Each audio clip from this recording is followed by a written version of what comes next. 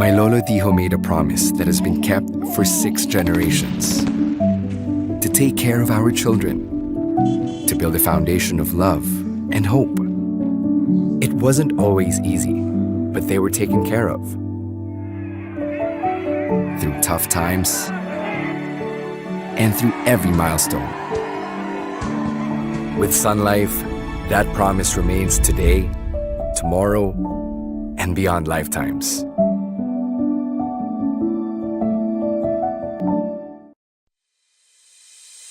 What is TGFI Premium? A premium access on e-learning like no other.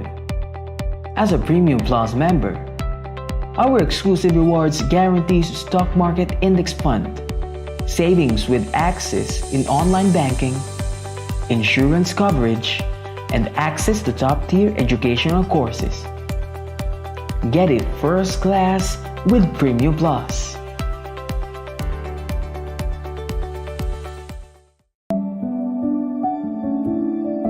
My Lolo Dijo made a promise that has been kept for 6 generations. To take care of our children, to build a foundation of love and hope. It wasn't always easy, but they were taken care of. Through tough times and through every milestone. With Sun Life, that promise remains today, tomorrow, and beyond lifetimes.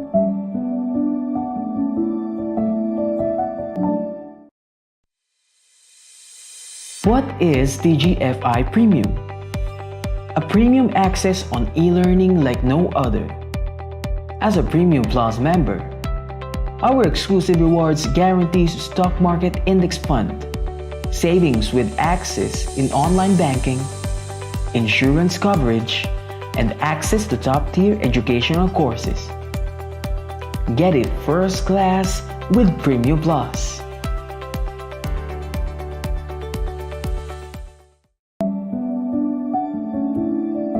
My Lolo Dijo made a promise that has been kept for 6 generations. To take care of our children, to build a foundation of love and hope.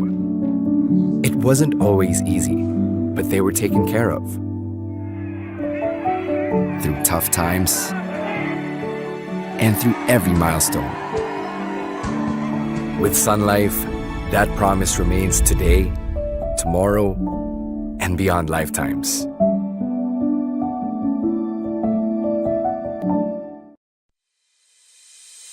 What is TGFI Premium? A premium access on e-learning like no other. As a Premium Plus member, our exclusive rewards guarantees stock market index fund, savings with access in online banking, insurance coverage, and access to top-tier educational courses. Get it first class with Premium Plus.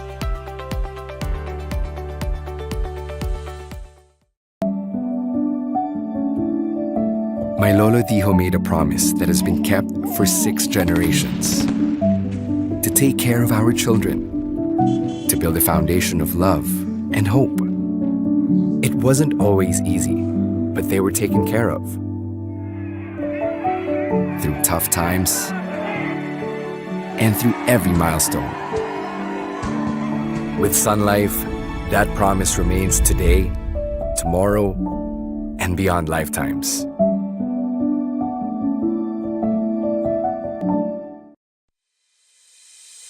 What is TGFI Premium? A premium access on e-learning like no other. As a Premium Plus member, our exclusive rewards guarantees stock market index fund, savings with access in online banking, insurance coverage, and access to top-tier educational courses. Get it first class with Premium Plus.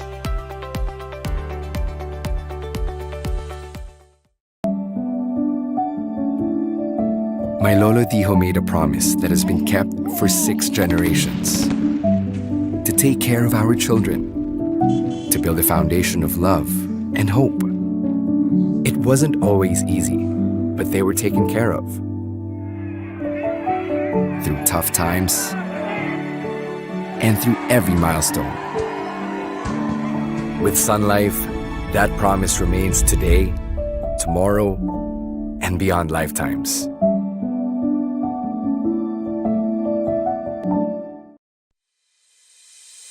What is TGFI Premium? A premium access on e-learning like no other. As a Premium Plus member, our exclusive rewards guarantees stock market index fund, savings with access in online banking, insurance coverage, and access to top-tier educational courses. Get it first class with Premium Plus.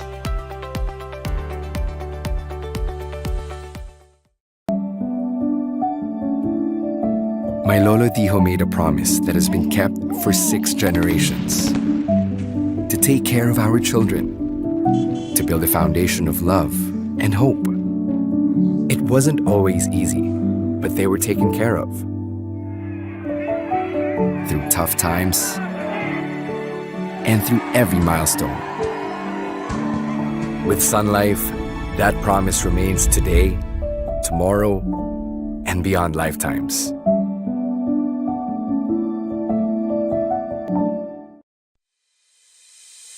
What is TGFI Premium? A premium access on e-learning like no other. As a Premium Plus member, our exclusive rewards guarantees stock market index fund, savings with access in online banking, insurance coverage, and access to top-tier educational courses. Get it first class with Premium Plus.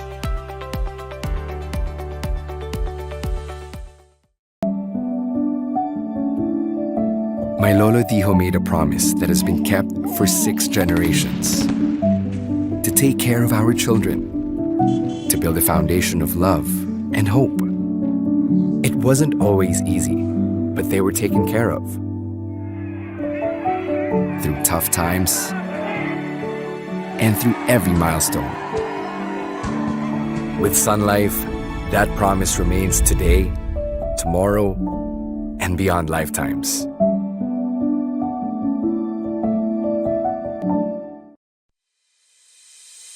What is TGFI Premium? A premium access on e-learning like no other. As a Premium Plus member, our exclusive rewards guarantees stock market index fund, savings with access in online banking, insurance coverage, and access to top-tier educational courses. Get it first class with Premium Plus.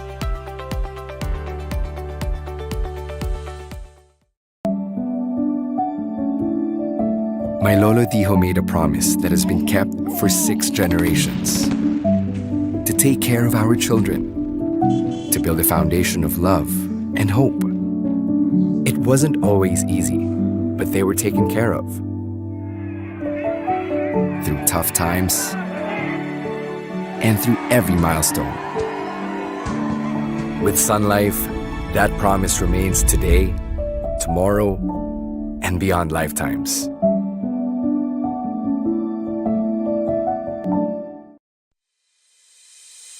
What is TGFI Premium? A premium access on e-learning like no other. As a Premium Plus member, our exclusive rewards guarantees stock market index fund, savings with access in online banking, insurance coverage, and access to top-tier educational courses. Get it first class with Premium Plus.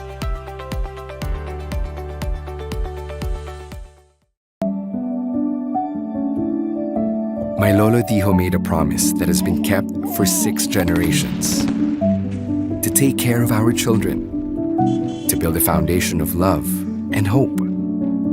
It wasn't always easy, but they were taken care of. Through tough times and through every milestone. With Sun Life, that promise remains today, tomorrow, and beyond lifetimes.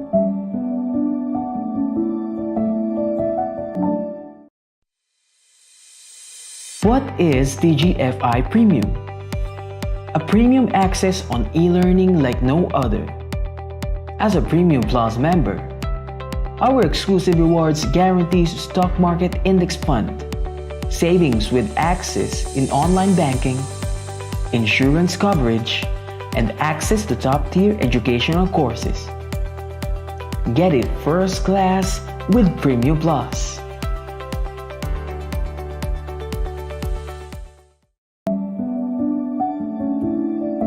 My Lolo Dijo made a promise that has been kept for 6 generations. To take care of our children, to build a foundation of love and hope. It wasn't always easy, but they were taken care of. Through tough times and through every milestone. With Sun Life, that promise remains today, tomorrow, and beyond lifetimes.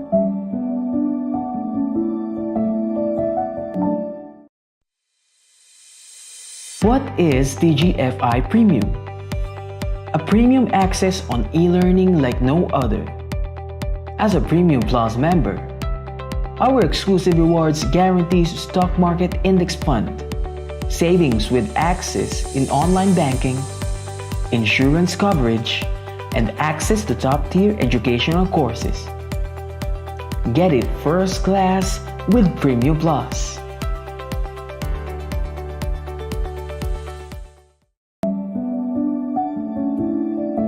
My Lolo Dijo made a promise that has been kept for 6 generations. To take care of our children, to build a foundation of love and hope. It wasn't always easy, but they were taken care of. Through tough times and through every milestone. With Sun Life, that promise remains today, tomorrow, and beyond lifetimes.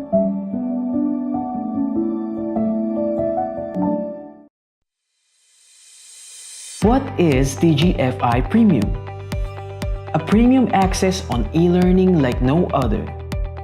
As a Premium Plus member, our exclusive rewards guarantees stock market index fund, savings with access in online banking, insurance coverage, and access to top-tier educational courses. Get it first class with Premium Plus.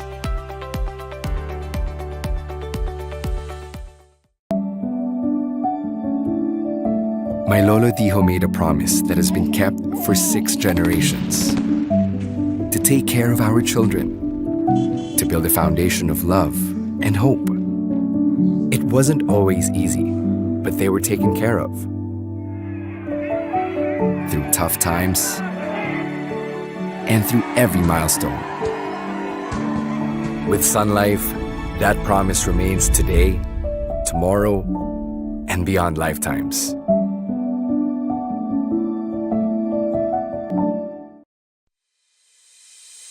What is TGFI Premium? A premium access on e-learning like no other. As a Premium Plus member, our exclusive rewards guarantees stock market index fund, savings with access in online banking, insurance coverage, and access to top-tier educational courses. Get it first class with Premium Plus.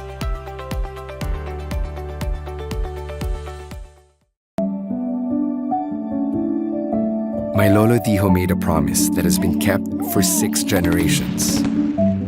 To take care of our children, to build a foundation of love and hope.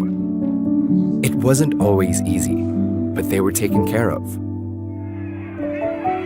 Through tough times and through every milestone.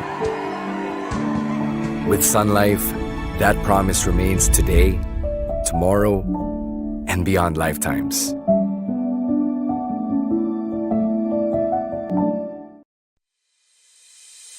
What is TGFI Premium?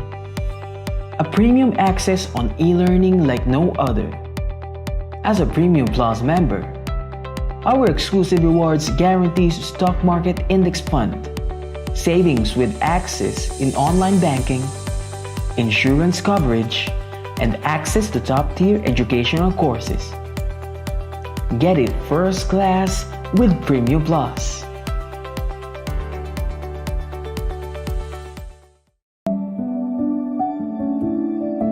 My Lolo Tijo made a promise that has been kept for 6 generations. To take care of our children, to build a foundation of love and hope. It wasn't always easy, but they were taken care of. Through tough times and through every milestone. With Sun Life, that promise remains today, tomorrow, and beyond lifetimes.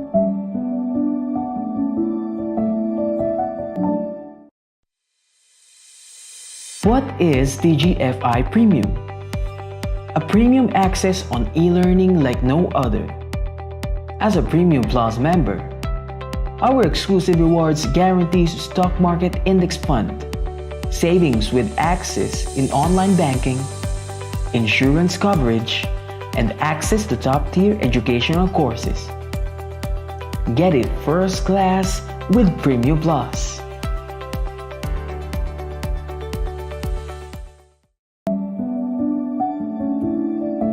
My Lolo Tijo made a promise that has been kept for 6 generations.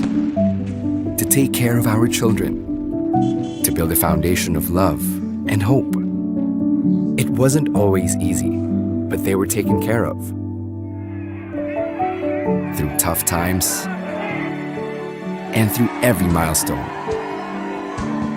With Sun Life, that promise remains today, tomorrow, and beyond lifetimes.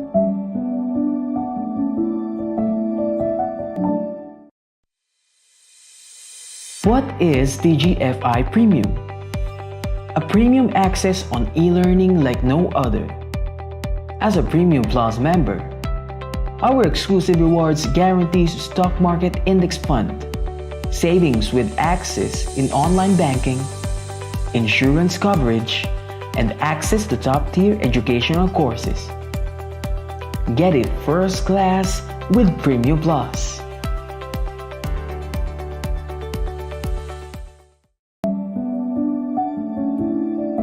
My Lolo Tijo made a promise that has been kept for 6 generations. To take care of our children, to build a foundation of love and hope.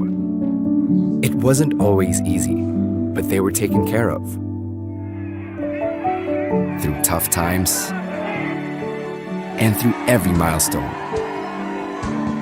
With Sun Life, that promise remains today, tomorrow, and beyond lifetimes.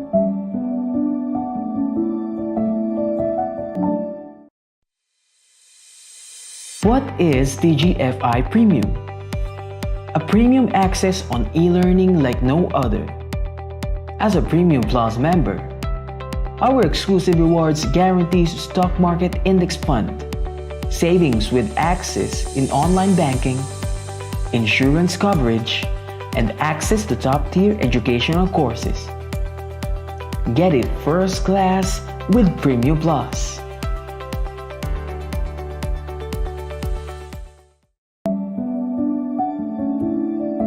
My Lolo Tijo made a promise that has been kept for 6 generations. To take care of our children, to build a foundation of love and hope.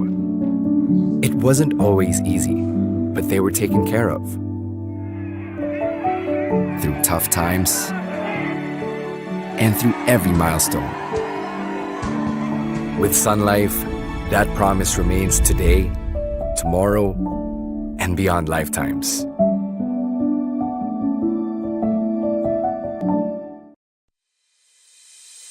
What is TGFI Premium? A premium access on e-learning like no other. As a Premium Plus member, our exclusive rewards guarantees stock market index fund, savings with access in online banking, insurance coverage, and access to top-tier educational courses. Get it first class with Premium Plus.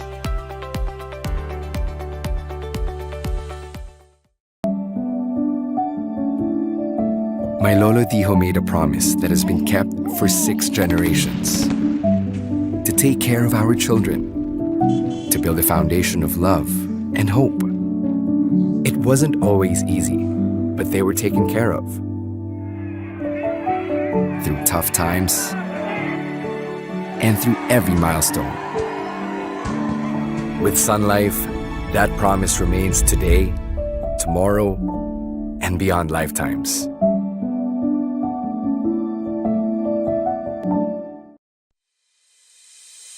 What is TGFI Premium? A premium access on e-learning like no other. As a Premium Plus member, our exclusive rewards guarantees stock market index fund, savings with access in online banking, insurance coverage, and access to top-tier educational courses. Get it first class with Premium Plus.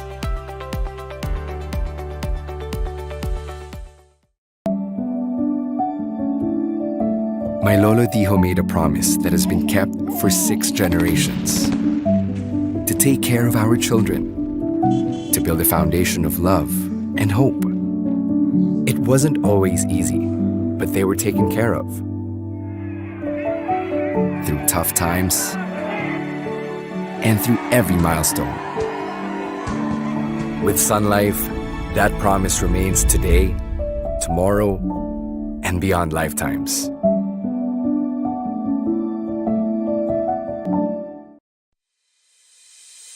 What is TGFI Premium? A premium access on e-learning like no other. As a Premium Plus member, our exclusive rewards guarantees stock market index fund, savings with access in online banking, insurance coverage, and access to top-tier educational courses. Get it first class with Premium Plus.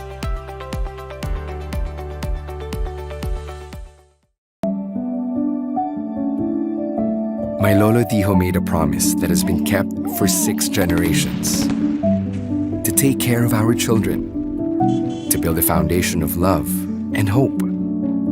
It wasn't always easy, but they were taken care of. Through tough times and through every milestone. With Sun Life, that promise remains today, tomorrow, and beyond lifetimes.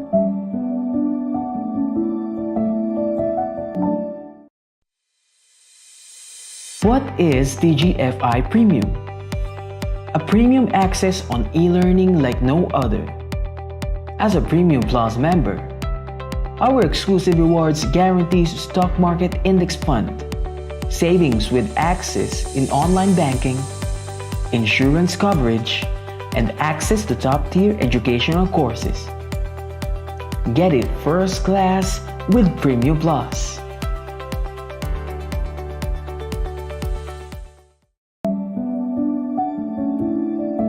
My Lolo Dijo made a promise that has been kept for 6 generations. To take care of our children, to build a foundation of love and hope. It wasn't always easy, but they were taken care of. Through tough times and through every milestone. With Sun Life, that promise remains today, tomorrow, and beyond lifetimes.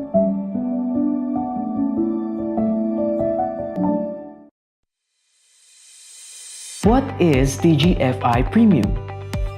A premium access on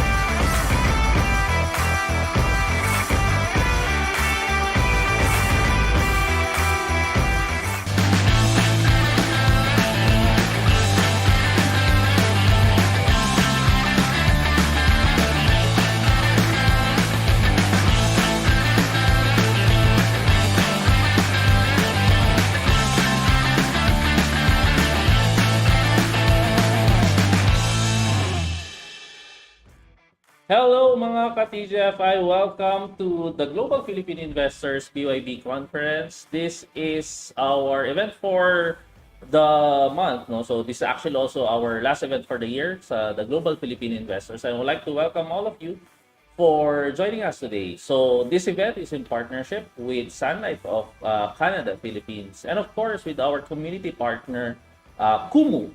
So, before we start our program, I'd like to welcome you all, and of course, let's have first our doxology. So, yes, please, let's start.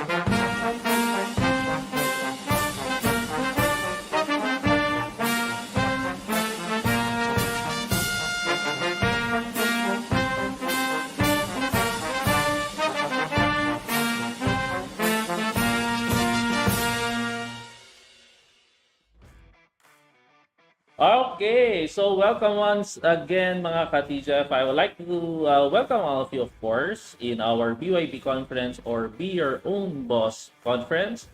So for this event, no, so we'll be talking about the different aspects of you becoming an entrepreneur or a businessman. No, so we'll talk about topics such as well, we have several topics for today. No? So first off, we'll have Mr. Luna to talk about entrepreneurial leadership essentials. And then we also have JB Badile to talk about time and money freedom is real. No? So this is, of course, in partnership with Sun Life of Canada, Philippines. Secrets to Success in Franchising by Ju Caparas. How to Invest in the Right Franchise by Rhea Flores. Paulo Tibig to talk about the entrepreneurial DNA, setting up your own pandemic-proof business by Joy Cortuz and Donnie Caparas. Yeah, okay. So, for today, again, our event will run from 12 p.m., so 12 noon until 5 p.m. in the afternoon. So, by the way, our event will also be live in Kumu.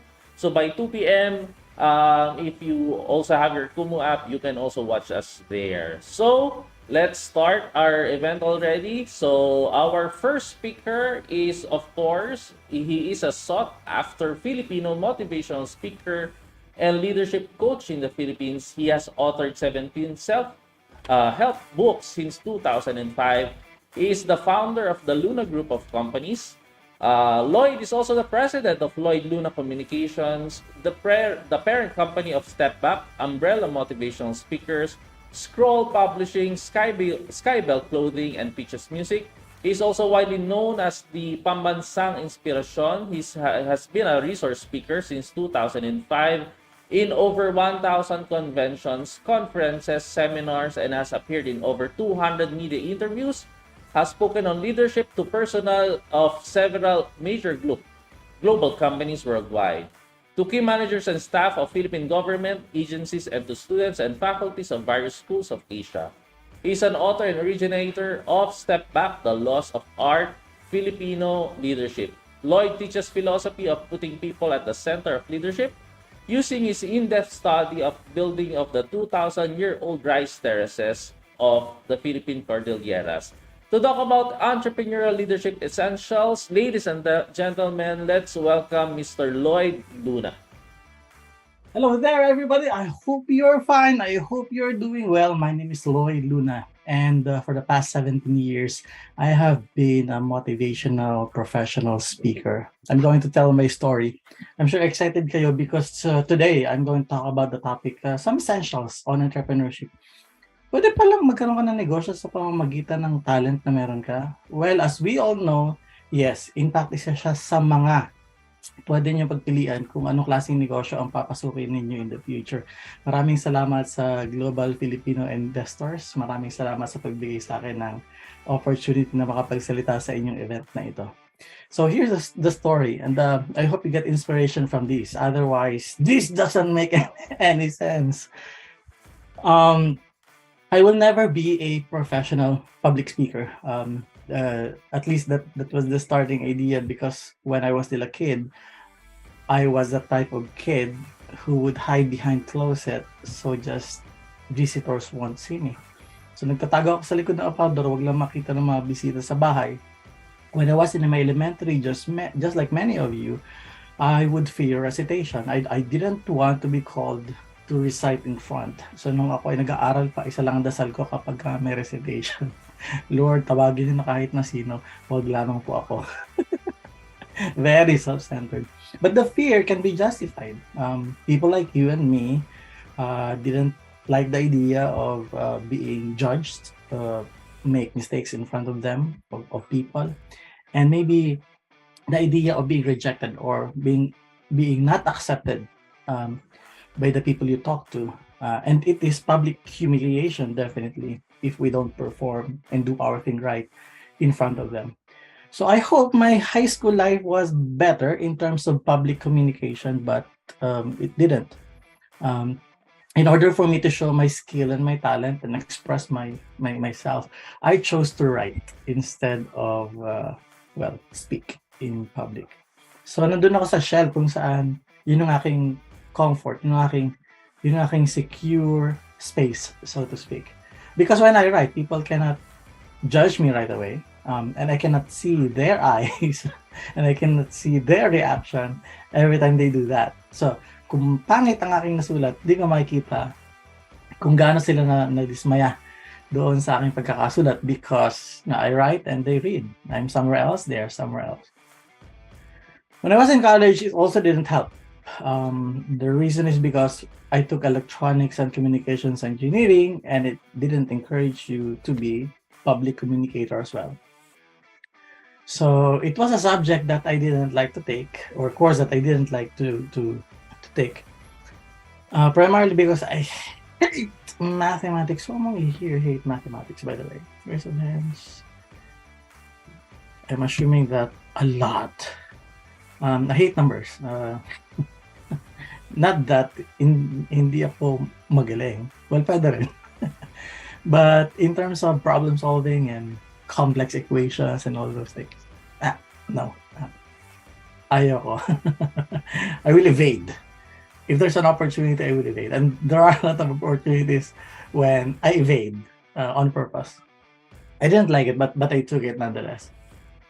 And so the idea of being in the communication space, public communications space, it wasn't there when I was in college. It was only up to until sometime 2003, I was working in the office of the president in Malacanang when my immediate boss called me one day. I was in an auditorium. There was an event and said, "Hello, Lloyd. Nandiyan ka na ba sa venue?" And I told him, yes, boss. Syempre, inihintay ka na namin. Mag-i-start na yung program. Ganito, he said. Traffic, malilate ako, baka hindi ako umabot. So, what you will do is, ikaw na magsalita. And I was like, what? Are you serious? And he said, kung walang speaker, walang event, so might as well do the job. When your job is on the line, there's nothing much you can do except that you do it. So, the MC went up on stage, started to introduce me, read my profile. Lloyd Luna is blah, blah, blah, blah, blah, blah. Ladies and gentlemen, our speaker for today, Mr. Lloyd Luna. I stood up, slowly walked toward the stage. Pinakamahabang lakad ko sa buong buhay ko. Yung tipo ng lakad na ayaw makarating sa entablado. Dahil kapag ka nakarating na ako sa entablado, oh my God, magsasalita na ako. At alam kong hindi ko na alam ang gagawin ko. And true enough, after about 45 minutes or so, when I left the stage, I knew that I wasn't efficient, it wasn't good, I messed up. And the reason I can tell you that is because kung ako mismo litong-lito sa sinabi ko, what more yung mga tao na nakikinig sa akin. So I thought, oh my goodness. That opportunity, that event, gave me two available options. And I thought those options became the platform where I had to make tough choice. The choices were whether I do it again or never do it again. Public speaking. If I don't do it again, then I don't have any problem at all because wala ka nang aaralin, hindi ka na masasaktan, hindi ka na mapapahiya. You will forever be in that shell, safe place, secured space. And you don't get to experience another humiliating events in the future because again, hindi ka nahaharap sa maraming tao. But some part of me was telling me like maybe there's an opportunity in here. Maybe there is something in here that I can and I want to explore. So other than shutting the idea down that I can be a public speaker, I thought let me give it a try and see where it goes, where it will take me. And so I did. I made that decision that fateful day.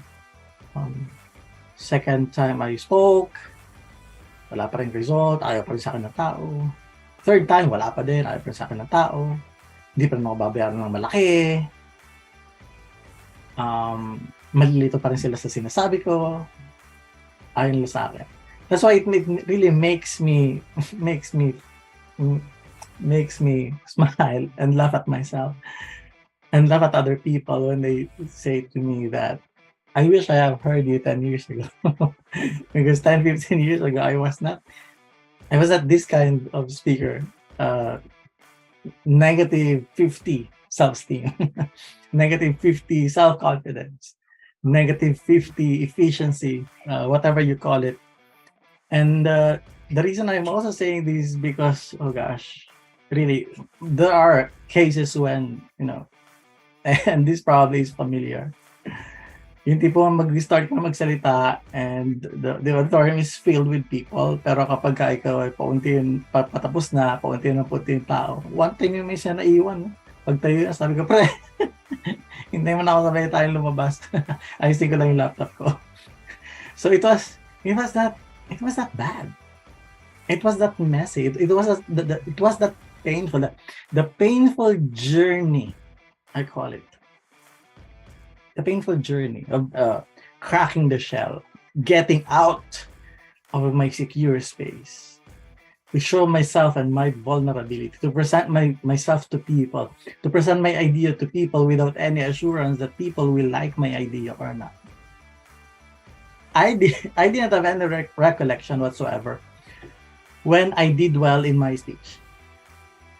But when I made that decision to be a public speaker 17 years ago, it was a decision that I had to live by, that I had to defend from my own hesitation and inconsistency and doubt and fear, much less the doubt and fear and the hesitation of people in what I do. Especially sa case ko, hindi ka mapagkakatiwalaan kagad ng mga malalaking company. Kukunin ka ba kagad speaker? Siyempre, kahanapin lang yung profile mo. Bakit wala naman dito sa profile mo? Hindi ka naman magaling yung mga kliyente mo, mga either government agency, meron ka lang mga schools, pero wala ka mga multinational businesses na client. So I had to go through that process. Ang liit-liit mo, skinny ka, hindi ka nag-aral sa mamahaling paaralan because you're a product of public education all throughout your career. And I thought, wow, may mamatter pala yun dito. And sadly, yes, in my experience. So it wasn't easy for me to get in to the professional speaking market. Wala akong backer. Everything everything that can go wrong went wrong. or maybe more. But 17 years later, I would have spoken to more than 1,500 conventions in 3 continents, Asia, Oceania, Europe, 8 countries. I travel around major cities in the Philippines and abroad. People pay for my airfare, and sometimes that of my companion and my entire family, my entourage, they call it. Pagbaba mo ng airport, you will be greeted and you will be fetched by luxurious car. Last time I was in Dubai, it was Tesla. And you will be housed in a 4-star, 5-star hotel for days and weeks, depending on the duration of your assignment. They provide everything that will make comfortable. Wow. And they don't go back to the Philippines without some professional fees, they call it. I was able to buy 2 properties, one in Makati, a condominium penthouse, and a house and lot in Cavite because of what I do as a professional speaker. From second-hand car, I was able to buy a brand new car. Everything that I have now came from my work as a public speaker.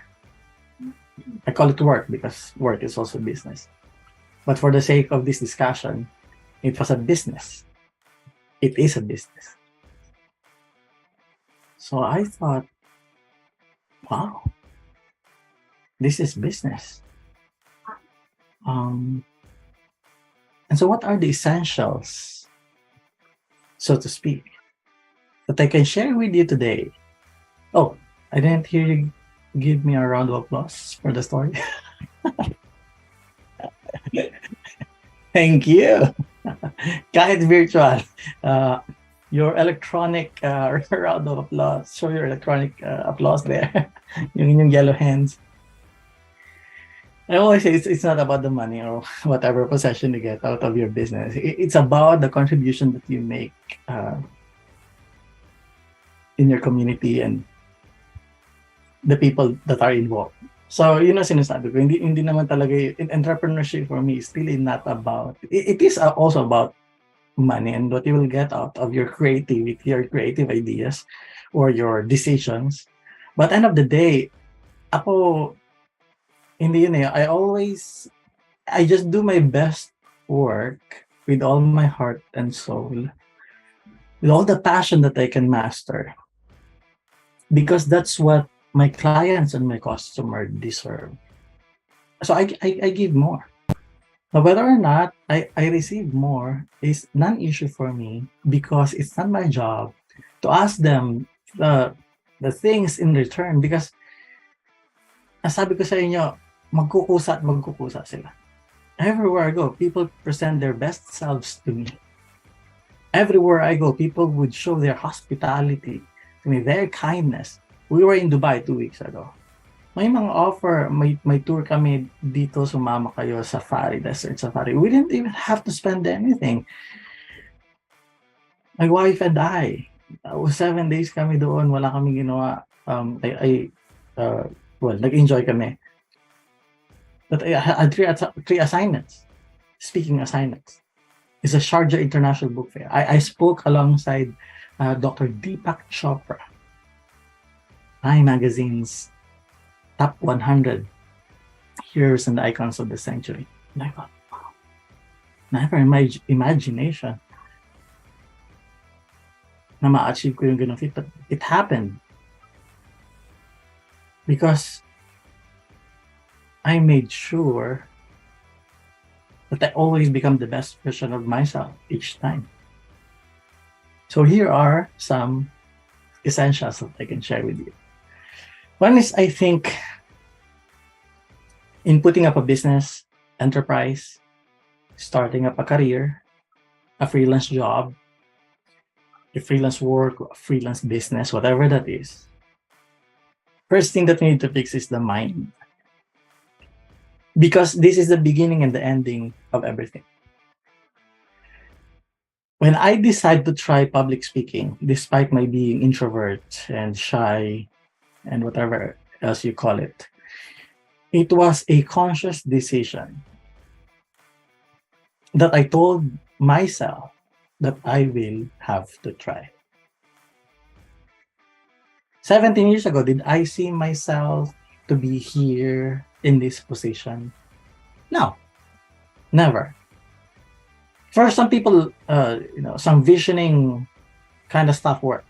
But for me, it was not there. I didn't have an expectation aside from, I just want to try. I just want to start something. I just want to challenge myself and see if it works, where it will take me. I don't know. I didn't have any idea, but I will try nonetheless.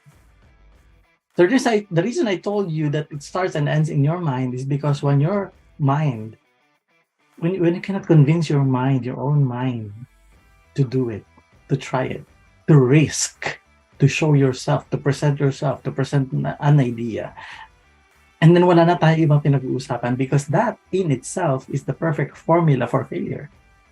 So that's the first thing I would like to tell you. The mindset of an entrepreneur.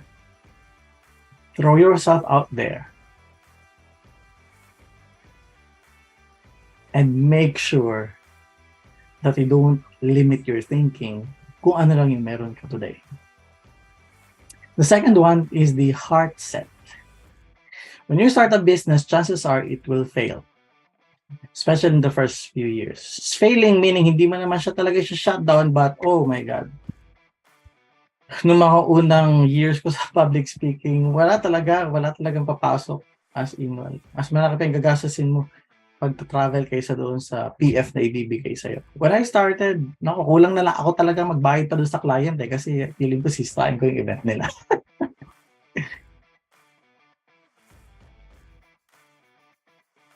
So when you're starting, it's okay.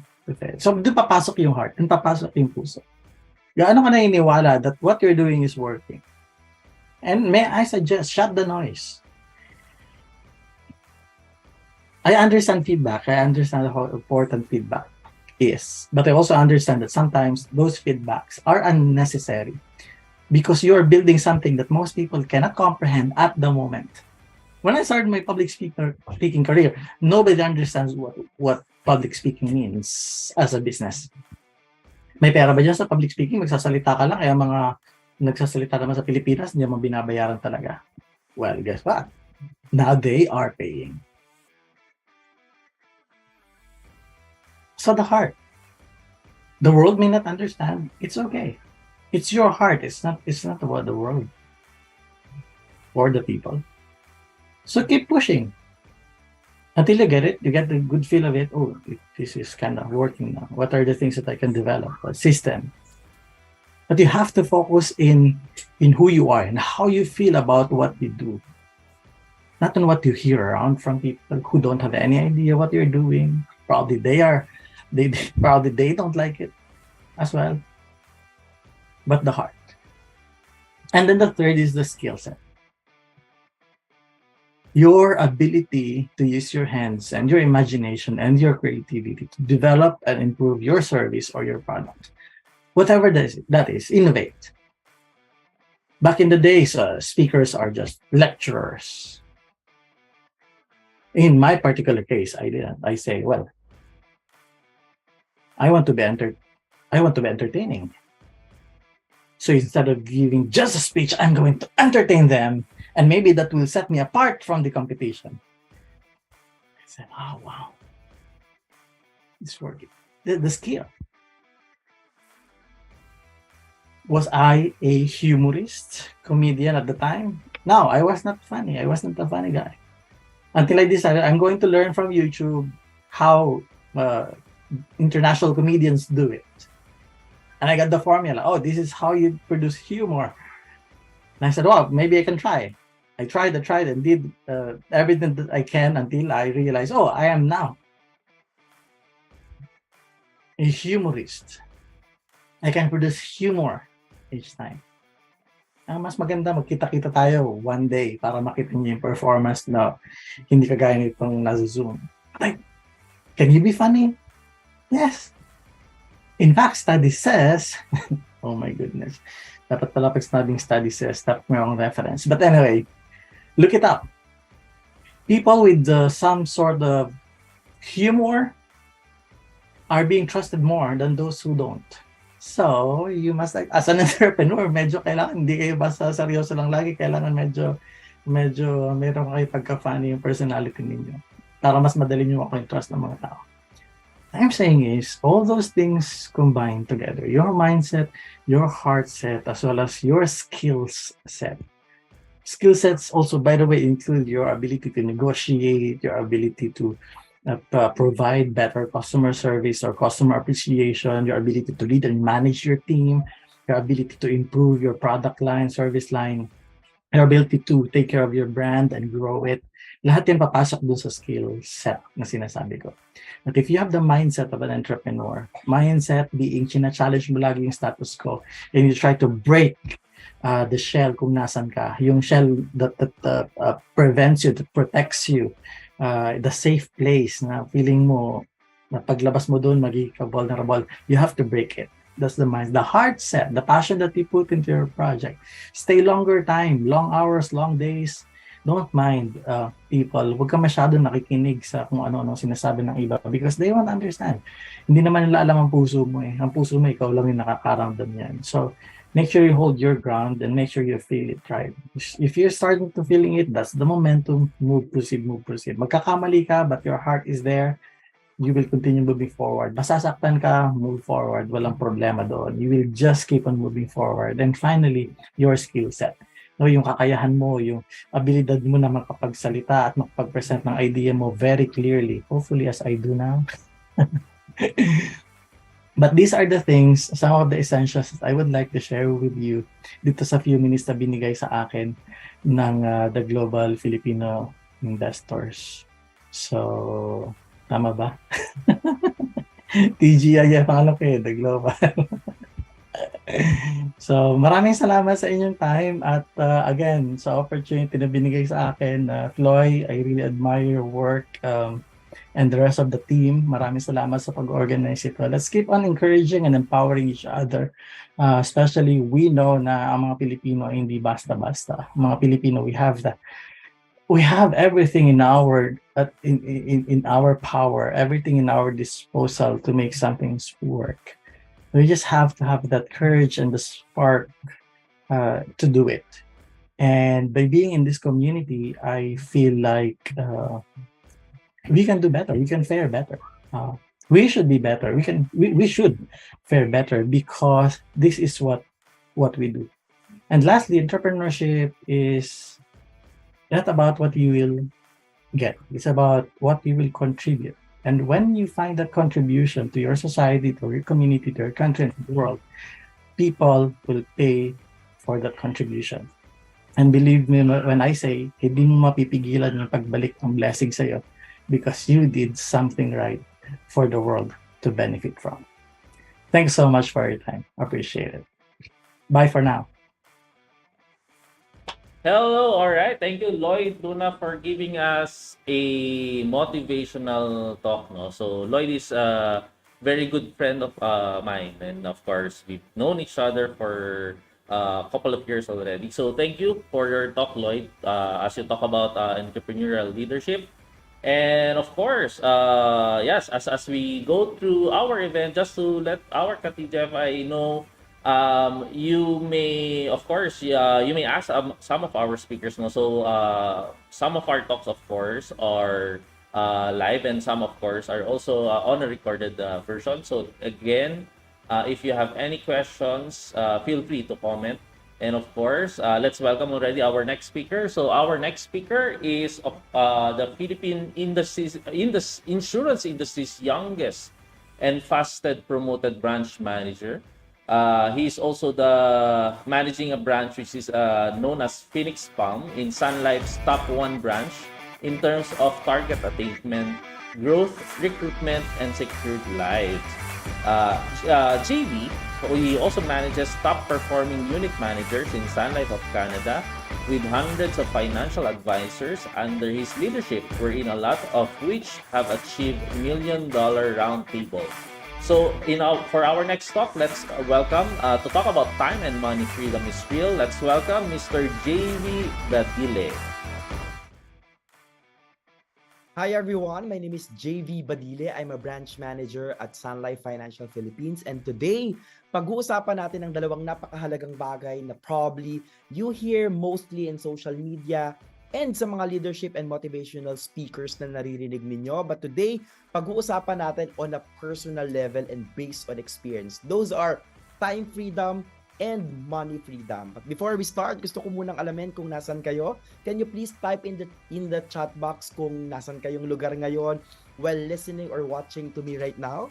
Ayan, may mga probably taga-province na nakikinig sa atin ngayon. Currently, I'm here at Bukawi, Bulacan. Yes, hindi ko alam kung alam ninyo ang pinakasikat na produkto dito sa amin sa Bukawi, Bulacan. Kami po ay sikat sa mga fireworks. Ayan. So anyway, again, our topic for today is about time freedom and money freedom. Let us first define kung ano ba ang time freedom and money freedom. Ang time freedom, ito yung bagay na nagagawa mo yung gusto mo, nakakapagtrabaho ka sa oras na ikaw mismo yung pumili. Ibig sabihin, time freedom is your ability to work wherever and whenever that there is no particular schedule that you are following because hawak mo yung oras mo. Ang money freedom naman is actually, ito yung mga pagkakataon na whatever you wanted to buy in your life, whatever kind of lifestyle that you want to live in, ibig sabihin, kaya mo at kaya ng pera mo. At ngayon, pag-uusapan natin kung paano ba magkaroon ng money freedom and time freedom. But more than that, I wanted to give you inspiration kung ano ba yung pakiramdam at ano ba yung mga pinagdadaanan ng mga katulad ko na kahit papaano may money freedom and time freedom already. Ayan, so please allow me to share my screen so I can start. I wanted to start my sharing to everyone by sharing to you the story of the starfish thrower. Ano ba yung kwento ng starfish thrower? Ganito yung kwento. One day, nagkaroon ng bagyo sa isang isla. Lahat ng mga starfish na nasa dagat, inanod papuntang dalampasigan. So gaano karaming starfish yung makikita mo? Yung pinakamalayong abot ng tanaw ng mata mo, may starfish. Ibig sabihin, there are hundreds of thousands of starfish na inanod mula sa dagat papuntang dalampasigan. May isang bata naglalakad siya. Ang ginagawa ng bata, habang naglalakad siya, pinupulot niya isa-isa yung starfish, tapos hinahagis niya pabalik sa dagat. Bakit kaya? Bakit kaya? Well, basically, para i-save yung mga starfish. Dahil kinabukasan, magdadry na yung mga starfish dahil maglo-lower na yung tide at sisikat na yung araw. So basically, that little boy is saving the starfish. Sinesave niya yung buhay ng mga starfish. May isang matanda, nakita siya from afar. Ang ginawa ng matanda, nilapitan siya at paglapit sa kanya, itanunong sa kanya, "Ato, anong ginagawa mo?" Sabi nung bata, Tay, sinesave ko po yung mga starfish. Tumawa yung matanda. Naku, sabi nung matanda, kahit buong magdamag mo pagawin yan, kahit tumawag ka pa ng restback, hindi mo kayang tapusin yan. Marami ang mamamatay na starfish. Well, basically, may point naman siya. Alam niyo yung ginawa ng bata? Ngumiti lang siya. Hinuha niya isang starfish, hinagis niya pabalik sa dagat at ang sabi niya, at least, I made a difference on that one. Galing, no? And that is actually my very objective for you to you today. I wanted to be your starfish thrower. Gusto ko kayong i-inspire, i-motivate, bigyan ng pag-asa, at kahit papaano turuan kung paano ba magkaroon ng time freedom and money freedom. At yun yung pag-uusapan natin for today. But before that, I wanted to formally introduce myself. My name is JV Lazaro Badile. Again, I'm from Bukawi, Bulacan. Currently po, I'm 31 years old. Ayan, mukha ba akong stress? Mukha bang mas matanda ako or mas bata? Sige, paki-comment nga sa chat box. Yung matutuwa ako speaker din yun. No, I'm kidding. So anyway, I'm a graduate of Far Eastern University with a degree of Bachelor of Science in Accountancy. So I'm going to show you some photos para kahit papaano mas makilala ninyo kung sino ba si JV Badile. So anyway, the photos were taken in college. Ako po ay sinesend ng university namin for some leadership competitions outside the Philippines, wherein ito yung photos taken in Taiwan, in Thailand. I love to travel, whether with friends or with family. I do some water activities. I love to do boogie boarding, surfing. I love to dance. Ako po ay dancer. So, mamaya na yung mga pasample natin. I'm kidding. I used to be president of the FEU Central Student Council and our institute, which is the College of Accounts, Business and Finance Student Council. Kaya in some of our events, nakikita nyo naman sa pictures, I was able to invite Senator Miriam Defensor Santiago and Tito Boy and many more. So anyway, yun po yung buhay ko. When I was in college, when I was presenting the best self, the best part of myself. But definitely, merong mas totoong bahagi ng buhay ko na yun yung pag-uusapan natin. Bago ko magkaroon ng magagandang background, maraming trophy, probably magandang bahay, mamaya pag-uusapan natin at makikita ninyo yan, mga paintings na nasa likod ninyo ngayon at of course, wapong mukha, I'm kidding. Bago natin marating kung nasaan man tayo ngayon, tayo po ay parang pinagdaanan sa buhay at yun yung pag-uusapan natin for today. So I wanted to introduce to you ang aking pong mga magulang. Ladies and gentlemen, may nanay and may tatay. Palakpakan nyo naman. Everyone, virtual clap naman. I'm so proud to introduce to you may nanay and may tatay. Yes po, kung ano yung nakikita ninyo sa larawan, yan po ako dati. Yan po yung bahay na kinalakihan namin. Yan po yung lugar na kung saan ako lumaki at pinanganak. Yes, galing po ako sa hirap, galing po ang pamilya namin sa kahirapan sa may isang squatters community dito sa Bukawi, Bulacan. Kung mapapansin niyo, parang iba yung kulay ko sa nanay at tatay ko. Hindi naman dahil sa tamad ako, dahil masipag naman po ako buong buhay ko. It's just that, ampun lang po ako. Yes, ang nanay ko po at ang tatay ko, hindi ko po sila totoong mga magulang. Yung biological family ko po, kilala po sila sa bayan ng Bukawi kasi mayaman sila. May mga bigasan sila, manukan, itlugan, pautangan, mga typical na mga mayayaman sa probinsya. Yun po ang estado ng mga magulang ko dati. Unfortunately, nung pinanganak ako, nagkaroon ng problem yung biological family ko na kung saan kailangan kaming ipaampon. So, pinaampon yung panganay, pinaampon yung pangalawa. Akong bagong panganak nung time na yun, pinaampon din po ako kay family A. Tapos binalik ulit ako, then pinaampon kay family B, then kay family C, kay family D. Ginawa akong ping-pong ball. Pinagpasapasahan ako and my only question is why? Hello, pogi naman ako. Bakit ako pinagpasapasahan? Alam niyo ba, from then on, nagtanim ako ng sama ng loob sa biological family ko. Nagtanim ako ng sama ng loob kasi mayaman sila, pero pinaampon nila ako sa mahirap. Mahirap lang po yung pamilya ko. Yung nanay ko po, nag-weteng lang po at mayroong maliit na sari-sari store na kumikita si nanay ng mga 80 pesos to 100 pesos per day. Per day. At yung tatay ko naman po ay kargador. Yung tatay ko po kumikita ng around 100 to 150 pesos per day. Pero sideline lang. Minsan walang trabaho, minsan may trabaho. Yung nanay at tatay ko po, yung pinagsamang sweldo po nila, yung pinagsamang kita po nila, kailangan namin pagkasyahin sa 10 miyembro ng pamilya dahil 10 po kami sa family. Again, we are 10 in the family and we live in a squatter's house in Bukawi, Bulacan. That's just 20 square meter. Gusto niyo pong makita yung bahay ko? Sige, pakita natin. Gusto kong i-tour kayo doon sa old house namin dito sa Bukawi, Bulacan. Dito po ako tumira for 28 years of my life. Again, 28 years. Everyone, please watch this. 28. Ito ang bilang ng mga taong ako ay namulat at nakatira kasama ang aking buong pamilya sa isang maliit na barong-barong sa Bukawi, Bulacan. Amin itong nirerentahan sa halagang 1,000 kada buwan. Madalas, binabaha ang mismong loob ng aming bahay. Madalas din ay wala kaming sariling supply ng tubig. 9 na miyembro ng aking pamilya ang nakararanas ng sikip, dumi at init, at kawalan ng maayos na tulugan at kainan. Walang maayos na liguan, walang sarili at maayos na palikuran. Ang aming tahanan ay larawan ng kahirapan, larawan ng pamilyang nagsisikap na makamtan ang pangarap.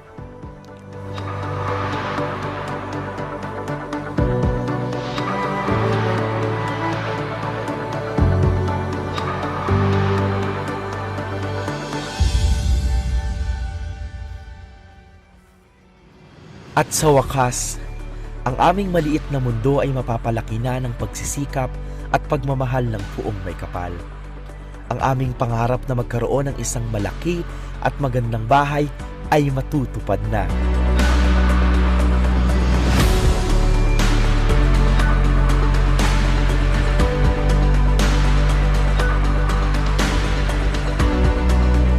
Iniimbitahan ko po kayo to join my family in the blessing of our new house.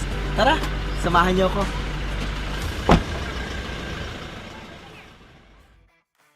Ayan, grabe no? Diyan po ako lumaki for 28 years of my life. Yan pong mismong bahay na yan. Yung nakikita ninyo at napanood nyo kanina, diyan po ako tumira. Yung bahay po namin, 10 magkakadikit na bahay. Yung bahay po namin yung pinaka nasa unang bahay. At ang catch doon, yung pong 10 bahay na yun na magkakadikit sa barong-barong na lugar na to, yung dulo nun, doon po yung public toilet namin. And imagine, 10 bahay na magkakadikit nagsasalo-salo sa public toilet na hindi maayos, hindi maganda, wala kaming sariling liguan, wala kaming CR sa mga kanya-kanya naming mga bahay. As a matter of fact, naliligo lang po kami doon mismo sa labas ng bahay namin. Yan po yung bahay namin. Again, it's 20 square meters.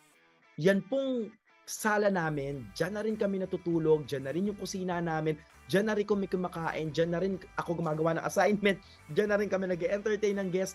Yung 20 square meters na po na yan, dyan na po namin pinagkakasya yung 10 miyembro ng pamilya namin. Again, katulad ng sinabi ko, dyan na rin kami kumakain, dyan lahat nagaganap sa maliit na bahay na yan. Yan pong nakikita niyo sa picture, minsan sa labas na lang kami kumakain sa labas ng tindahan namin kasi nga hindi naman kami kasya sa loob ng bahay namin. Hindi naman kami kasya. Katulad nung sinabi ko, nagtanim ako ng sama ng loob sa biological family ko dahil mayaman sila pero pinampo nila ako sa mahirap. Di ba? Parang sa pelikula lang nangyayari yun, no? Parang kay Princess Sarah lang ata yun na mayaman yung family mo pero napunta ka sa mahirap na pamilya or sa hindi magandang sitwasyon. Aminin ko, hindi ako masaya in the beginning. Dahil mahirap yung buhay namin.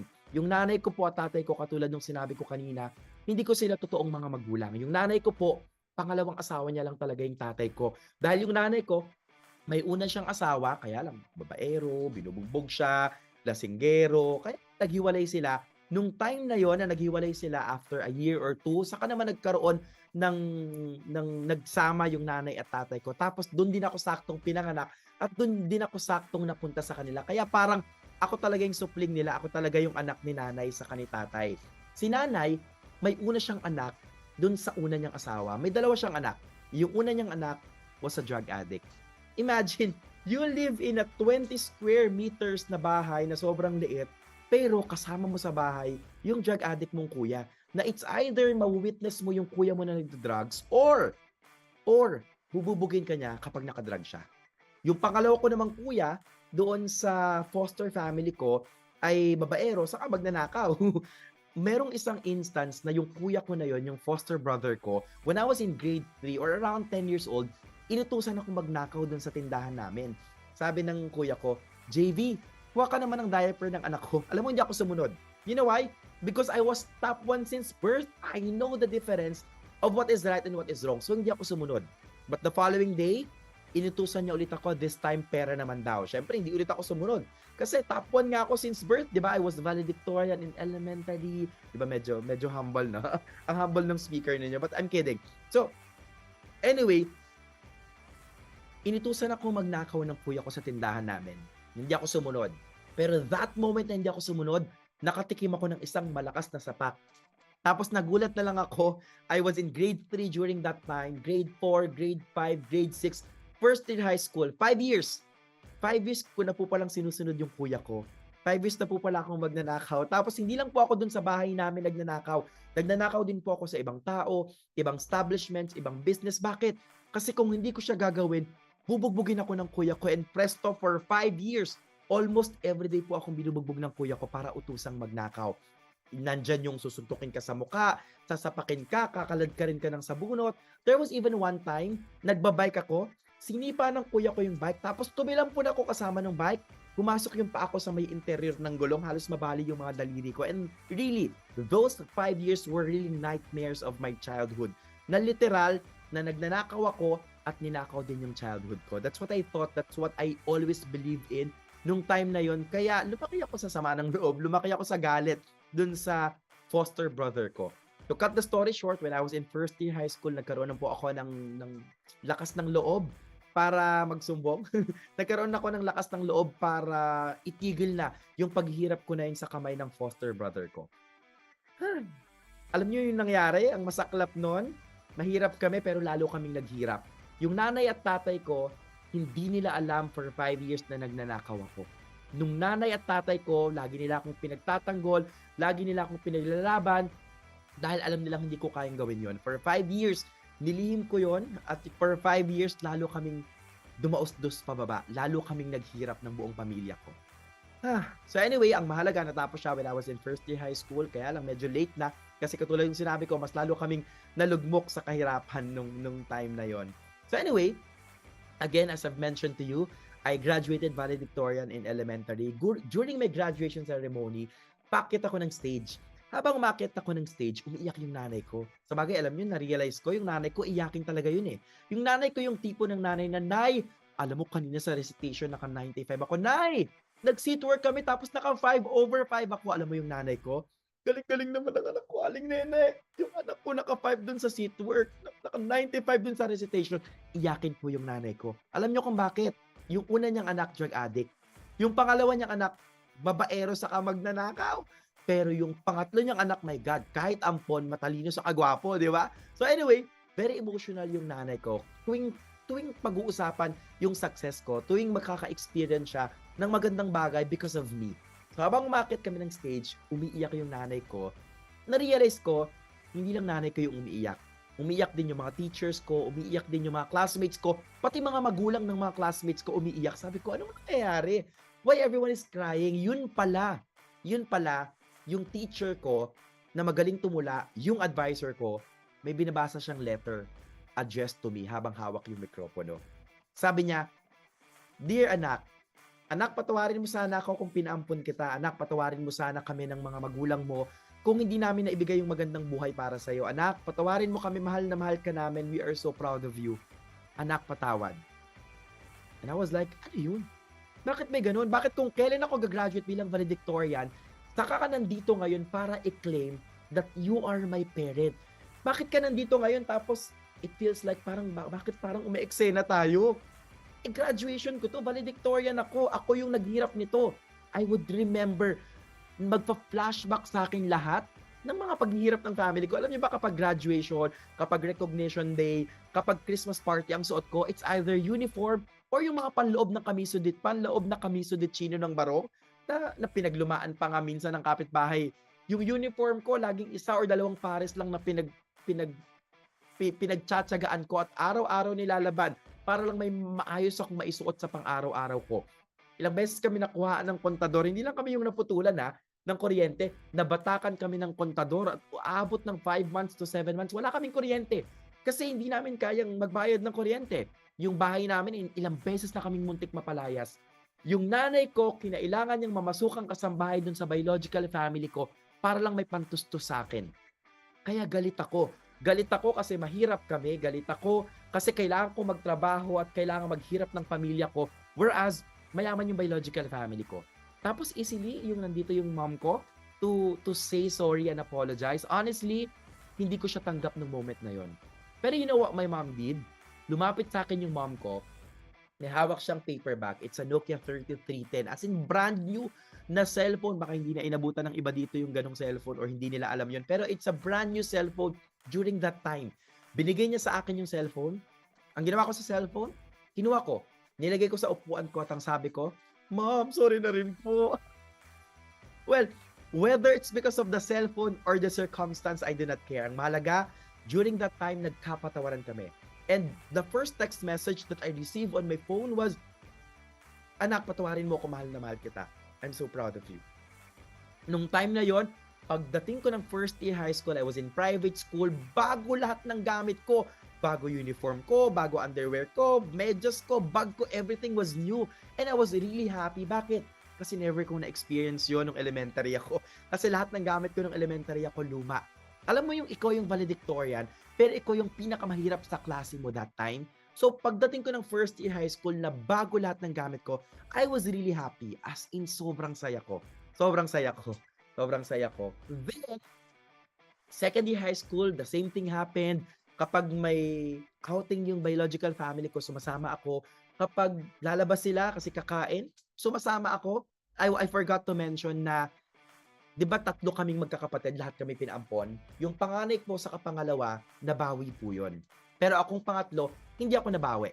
Pero ang catch doon, nasundan pa po kami ng 4. So ibig sabihin, 6 na kapatid ko, maganda yung buhay, akong nag-iisa, napunta ako sa isang mahirap na pamilya at ako yung nag-iisa na mahirap sa kanilang lahat.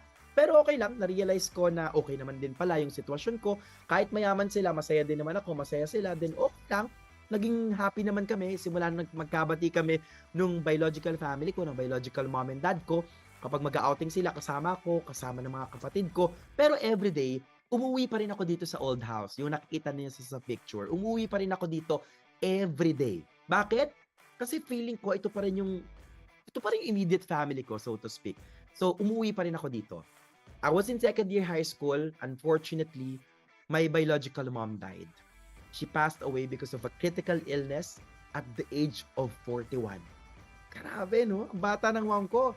My mom passed away at the age of 41. Sobrang sakit no nung time na yon kasi doon pa lang kami nagkakaayos. Doon pa lang kahit papaano nararamdaman ko yung pagmamahal at aruga ng tunay na magulang. Though hindi naman at never naman nagkulang yung nanay-nanayan ko na nakikita niyo sa picture, si Nanay Mary. Never naman siyang nagkulang. Pati yung tatay ko, si Tatay Max, hindi naman sila ever nagkulang. Pero alam mo yung iba pa rin, no? Iba pa rin kung kilala mo yung biological family mo o yung biological mom mo. But she passed away at the age of 41. When she passed away, yung buong biological family ko, naghirap sila. Yung biological dad ko, naging karpentero from being a businessman. Yung panganay sa pangalawa kong kapatid, nag-stop na sila ng pag-aaral. Before mag-18, nakabuntis na sila. Ako yung pangatlo. Pang-4, pang-5, they stopped schooling na rin. Tapos, naging tricycle driver sila parehas. Yung pang-6, pang-7, parehong babae. They stopped schooling na rin. Tapos, nung uminto sila, namasukan silang kasambahay. So, naghirap yung buong family ko, yung biological family ko, yung namatay, yung biological mom ko. So anyway, marami pa pong highlights yung story ko, yung buhay ko, pero baka kapag tinapos natin, hindi tayo matapos sa pag-uusapan natin for today. So anyway, going back, ako po ay working student since I was in grade 3 or again, 10 years old pa lang po ako, working student na po ako. Bakit? Kasi 10 years old pa lang ako, gusto ko nang yumaman. Bata pa lang ako, gusto ko nang makaahon sa hirap. Kaya bata pa lang ako, nagsusumikap na ako para sa 2 bagay. Makatapos ng pag-aaral, maging mayaman. Makatapos ng pag-aaral kasi ako pa rin naman tutustos ng pag-aaral ko. I was in private school in high school. Pagdating ng college, nag-private school pa rin ako. Kahit full academic scholar ako, kailangan ko pa rin magtrabaho para may pantustos ng mga miscellaneous fee, ng mga baon ko, ng projects ko, at kung ano-ano mga gastusin sa school. So anyway, I was in grade 3 or 10 years old pa lang, working student na ako. Since taga Bukawi, Bulacan po ako, naka-experience po ako ng pagtatrabaho na gumagawa ako ng paputok, gumagawa ako ng mga chicharo, naging dishwasher and waiter po ako, naging kargador, tendero, boy sa mga paputukan dito sa Bukawi, Bulacan, naging barker din po ako ng jeep Di ba, hindi lang halata kasi parang medyo maputi ako sa kamakinis. Hindi, I'm kidding. Nabibilad ako dati sa araw, kaya nog ako dati, di ba? Because I was a barker ng jeep. Nagtinda ako sa mga RTW shirt store. Naging street peddler din po ako. Naglalako po ako ng mga kakanin, ng mga banana queue, at kung ano-ano pa na tinda sa barangay po namin. Kaya nung tumakbo ko ng SK, nanalo ko. Kasi syempre, sikat ako sa barangay namin.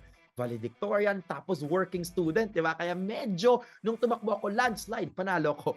So anyway, naka-experience din po ako mag-buy and sell ng kung ano-ano, at the same time, naging takatakboy din po ako dito sa Bukawi, Bulacan. Pinakamatagal ko po at pinakabumuhay sa akin, pagiging private tutor. So, naging smart bro agent ako at kung ano-ano pang mga trabaho yung kailangan kong pasukan para may pantustos ng pag-aaral ko. Education ko po, lagi akong first honor. Diba? Proud naman ako that I can bring honor really to my family. Student leadership, I was always president of my organization. Naging president po ako ng College of Accounts, Business and Finance Student Council at FEU Central Student Organization or FEUCSO dito sa FEU. Ayan, shoutouts po. Kung may mga nakikinig tayo dito ng mga taga-FEU, pakitype naman sa chat box.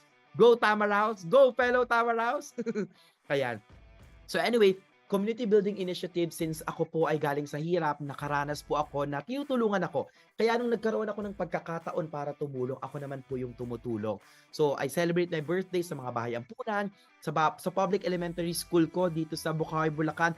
Nagpamigay din po ako in one of my birthdays ng mga school supplies, ng TV, ng pera, ng pagkain at kung ano-ano pa. I also give scholarship programs para sa mga estudyante. Like in this photo po, makikita ninyo na binayaran ko yung tuition ng mga estudyante na hindi nakapagbayad ng tuition pero they're really poor but deserving students. Kaya kahit pa paano tumutulong tayo. Work background, there's one thing I'd like to make sure to everyone, wherever and whenever you put me, I will make sure I will be a gem. Bakit? Lagi kong sinasabi, gagawin mo na lang, galingan mo na. So whatever you do, you have to put excellence to it. So nung ako po ay nag-work sa JP Morgan bilang financial specialist, I was the number one or the top producer na financial specialist dun sa team ko. When I started working at Coca-Cola, bago po matapos yung taon, ako din po yung number one area manager account specialist sa Coca-Cola. Then, that is the time na nag-part-time ako kay Sun Life. I was a part-time financial advisor when I was working in Sun Life back then. So August 2015, I decided to apply as a part-time financial advisor ng Sun Life. Tapos in 3 months, I decided to go full-time. I realized, parang na-enjoy ko yung ginagawa ko. Hawak ko yung oras ko. At the same time, kapag masipag ka, mas lumalaki yung kita mo. So, pinanindigan ko, nag-full-time ako bilang financial advisor. Tapos, in 2 months' time, naging manager candidate po ako. So that's from August to February, that's 5 months from being a part-time financial advisor, naging manager candidate po ako. In 5 months, naging unit manager ako. In another 15 months, naging sales manager po ako. And in 15 more months, naging branch manager po ako. And that's a total of 40 months or 3 years. Again, 3 years. And that made me the fastest promoted branch manager in the entire Philippine insurance industry. Hindi lang po sa Sun Life, kung hindi sa buong insurance industry, ako po ang pinakamabilis na na-promote from being a part-time financial advisor to the highest position in our sales agency, which is the branch manager position. Ako rin po ang pinakabata na na-promote nung ako po ay naging branch manager because I was at the age of 27 when I got promoted as a branch manager. Grabe! I was the first and only millennial branch manager na na-promote nung time ko. Kaya sobrang blessed ko dahil ang bilis, ang bata, di ba? Ang tatanungin ako nung time na yon, siguro kinarir ko talaga kasi nasa puso ko na maging mayaman, nasa puso ko na magtagumpay sa buhay at dahil seryoso ako sa goal ko, hindi lang para sa sarili ko but more importantly for my family, for my nanay and for my tatay and for my family, for the whole family, ginalingan ko talaga. Sinipagan ko, ginalingan ko, inagahan at inagapan ko. That's what I could say na naging secret ko nung time na nagsisimula ako kay Sun Life. So anyway, share ko sa inyo yung mga first milestone ko. Ano yung mga bagay na in-enjoy ko nung nagsisimula pa lang ako. Siyempre, kakasimula ko pa lang, lumalaki pa lang din yung sweldo ko. Ako po ay nakabili ng brand new car. It's a Toyota Wigo. Yan yung first car ko. Tapos, siyempre, dahil Wigo lang ang kotse mo, marami kayo sa family, siksikan kami. siksikan kami pero okay lang, nakaka-attend kami ng misa as a complete family nung time na yon. Also, we had our first family photo. Yung pong nakikita ninyo sa picture, yung pong 5 bata dyan, lahat po kami ampon. Diba? Grabe, napaka-interesting. Napaka-interesting. So anyway, first time namin nakapag Star City, nakapag Manila Ocean Park kami, at kung saan-saang lugar pa. First time din ng nanay at tatay ko na makasakay sa eroplano. Umuwi po kami papunta ng Bacolod. Taga Bacolod po yung tatay-tatayan ko, si Tatay Max. After 33 years, hindi siya nakauwi ng Bacolod, pero kahit pa paano dahil kumikita na ako, nakauwi na kami. Nakauwi na kami ng Bacolod. Unfortunately, namatay na yung tatay niya, pati yung ibang mga kapatid niya, pero pagpunta namin, inabutan pa namin yung nanay niya. May Alzheimer's, medyo hindi na siya nakilala. After a few months, nawala na rin si Lola or yung nanay ng tatay ko. So anyway, yung kuya ko po na dating drug user, nagbago na po siya. Never na po siyang nag-drug simula po nung nag-ampon sila na mag-asawa. That was like 14 years ago. Tapos nung kinasal sila, sagot ko yung wedding nila, at least kahit pa paano may magka-apelido na sa family namin. Bakit? Kasi yung nanay ko, San Pedro. Yung tatay ko, Dagumanpan. Ako, Badile. Yung mga pamangkin ko, Palumike. Yung asawa ng kuya ko, Rodriguez. Diba? Para lang kami magkakapit-bahay. Iba-iba yung apelido namin. Pero ayan, kahit paano, may magka-apelido na sa family namin. So anyway, going back, nakabili po ako ng 120 square meter na lupa. Tapos dinagdagan ko pa, binili ko pa yung katabi, binili ko pa yung likod. At nakapagpatayo po ako ng bagong bahay. Ayan. So papakita ko sa inyo yung bagong bahay ko. You wanted to see it? Sige. Everyone, please do watch this.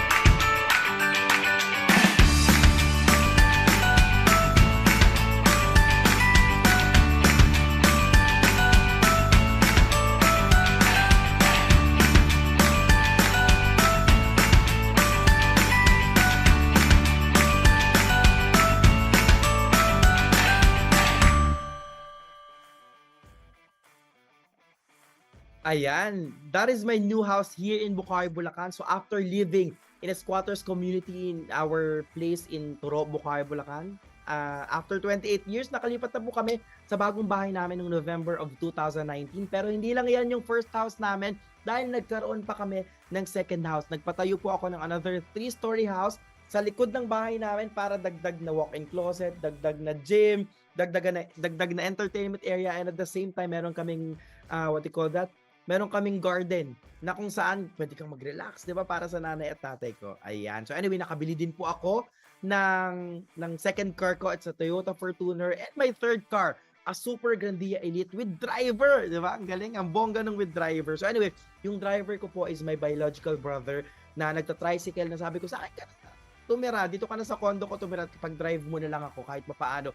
At least mas comfortable ka, mas malaki yung sweldo. So, yung pong mga kapatid ko, sila po yung mga drivers and messenger ko kahit kasi piliti ko mag-aral, ayaw mag-aral.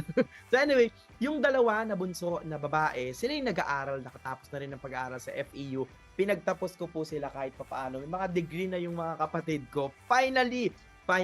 So anyway, going back, ito po yung family ko, di ba parang mukha bang mahirap yan? Mayaman na yan ngayon. Mayaman na yan ngayon. Pero ito po yung humble beginnings namin. Dito po kami nagsimula. Ito pong nakikita niyo sa picture is the very start ng lahat ng bagay sa buhay namin, which is my family. And I always wanted to ask people, particularly sa mga millennials na nandito ngayon sa Zoom room na to, na kailan mo balak dalhin sa masarap na restaurant or dalhin sa magandang lugar yung mga magulang mo.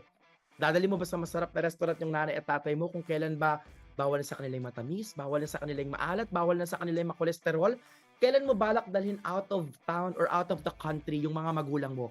Kung kailan ba may rayuma na sila or bedridden na sila at worst? Or kailan mo balak ipakita sa mahal mo sa buhay na mahal mo sila? Kung kailan ba huli na yung lahat? Kasi alam nyo, in my case, nahuli na po siya sa biological mom ko. Yung biological mom ko po passed away nang hindi kami nagkaroon ng intimate moment together, na hindi ako nakapagsukli sa kanila kasi estudyante pa lang ako nung time na yon. And just last month, my foster father, yun pong tatay ko, he passed away. So last month po namatay si tatay, October 18 of this year. So alam mo yun, pakiramdam mo na binigay mo naman lahat, ginawa mo naman lahat, pero syempre may mga pagsisisi pa rin, feeling mo kulang kasi feeling mo you can do better, but I'm just happy that I was able to give the best for my tatay bago siya mawala. Inatake po sa puso yung tatay ko at the age of 65. So, medyo mabigat pa kasi kaka 1 month pa lang po nung November 18. Ayan. So anyway, kaya sabi ko sa inyo, di ba, kailangan galingan ninyo sa buhay, todo ninyo. Kasi hindi natin masasabi, hindi natin alam kung kailan kukunin yung mga magulang natin. Kasi habang tumatanda tayo, tumatanda rin yung mga magulang natin. Kaya kailangan itodo natin, masipagan natin, mas galingan natin, mas agahan at agapan natin para sa mga magulang natin, para sa pamilya natin. Kasi ako, yun po yung hugot ko sa buhay. Nagsumikap ako, nagsipag ako para sa nanay at tatay ko na kahit papaano, at least inabutan ng tatay ko. Sad ako kasi nawala na yung tatay ko, pero isang mahalagang bagay na iniisip ko, masaya ako na inabutan ng tatay ko yung magandang buhay at estado namin. Na alam ko happy siya ngayon kasi alam niya nasa maayos na estado yung pamilya namin, particularly si nanay saka ako. So anyway, going back, because of Sun Life, because of being a financial advisor and a branch manager in the #1 insurance company in the Philippines, kami po ay nakapagta-travel kung saan-saan, not just because of time freedom and financial freedom, but because lagi siyang incentive ng company namin. So I was able to be in my local trips in Boracay, hindi lang to seashore sa Boracay or Station 1, 2, 3, 4. Ito po ay sa Shangri-La Boracay mismo. So I've been there 5 times already. Nag-presidential villa pa kami the last time we went there. Tapos nag-Shangri-La Mactan, nag-Siargao, nag-Palawan, nag-Balisin, nag-Bohol, nag-Perform Davao, kung saang lugar kami napadpad because of the travel incentives ng company. At the same time, international. Siyempre, I've been to Hong Kong, Singapore, Malaysia, Vietnam, Indonesia, kung saan-saan. I've been to Japan thrice. I've been to Korea ng 3 beses na rin. Grabe. I've been to Royal Caribbean Cruise, nag-Puerto Rico, nag-US. Diba? Kalain mo, takatakboy lang ako dati pero nakapag-US na ako. Not once, but twice. That's the time naman na nagpunta kami ng Dubai. I've been to Dubai thrice na yata. I've been to France, to different parts of Europe. I've been to, that's France, Amsterdam. I've been to Maldives. I've also tried skydiving in New Zealand and in Dubai. Ayan. So, yan po yung skydiving namin sa Dubai. So, ang saya lang because I was able to really enjoy traveling simula po nung pumasok ako bilang financial advisor ng company namin. And not just because of the description of my job, but because there's really such thing as time freedom and money freedom after all that is now happening to me right now. So anyway, ito yung team ko na nakikita ninyo nung kami po ay nagsisimula pa lang hanggang sa lumaki kami ng lumaki na masayang team. As in, masayang team. We always do team buildings, outings na mostly sagot ko. Siyempre, sagot ng manager, sagot ng branch manager yan. There you go. So, hindi po ako nandito para mag-recruit. Pero pwede rin naman po, pwede niyo akong i-PM. So anyway, because of the blessings na nare-receive ko bilang branch manager ng Sun Life, ako po ay nagbabalik sa kanila ng iba't ibang hindi lang mga incentives, kung hindi mga regalo at way ng pasasalamat sa mga advisors at sa buong branch ko. So, lagi po ako nagbibigay ng mga giveaways. So katulad ng mga nakikita ninyo sa photo, kung ano-anong mga regalo, Nagpapamigay ako ng Louis Vuitton, ng Prada, ng cellphone, ng MacBook, ng cash, name it. Ng bedroom showcase, kitchen showcase, kung ano-ano. Nagpapahakot panalo ako.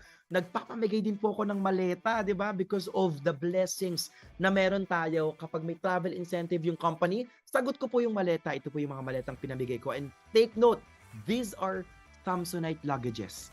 Again, Samsonite luggages. Hindi mo maleta.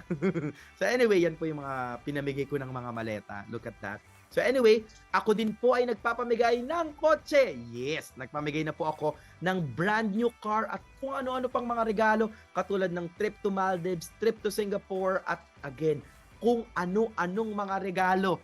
Yan po ay ang regalo ko sa team ko at sa mga advisors ko. There you go. So anyway, this year po nagpapamigay din po ako ng mga kung ano-anong mga trip to Iceland, trip to Japan, trip to South Korea, and a brand new Ford Territory. Ayan. Look at that. Grabe, no? Grabe. Because I am blessed, I'm blessing other people as well. And that's what you call not just gratitude, but really our culture of generosity in our branch or in our team. So yours truly, tuwing a-awardan po ako, lagi ko pong sinasama yung nanay ko. So kung mapapansin niyo bakit hindi ko nasasama yung tatay ko sa mga awarding ceremony, mahihain po kasi yung tatay ko, talagang ayaw niya ng mga gantong mga eksena. So si nanay lang palagi yung naisasama ko. So di ba? Sino mag-aakala na nag-wedding lang yan ngayon? Social na yung nanay ko. Donya na yan, di ba? Donya na yan. So yun pong birthday niya last October 2017. So trinit ko po siya. Pumunta po kami ng Dubai. Ayan. So syempre hindi naman pwedeng nanay ko lang, sabi ng tatay ko, ba't di mo ko sinama? So bumalik po kami ng Dubai, isinama ko po si tatay. So si tatay sa kasi nanay, nadala ko na po sila sa Dubai, nakapag Maldives na rin po kami, we went to Australia, we went to New Zealand. To New Zealand, I was able to bring my nanay and my tatay to New Zealand. At yan po yung I could say na pinakamasayang moment ko at moment ng nanay at tatay ko. Dahil nadala ko sila sa ibang bansa, particularly to this country called New Zealand. Yan po ang tatay ko, yan ang nanay ko na masaya. Alam ko na naging masaya sila kasi binalik ko sa kanila, isinukli ko sa kanila yung mga magagandang bagay na ginawa nila sa akin. And I could say na yung mga magagandang bagay na nangyari sa akin dahil din sa kanila. Hindi lang sa motivation nila, hindi lang sa hugot ko sa kanila, kung hindi sa tulong din nila. Kasi naalala ko dati talagang nagpupuyat sila para magtrabaho. Ginapang talaga nila ako sa hirap na kahit mahirap kami, they made sure that they support my studies.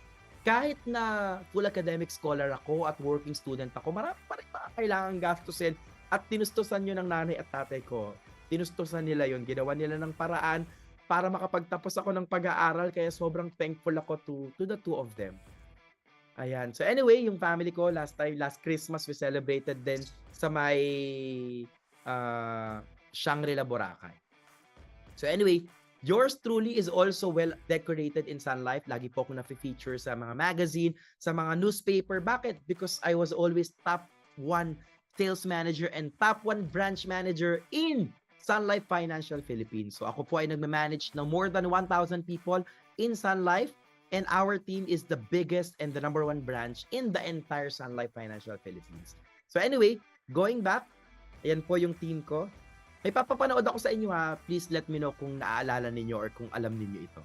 Bukas tutula siya eh. May sorpresa ako sa'yo. Wow! Nasaan po yung relo nyo? Makatutubos ko rin yan. Importante, bukas dapat suot mo yan. Ang pagkalinga na pinadama sa kanya, susuklian ng pagsisikap. Paglaki ko po, bibili ko kayo ng malaking bahay. Hindi ka galing sa akin, pero anak kita. Ayoko pagsisihin nyo na inampun nyo ako eh. Kaya ako naman ito ginagawang lahat para yung JV na mahirap, mapalitan ng JV na matagumpay, Nay. MMK, Sabado 8 p.m. Ayan, para po sa mga nakaalala, 'di ba? If it rings a bell to you, yun po na-feature po yung live story ko sa MMK at si Enchong Di po yung gumanap dun sa live story ko. Ayan. Hindi lang sa MMK, na-feature din po yung live story ko sa Kapuso Mo Jessica Soho. Ako mismo yung gumanap dun sa Kapuso Mo Jessica Soho. Ayan. So anyway, I'm just really happy to share my story to people dahil hindi lang to story ng pag-asa, ito po ay storya na really, kung sisipagan mo, kung gagalingan mo para sa pamilya mo, pwede kang magtagumpay sa buhay. At kung kakapit ka kay Lord, ma-achieve mo kung ano yung gusto mong ma-achieve. Ma-achieve mo kung ano yung gusto mong ma-achieve. So my branch in Sun Life is called Phoenix Palm. Maliban po kay Sun Life bilang financial advisor and branch manager, ako rin po ay na-involved into so many businesses. So ang ginagawa kong business model, kapag kumikita ako, labas agad din sa businesses. Pag kumita ako, labas agad sa investments. Malaking bahagi ng investments ko, malaking bahagi ng savings ko, nilalagay ko sa businesses. Bakit? Para habang actively working ako bilang financial advisor and branch manager, I have a certain amount of money, a big amount of savings and investment na kumikita for me. And that's where I started to be involved in businesses. Ako po ay isa sa mga owners and directors ng BYBCON Ventures Incorporated. So, ang team po namin ay composed of different members na galing sa iba't ibang industry at iba't ibang companies when it comes to food and beverage. So, we have some business brand partnership with different personalities like Chef Happy Ong Pauco, the owners of Black Bean. Kami din po ay nag-hire ng mga culinary brand partners ng mga executive pastry chefs at mga executive chefs para tulungan kami dun sa food and beverage business namin. But more importantly, baka yung iba sa inyo hindi pa naririnig yung BYBCON Ventures Incorporated, yun po ay very aggressive and doing very well when it comes to businesses. Pero sure ako, narinig na ninyo yung mga brands namin. We are actually the owner of Kumi. Yes, para po sa mga nakatikim na ng Kumi, I'm sure nasarapan kayo. I'm sure babalik-balikan ninyo because it's a very delicious and healthy product. It's Kumi. Yan po yung number 1 brand po na kinikerry ng company namin. Out of the 105 branches of Kumi today, ako po ay franchisee din. Maliban sa ako po ay part ng master franchisor company, ako din po ay franchisee myself, and I was able in partnership with some investors as well. Ako po ay nakapagtayo ng 45 branches of Kumi here in the Philippines. Another brand that we carry is called Oh My Greek. So this is another brand that BYBCON Ventures po ay pinapa-franchise. Another is Meraki by Oh My Greek. Another business is called Zig. Ito po yung mga healthy food na talaga namang maliban sa swak sa budget ay masarap kainin dahil healthy na siya, delicious pa siya. We have Sante by Zig. Ito po yung higher tier ng brand ng Zig. At the same time, Salt and Ice, kami po ay meron ding bar in BGC, and bukas lang po yung another branch po ng Salt and Ice namin sa May Molito. We also have number 1 Malatang. Ito po ay bubuksan namin. Ito po ay Chinese food. Chinese hot soup or hot pot na talaga namang for sure kakabaliwan ng maraming Filipino. Also, we had business partnership with Bebang na kung saan ang Bebang po ay dadali namin sa iba't ibang lugar ng Pilipinas. Ano yung Bebang? Bebang is a very delicious and really the creamiest halo-halo na matitikman mo sa buong buhay mo. Diba? Nagpa-plug na ako, no? I'm kidding. So anyway, T2 is another brand that we carry. Black Bean, there will be partnership with our company. Chocolateria and Pamana. Lindra, it's a massage center na itatayo at itinatayo na namin currently in Green Hills na isa sa magiging pinakamalaki at pinakamagandang massage centers and wellness spas in the Philippines. Another bar, it's going to be Modo Mio, and marami pa. Marami pa po kaming itatayo katulad ng Gilbert, katulad ng Gilbert, as I've mentioned to you, at iba't iba pang mga restaurants na aabangan na lang natin. So anyway, why am I sharing you this? I wanted you guys to realize na ang ginawa kong business model sa buhay ko, kumuha ako ng isang trabaho na maganda. Kumuha ako ng isang trabaho na maganda yung cash flow. Humanap ako ng isang trabaho na maliban sa gusto kong gawin, alam kong malaki yung kita. Lahat ng kinikita ko doon, iniipon ko, nilalagay ko sa mga investments, nilalagay ko sa mga businesses. Yung businesses ko po, ang role ko doon is a venture capitalist. Ako po ay part ng company, but more than being a director, ako po ay kapitalista. Ibig sabihin, nagbibigay po ako ng infusion of cash, tapos sila na yung bahalang mag-manage ng cash, mag-manage ng buong company until such time that I became part of the company with a certain role, which is the Chief Investment Officer and Chief Sales Strategy Officer. Ang napakahalagang bagay na natutunan ko, kapag sinipagan mo, kapag ginalingan mo, magkakaroon ka ng maraming pera. Yung pera mo, hindi pwedeng ubusin mo lang, hindi pwedeng gamitin mo lang kung saan-saan, kailangang ipunin mo yon tapos i-invest mo. I enjoy time freedom. Bakit? Kasi yung trabaho ko, both in businesses and being a financial advisor and a manager, I could choose whatever schedule I wanted to work. Bakit? Dahil yung parehong nature ng trabaho, may time freedom. And more importantly, money freedom. Because I have a very good cash flow in Sun Life. Tapos, pinapaikot ko pa siya sa businesses. The businesses, hindi siya kailangang sobrang laki agad.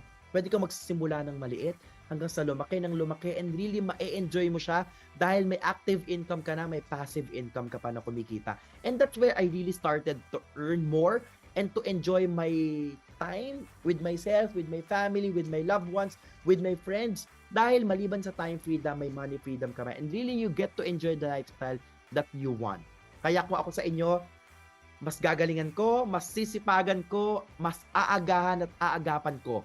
Lagi kong sinasabi at lagi kong uulitin na gagawin mo na lang, galingan mo na. Kailangan in whatever you do, you put excellence to it. Galingan mo, sipagan mo, agahan at agapan mo, at maging mautak at madiskarte ka. Hindi pwede na masipag lang tayo, hindi pwede na arya-arya, laban-laban lang tayo. Kailangan pinag-iisipan natin yung bawat actions natin. Money freedom and time freedom is real. Totoo po sila at totoong pwede siyang mangyari sa iyo, hindi lang sa mga mayayaman na pinanganak ng mayaman, kung hindi kahit ikaw ay nagsisimula pa lang, pwede siyang mangyari sa iyo. Pwede siyang mangyari sa iyo. Once again, my name is JV Badile. I'm the branch manager of the #1 branch in Sun Life Financial Philippines, and also I'm a businessman. And I'm happy to say that I'm already enjoying at the age of 31, money freedom and time freedom. Maraming salamat po sa pakikinig. Siguro last request ko to everyone, let us all be connected in social media. My Instagram account is JV Badile. My Facebook account is JV Lazaro Badile. And I would be happy to serve you with another source of inspiration through my post, through my story na pinapakita ko sa social media. Well, the very intention is really to inspire people, and I hope today naging starfish thrower po ako sa inyo at naitapon ko kayo sa dagat. No, I'm kidding. Na-motivate ko kayo, na-inspire ko kayo at nakatulong ako sa inyo when it comes to impact. Again, JV Badile, maraming salamat po. Okay, thank you so much, Sir JV Badile, Branch Manager of Phoenix Farm under Sun Life of Canada, Philippines. No? So it's very inspiring message to Sir JV. So from his humble beginnings until he was able to get out of poverty, ika nga, no? So and then today, other than his Sun Life business, is also managing a lot of businesses, and some of which are very popular in the Philippine market today, no? So thank you for inspiring us, Sir JV. It's an honor to have you in our today's event in BYB conference, no? So again, to our ka-TGFIs, of course, we're done already with our first 2 talks, no?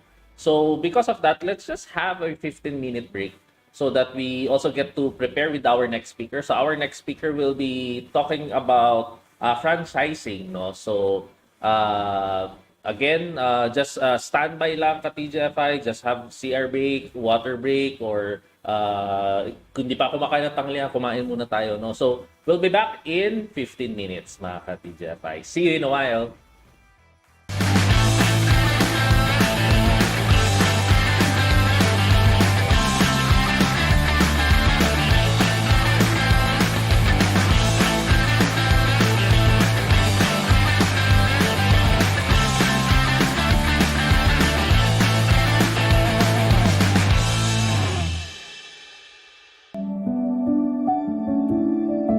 My Lolo Dijo made a promise that has been kept for 6 generations. To take care of our children. To build a foundation of love and hope. It wasn't always easy, but they were taken care of. Through tough times and through every milestone. With Sun Life, that promise remains today, tomorrow, and beyond lifetimes.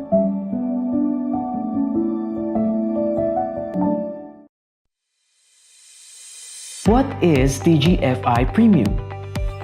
A premium access on e-learning like no other. As a Premium Plus member, our exclusive rewards guarantees stock market index fund, savings with access in online banking, insurance coverage, and access to top-tier educational courses. Get it first class with Premium Plus.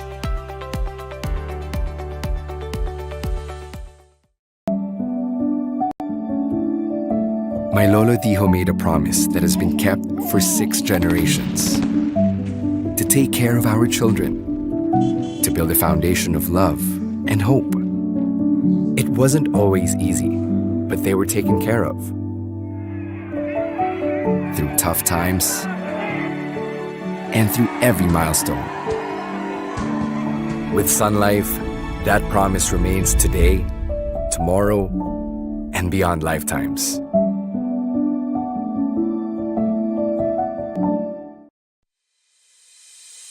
What is TGFI Premium? A premium access on e-learning like no other. As a Premium Plus member, our exclusive rewards guarantees stock market index fund, savings with access in online banking, insurance coverage, and access to top-tier educational courses. Get it first class with Premium Plus.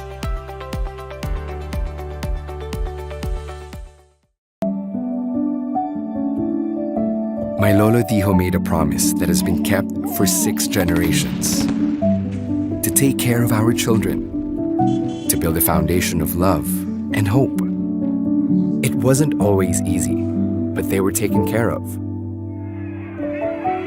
Through tough times and through every milestone. With Sun Life, that promise remains today, tomorrow, and beyond lifetimes.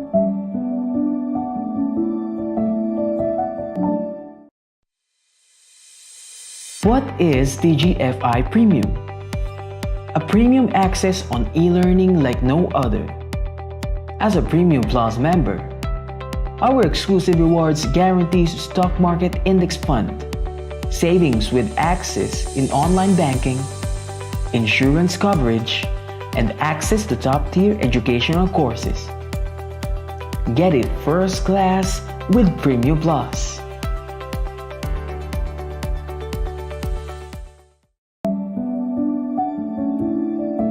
My Lolo Dijo made a promise that has been kept for 6 generations. To take care of our children, to build a foundation of love and hope.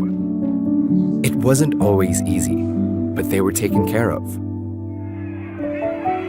Through tough times and through every milestone.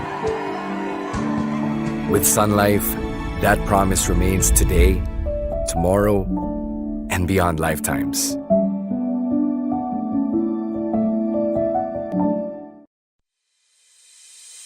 What is TGFI Premium? A premium access on e-learning like no other. As a Premium Plus member, our exclusive rewards guarantees stock market index fund, savings with access in online banking, insurance coverage, and access to top-tier educational courses. Get it first class with Premium Plus.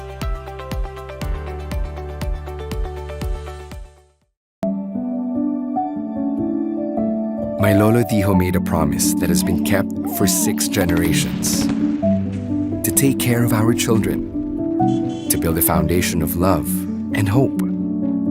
It wasn't always easy, but they were taken care of. Through tough times and through every milestone. With Sun Life, that promise remains today, tomorrow, and beyond lifetimes.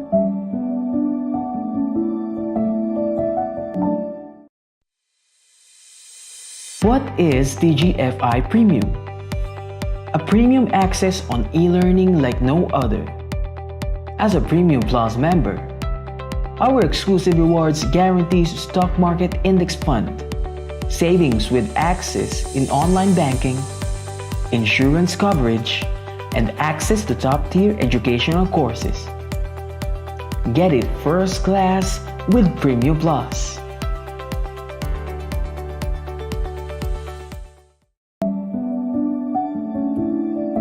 My Lolo Dijo made a promise that has been kept for 6 generations. To take care of our children, build a foundation of love and hope. It wasn't always easy, but they were taken care of. Through tough times and through every milestone. With Sun Life, that promise remains today, tomorrow, and beyond lifetimes.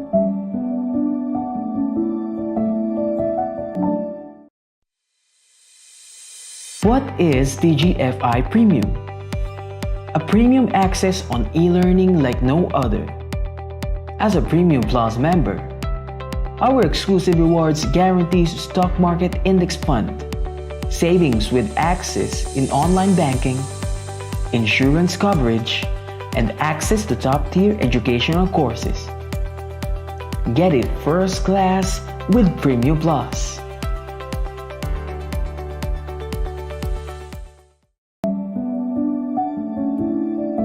My Lolo Dijo made a promise that has been kept for 6 generations. To take care of our children, to build a foundation of love and hope. It wasn't always easy, but they were taken care of. Through tough times and through every milestone. With Sun Life, that promise remains today, tomorrow, and beyond lifetimes.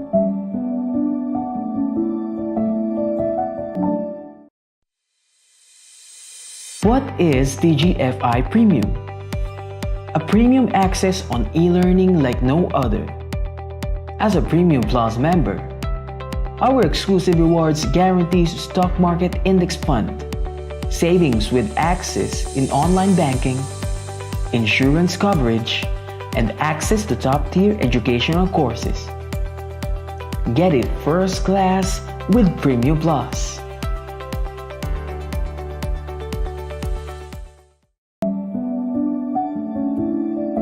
My Lolo Dijo made a promise that has been kept for 6 generations. To take care of our children, to build a foundation of love and hope. It wasn't always easy, but they were taken care of. Through tough times and through every milestone. With Sun Life, that promise remains today, tomorrow, and beyond lifetimes.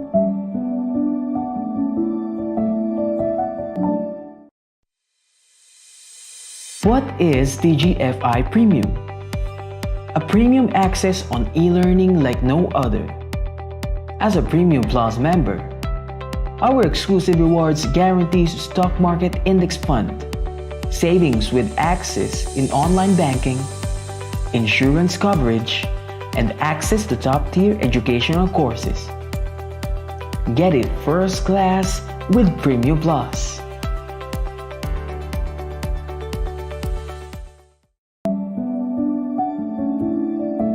My Lolo Dijo made a promise that has been kept for 6 generations.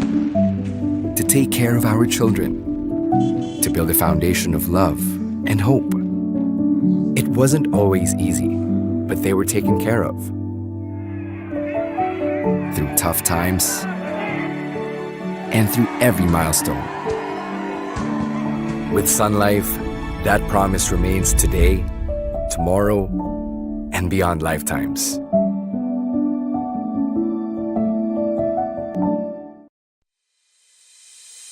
What is TGFI Premium? A premium access on e-learning like no other. As a Premium Plus member, our exclusive rewards guarantees stock market index fund, savings with access in online banking, insurance coverage, and access to top-tier educational courses. Get it first class with Premium Plus.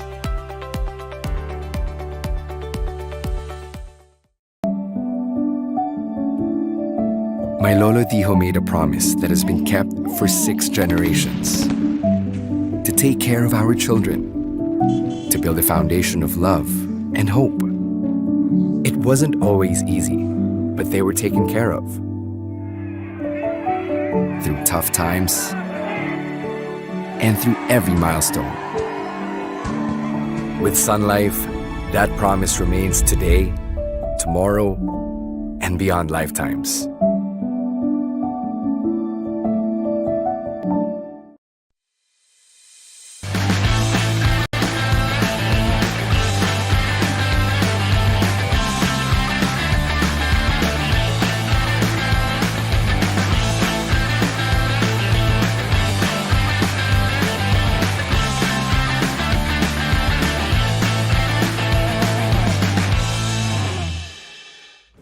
Hello, welcome back mga ka-TGFI. We're of course we're here in the BYB conference for this year's final event of the Global Philippine Investors. No, so we're down to our last four speakers for today.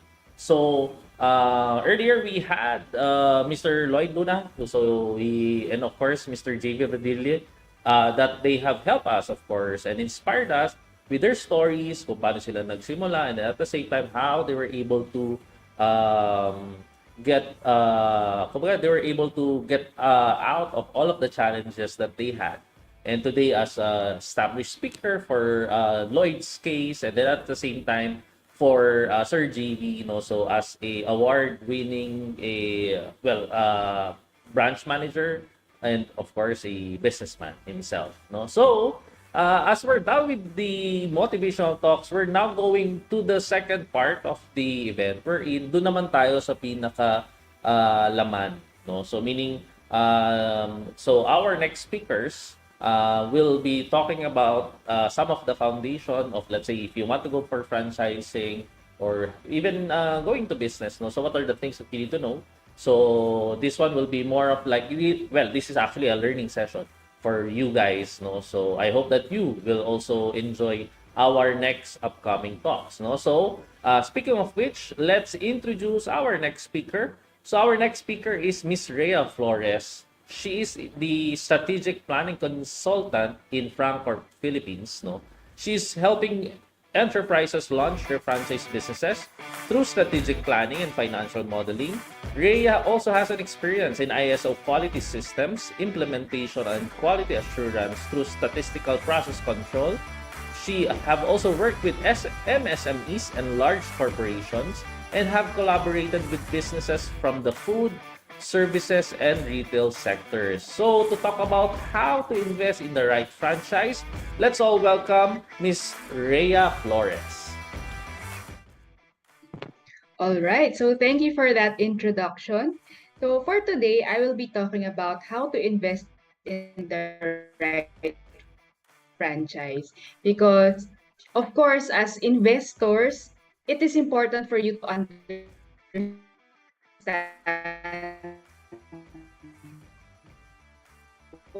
what you are getting to. By talking about the basics of franchising, what it is about, what is the industry like, what is the business franchise model or franchise business model, how it works, and later I will also share some tips and top franchise opportunities that you can consider in your short list.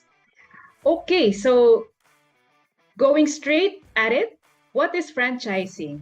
So there are a lot of technical definitions out there, and the internet offers a lot of meanings for the word franchising, but my personal favorite is this. I like this because it's simple and it really captures the essence of franchising. It is duplicating the success of a successful business. So if there's anything that I would like you to take away from this discussion, it is this definition, because it captures the essence of franchising. So you will see there, it's duplicating the success of a successful business. So for franchising to work, there has to be something to duplicate. And what do we duplicate? It is the success of a business. So we need a successful prototype for franchising to work. And that prototype, it is successful. We can say that it is successful if it is profitable, and not just only profitable, but it has to be consistently profitable. It is also considered successful if it has a following and if its products or services are always in demand. So there's always clamor for the products and services that the successful prototype is offering. And because it is so successful that a lot of people want to have a piece of that prototype or want to have a duplicate of that prototype.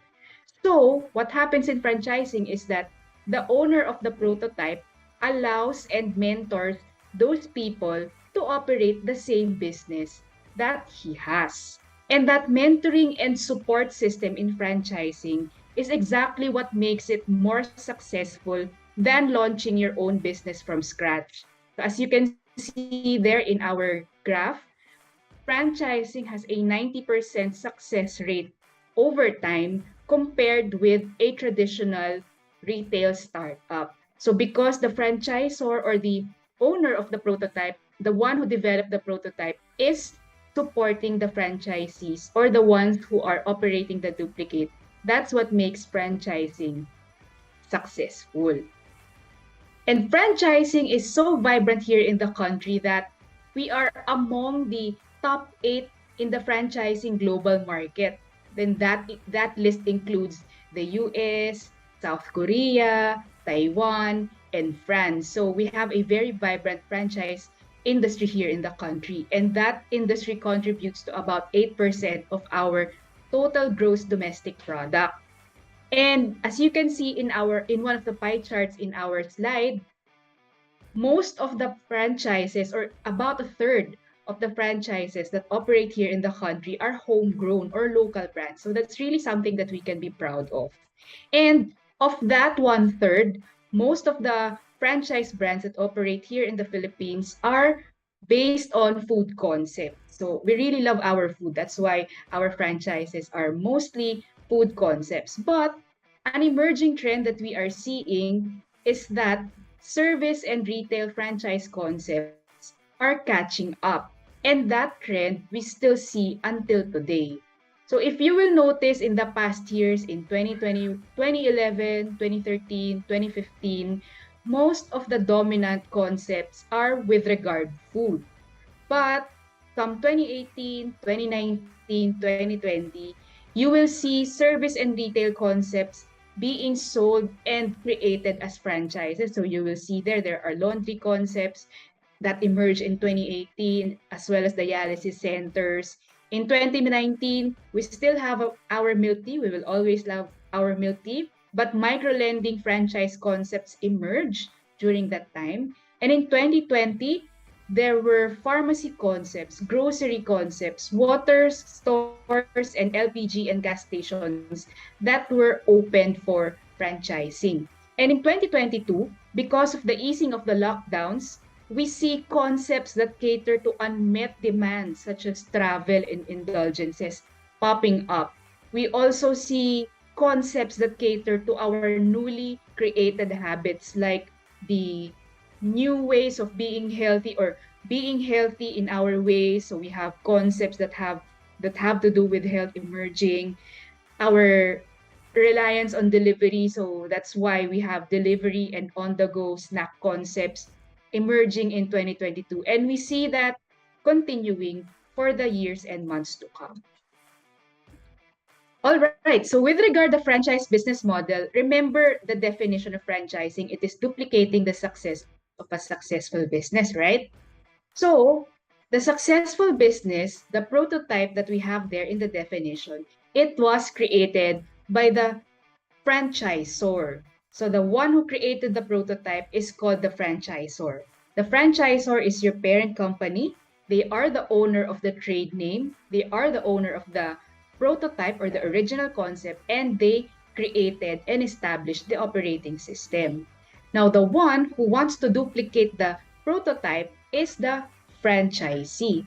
So the franchisees are expected to be active investors and participants in the franchise business. That means they are expected to operate the store, or at least manage the store, being on top of things in terms of operating the store. They are expected to shore up the capital to put up the business, and they are expected to hire their own people to make sure that the business is running daily. Okay, so having said that, we have the franchisor and the franchisee. Now again, the franchisor is the owner of the name. So they came up with the name Jollibee, for example, if we're talking about the franchisor of Jollibee. They came up with the Mr. Donut brand. They came up with the TGP or the generics pharmacy brand. They came up with Bang Bang Bangus brand. So Bang Bang and Shawarma Shack are one of the up and coming brands in franchising. So the franchisors of Shawarma Shack, of Bang Bang, TGP, Mr. Donut, and Jollibee, they develop the systems that are involved in operating the prototype stores. So they came up with the systems, they wrote the procedures, they have an operations manual so that everybody can follow the same system. Of course, they also made the products or developed the services that are being offered in their stores. They have standard marketing campaigns so that everyone can be on the same page in terms of branding and advertising. And they develop their own store designs, their merchandising concepts, and they provide ongoing support as part of the system. So that's what the franchisor brings to the table. Now, as for the franchisee, we mentioned that they are expected to be active operators and investors of the franchise business. That is because one, they need to put up the capital to build the store, to buy the initial equipment, initial inventory, and all those things. They have to pay monthly fees. So it's typically a percentage of their sales that they contribute to the royalty, and percentage of their sales they contribute to the system-wide advertising fee, which the franchisor uses to engage in brand marketing to make sure that the brand stays relevant and stays top of mind. And local advertising fund, because the franchisee is also expected to market their store in their immediate community to support the brand advertising and marketing that the franchisor is doing. And the products, especially for the food concepts, because you need to provide the same products as the prototype, as the company owned. That's why you purchase the products, the proprietary products from your franchisor. And then the element of time and the element of people, because you are expected to hire your own people, you are expected to manage the business, because just like any business, it requires to be managed by a responsible owner. And so I hope that's clear. And having seen all those investment on the part of the franchisee, so you might think that, hindi lang pala pera yung kailangan kong invest. It's not only money that I need to invest, but I also need to invest my time and my people in a franchise business. So why would people still choose to buy a franchise? This is because the benefit of getting a franchise is that you are buying into a strong brand. The franchisor already invested in brand marketing and is continuously investing in brand marketing to make the brand strong, to have recall on the brand, to make it top of mind. So if you're a franchisee, you don't need to invest so much in brand building because the franchisor is doing that and has done that for everyone. Now, the second benefit of franchising or buying a franchise is that you are buying something that is already proven to work. You're not experimenting. You're buying something that's tried and tested. It has proof of success. It has proof of concept. That's why it has a higher chances of success over time. So another benefit of franchising is that you have the franchisor support. In the franchising industry, we love to say that the beauty of franchising is that you are in a business for yourself, but not by yourself. This is exactly because you have the franchisor invested in your success as well. And to make sure that you are successful, because they know that if you succeed, then they succeed as well. That's why they create teams to support their franchisees in the areas of marketing, in the areas of operation, in product development, and even in leadership development. So there are franchisors out there who even have programs to make sure that there are franchisees are competent in managing their own franchise business. So that's the third benefit. Now, the fourth benefit comes from having all those systems, proven controls that are set in the franchise. So that controls make sure that your profits are profitable. Or sorry, your profits are predictable. So we have control set in a franchise system. That's why it's easier to predict profits. It's easier to predict cost. That's why it's easier to say that your profit potentials are higher compared to when you start your own business from scratch. All right, so having heard those, let's say you're seriously considering getting a franchise as your entry to becoming an entrepreneur. So what are the things that you should be asking? You should be asking these set of questions. You should be looking inside yourself, doing introspective thinking, if that's such a thing.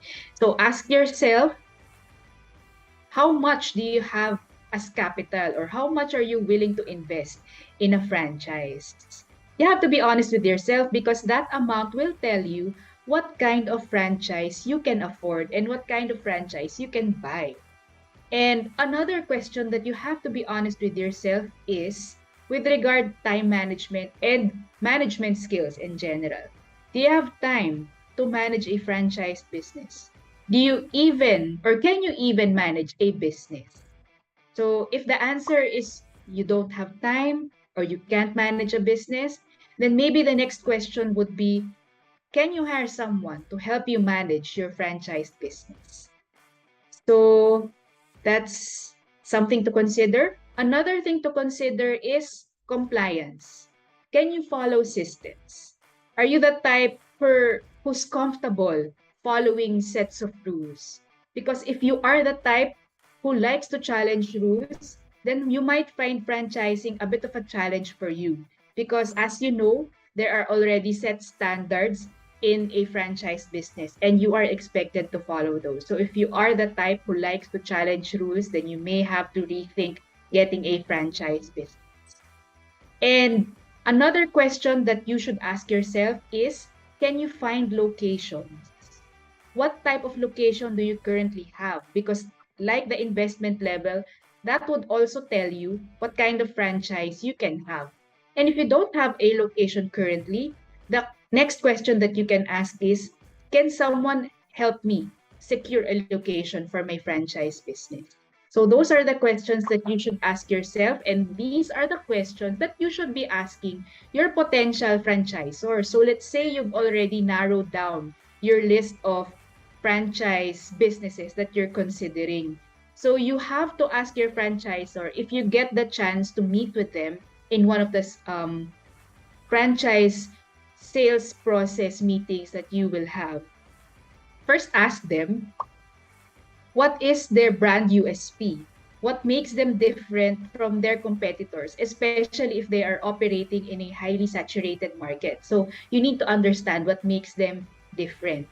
You also want to ask your franchisor, what types of support do you provide your franchisees? Because support is one of the backbones, or what the backbone of franchising. It's what makes franchise businesses successful, the support.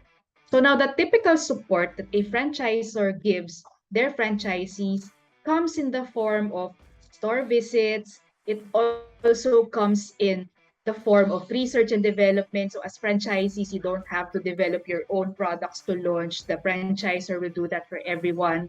Support also comes in the form of marketing. So they will prescribe what type of marketing you can do aside from the system-wide advertising that they will do for everyone. So ask your franchisor what kind of support they will provide. How long is the training? Because in training, especially the initial training, is part of the support and is typical of a support of a franchisor. Now, during those franchise sales application meetings, their franchisor will also discuss the financials of the franchise business. So as investors, I know that would be very important for you. So listen to the discussion on financials. Your franchisor will discuss the investment requirement for a typical franchise unit, as well as the expected payback for that level of investment. And they will also discuss what are the parameters for you to achieve the expected return on investment for your so listen on that discussion. And also, you have to pay to create your own business plan and customize it according to your location and according to your capabilities as well. So, the next question to ask regarding location. So, what type of location would work for your franchise concept? You should ask your franchisor that so that you can have a guide on searching a location. At the minimum, your franchisor should give you a set of criteria that you can use to find your own location. And also, you should check out if the franchisor is a member of any reputable franchise association, such as the PFA or the Philippine Franchise Association, because being a member of PFA assures you that your franchisor has complied with PFA's strict criteria. And some of the criteria that they implement or one of the criteria that they implement is called 333. Now, the 333, you have to meet at least two of the three criterias. So, the criteria are you are operating for 3 years, or the franchisor is operating for 3 years, or the franchisor has 3 company-owned stores, or the franchisor has 3 franchised stores. So, any of those three, or any two of those three, if the franchisors meets that, then they are qualified to be members of the PFA. So if you're searching for a brand to franchise, do check out PFA's membership. And also, you may want to ask your franchisor who developed their franchise program, because that would tell you if their franchise program is professionally done. Okay. So I'm sure you've all heard of the generics pharmacy, or the TGP. So TGP is one of the largest franchise networks here in the Philippines, and they have over 2,000 units nationwide. And most of their franchisees are multi-unit owners, such as this person we have here, si Mr. Ricky Batong, who has 100 outlets of the generics pharmacy. So he's been a successful TGP franchisee, and here he shares 4 of his 5 tips to would-be franchisees. And the first tip that he shares is that you should go into business, or you should go into a business that you like. Better if it is something that you love. Now, I know for investors, emotions may not, or you should not be ruled by emotions, diba, as investors. So he recommends balancing that with number 2, which tells us that we should choose a franchise that has potential, or has a good potential for customer demand. So that rationalizes the recommendation on number 1. And then number 3, he tells us that we need to be ready to work, because contrary to what some people may think, buying a franchise will not give you instant success. Because buying a franchise, you will still be operating a business, and any kind of business, whether it's franchised or a startup, it has to be operated responsibly. You have to give it time to succeed. There's build-up stage, diba, in any business. So just like any business, a franchise unit is still a business that you need to manage to operate and succeed well. And the 4th recommendation that Mr. Batong gives us allows the franchisee to succeed, or gives the franchisee a higher chance of success. He tells us that we need to choose the right franchisor. We need to choose a franchisor who will genuinely be concerned with our welfare as business people. So during the interview with your franchisor, it's your chance to get to know if the franchisor is really concerned with your welfare as a businessman, or he is just after your money. So take those meetings seriously, and make that a chance for you to understand where your franchisor is coming from. And the last recommendation that Mr. Batong gives us is be decisive. If there's a good opportunity of a franchise, you should grab it. That's what happened with the franchisees, or the first franchisees of the generics pharmacy. Because the story of the generics pharmacy is it launched its franchise immediately after the generics law in the Philippines was passed. So the timing is very good for a generics pharmacy because people are now clamoring for generics medicine. So the first franchisees of the generics pharmacy really benefited from the rush in the demand for generics medicine. So their earnings from their first TGP branch or first TGP franchise, they use that to buy their second, their third, their fourth, and maybe their 100th branch. So if there's any good opportunity that you spot, you should grab it and be the first franchisee in your community. And to help you become more decisive, we have franchise brokers out there, and one of them is UFranchise, or UFran for short. So as I mentioned, UFran is a team of franchise brokers who offer free franchise matching and consultation. So instead of you doing all the research on the brands that you like, UFran will do that for you. So what they're going to do is discuss multiple brands based on your investment capability and based on your preference, whether you like food concept or retail concept or a franchise in service concept, UFran can discuss it with you. So these brands in the slide are some of the brands that they carry, and I will flash more of the brands that they carry. So they also carry brands under the water and gas category.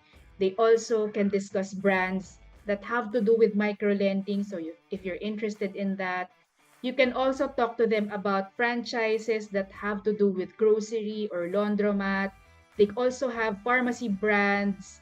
They can also discuss diagnostic and laboratory or shawarma and wraps, because we will never run out of food franchise concept.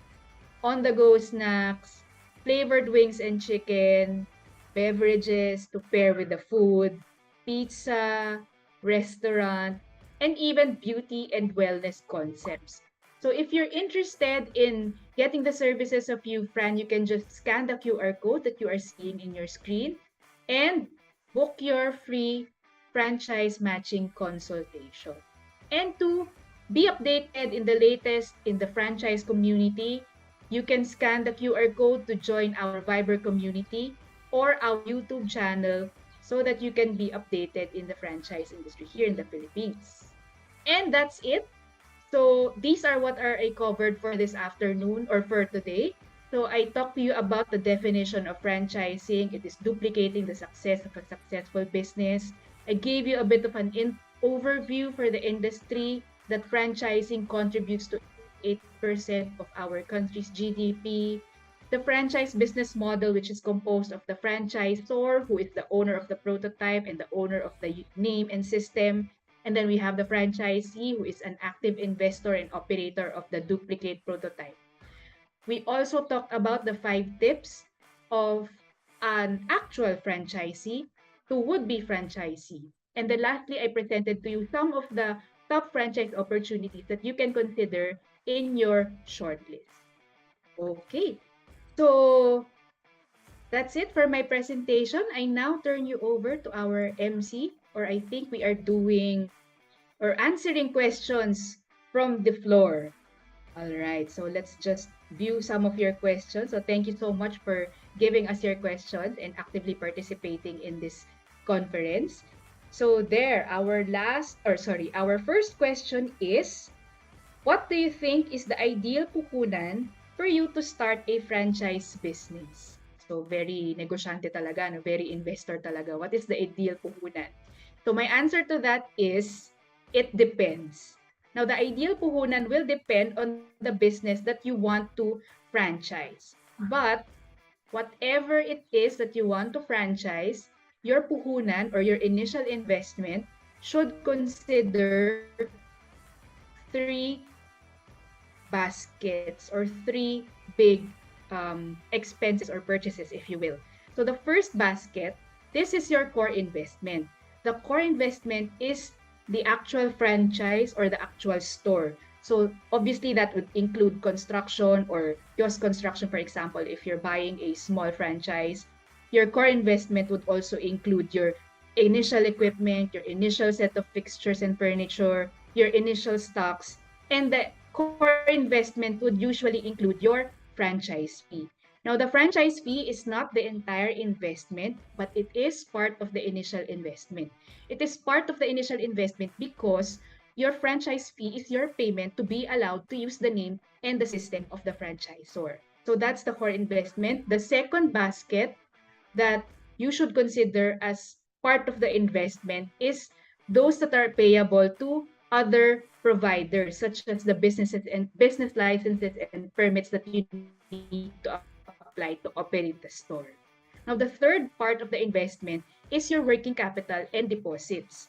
So for us, we recommend to have at least 3 to 6 months worth of your expected monthly operating expenses just to be on the safe side, because especially during the pandemic, diba, we need to be prepared to pay for rent, for salary. So we need to have contingencies. So that's what the working capital and deposits are for. And it also includes your rental deposits, especially if you're operating in a mall. So that sec debt there would be a significant amount of the initial cash out that you will be you need to provide as part of your initial investment.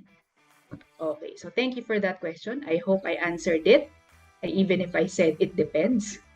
Okay, so the next question is, what is a franchise agreement and how does it work?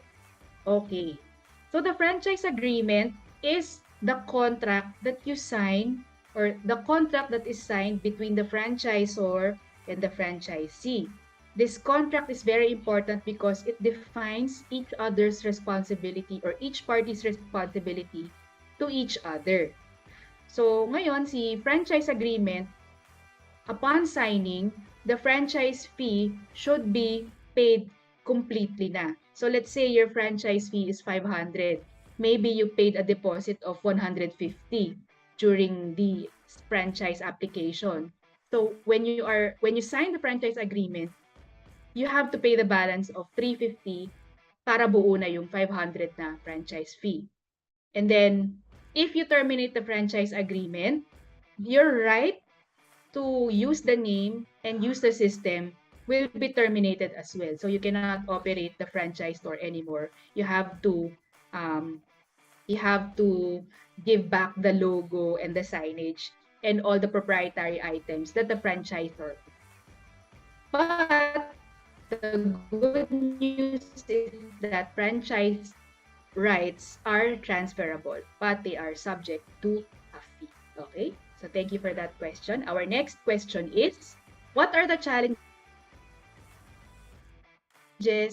a franchisee face? So of course, it's not always roses and butterflies in franchising. We'd like to think that it is, but it is not. And one of the challenges in franchising, I mentioned it earlier, is that if you are somebody who likes to challenge rules, if you find complying with set standards to be a hassle, then maybe franchising is not something for you. Or maybe you are better off as a franchisor, because franchisor, you're the one to create the standard, you're the one who creates the product, the prototype. So if you're the creative type, then maybe you are built as a franchisor.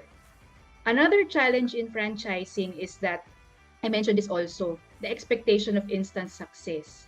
So that is not true. Instant success is not guaranteed in franchising, because just like any other business, you have to operate your franchise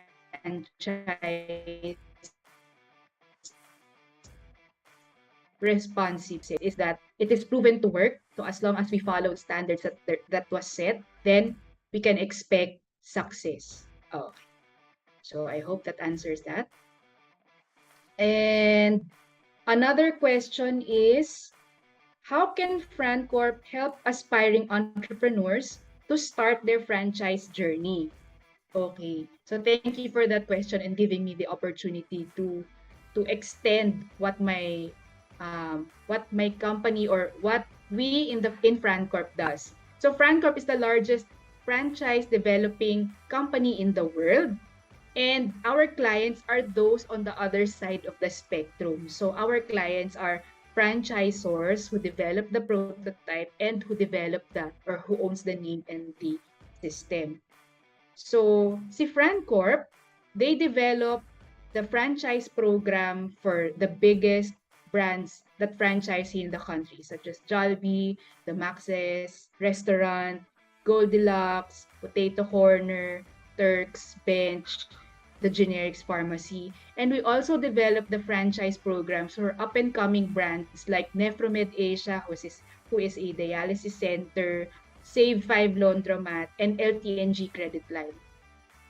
So if you have a business that you want to expand using franchising, then you can learn more from the free franchisability consultations that we offer in our website www.francorp.com.ph. Okay. So lastly, how do you ensure if the franchise that you are getting is a good one? Okay. So just like any other investment, you need to do your due diligence. So that's why you're in this conference, diba? Learning more about franchising because you want to understand what you are getting into, and that's a good first step. The second step that you should do is do your due diligence in the franchise brands that you have shortlisted. Research about the franchisor behind the brand that you are liking. So you have to know if you share the same values, if you share the same vision, because in a franchise, it's bound by a franchise agreement, and you are in the franchise relationship for maybe 3 years, 5 years, 7 years, depending on the franchise term on your agreement. So you have to be, or you and your franchisor has to have the same values, has to have the same vision for that franchise relationship to work.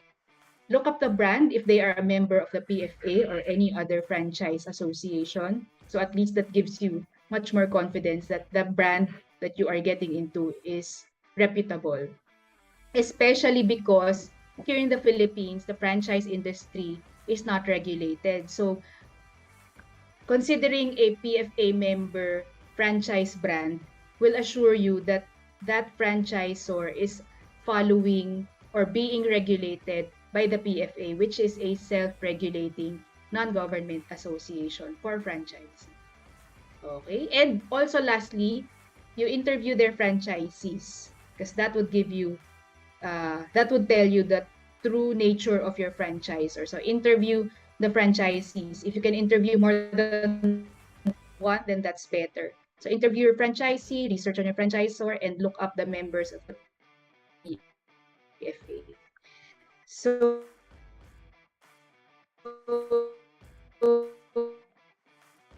Miss Rhea Flores for helping our ka-TGFIs understand on how they can invest in the right franchise. No?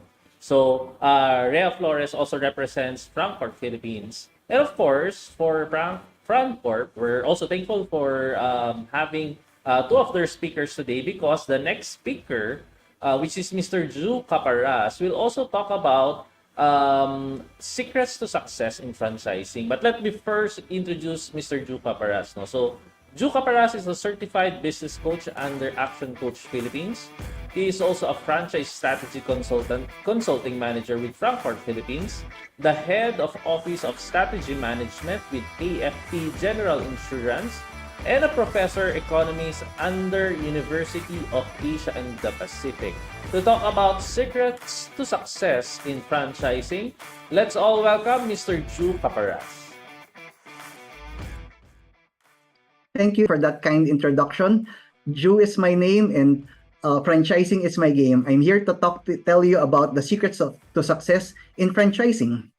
So a little bit about me. I graduated from this small university called University of Asia and the Pacific. That must be the sister school of the University of Europe and the Atlantic, if such a school exists. But I graduated with a Master's of Science degree in Industrial Economics. I graduated in the top 3 of my batch. It's a 2.5-year full-time program, but it happens to be that there are only 3 of us in the batch at the end of that session. The second thing you'd like to know about me is that I've been doing franchise consulting work for over a decade. So I've helped many clients, which I will share to you in a few minutes. And then lastly, right now, I'm an internationally certified business coach. And I'm part of a network of business coaches that it's in 83 countries. We have a tested and proven methodology to help business owners have a commercial and profitable enterprise that works without them. That means they work on your business, not in your business. So, what's in it for me? I'd like to reward you for your time investment, and I'll share to you 4 secrets of success in franchising. These are my secrets, though. Don't tell anybody. Let's get started. Let's have a quick game called Logo Quiz. And a quick glance, you might notice around 24 logos. You can identify some of them. Hopefully, you can identify all of them. The common denominator is that all these firms went through a rigorous franchise development system that it's proven that we can vouch for the accuracy. If you ask them, why is their franchise fees like this? All of them can look at you in the eye and say, our franchise fee is like this because these are our costs. These are our estimated return on investments. They are proven and the chances of failure is low. Now, here are the 4 secrets. First is the structure. Second is the easy to follow. Second is the legal agreement. And fourth is the leadership and support. The acronym of that is SELL. Let's start with the structure. We need a stable structure. We should have a concept that is differentiated, that has a competitive advantage, that has a unique selling proposition. And it's also affordable. And it also has a quick return on investment. And it works on a 3-level win proposition. That means the franchisor is a winner, the franchisee is also a winner, and the customer is also happy to patronize those products. If any of those 3, like a tripod, doesn't work, this system will collapse. So we should have a stable structure. We have gone through a lot of trainings to compute how much the royalties would be, how much the franchise fees and the total investments, and we can project in the high degree of accuracy what are the profit margins per product, what are the sales mix, all these technical terms which should be done to have a stable structure. We don't want earthquakes, we want stability. So, for example, I had the pleasure of helping this company. Everybody loves this tea company, and one of our target is to open many branches. And to do so, we set up pop-up stores. These were small, relatively smaller size stores so that we can expand rapidly. It has a lower investment and quicker return on investment.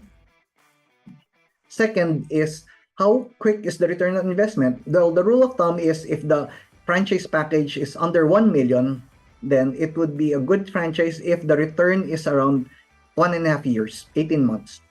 If the franchise structure is between 1 million to 5 million, a good rule of thumb is you can get a return on investment in 3 years. But if the investment is more than 5 million, probably 5 years is a good return on investment. So it depends on which size of concept that you like to buy. It's like an engine that would roll. If it's a small motorcycle, it could accelerate quicker, but the total revenue is not as big as a big store. Second secret is it should be easy to follow. You should be able to replicate for every branch. It's easy to, you can tell if it's a franchisee-owned company or it's a franchisor-owned company because it has the same look, same feel, and it could be easily replicated. And you should also have an operations manual. The firm where I helped develop this, the operations manual is around 1,000 pages long. Everything that could happen in the company from pre-opening to opening until closing is all written down. All those checklists, the sales flows from start to finish. It's there in the manual. If something goes wrong, go back to the manual. Which part of the manual step did you miss? Also, you have where what the franchise looks like. It should also be credible. That means it's made by a reputable franchise developer that has a strong track record, and it could easily be adaptable. So in some areas, there are some regulations we can adapt by tweaking it a bit, but it should be easy to follow and replicable. But bottom line is the profit should be big enough to be shared by both the franchisor and franchisee.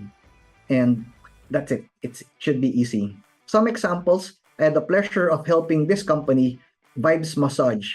They are known to have masseurs that are visually impaired. You must have seen them in the leading malls and the airports. So their unique selling proposition is that since the masseurs are visually impaired, they can focus on their work and they're more sensitive. And we are able to expand rapidly. But for them to get a certain degree of level of expertise, they should be certified. For us to ensure that they have a high success rate of being certified, we made the forms into a Braille format so that they can read it in Braille form, or they can have an audio system that they can understand it clearly. And that's it. We expand rapidly because of that. We're running out of visually impaired people to train to man the stores. Second is it should have a turnkey operation. It's automatic. Now, give the fee and cut the ribbon. All the trainings will be done by the franchisor. So, for example, this company called Wash Me Mobile, I had the pleasure of helping this expand. This is a company that matches the people who would like to have their car washed with professionally trained car washers. And with the trainings, they can expand rapidly and they can have it at the convenience of their own home. It's a wonderful turnkey operations and they're expanding like amoeba. Another secret would be the legal agreement. This is a document that's ideally written by a franchise lawyer. Not all lawyers have a professional bias towards this. So all the rules should be written down, the strict rules. It should all the investment capital that needs to be required, how much money you should set aside as an operations operating capital. It's also written here the commitment of each parties, because fences make good neighbors. As long as it's clear what are the limits, how the non-compete clause, how do you keep proprietary items a secret. So this is not for everybody. If you're a systems rebel like this movie Maverick, you don't follow rules, this is not for you. But once you've signed that agreement, it's a legal document. Usually a well-written franchise agreement is around 80 pages long. Anything that could happen is written there. What constitutes a minor violation, what is the term of the agreement, how many people, the population size of that area is written down. So rules are the rules. And a well-made franchise has an exhaustive legal agreement, a franchise agreement that is notarized and it's time-bound. I had the pleasure of helping this company. It's called Powerhouse Tools, and they sell their own proprietary labels. And because of that, they have wonderful margins. One of the things that we did is to make it easy is no royalty fee.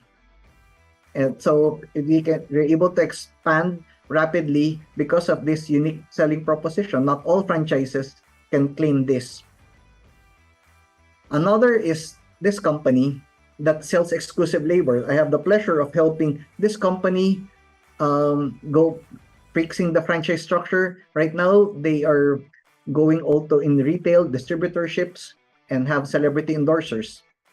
So success is based on all these three secrets. This company has a wonderful franchise structure, a legal agreement, and an operations manual. The last secret is the leadership and support. That means really there are many keys to franchise success. A lot depend on many factors, but one item stands out is that the strength of the leader. The owner of the franchisor knows what is the destination, how many branches you should open, how do you support the franchise. So this leader walks the walk, has integrity, it's ethical and virtuous,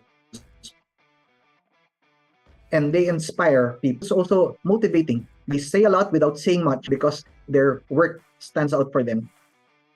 And the leader should also know clarity of vision where this company will be going. Shall we go public? Shall we open many branches? How to support? And also, the support should be continuous.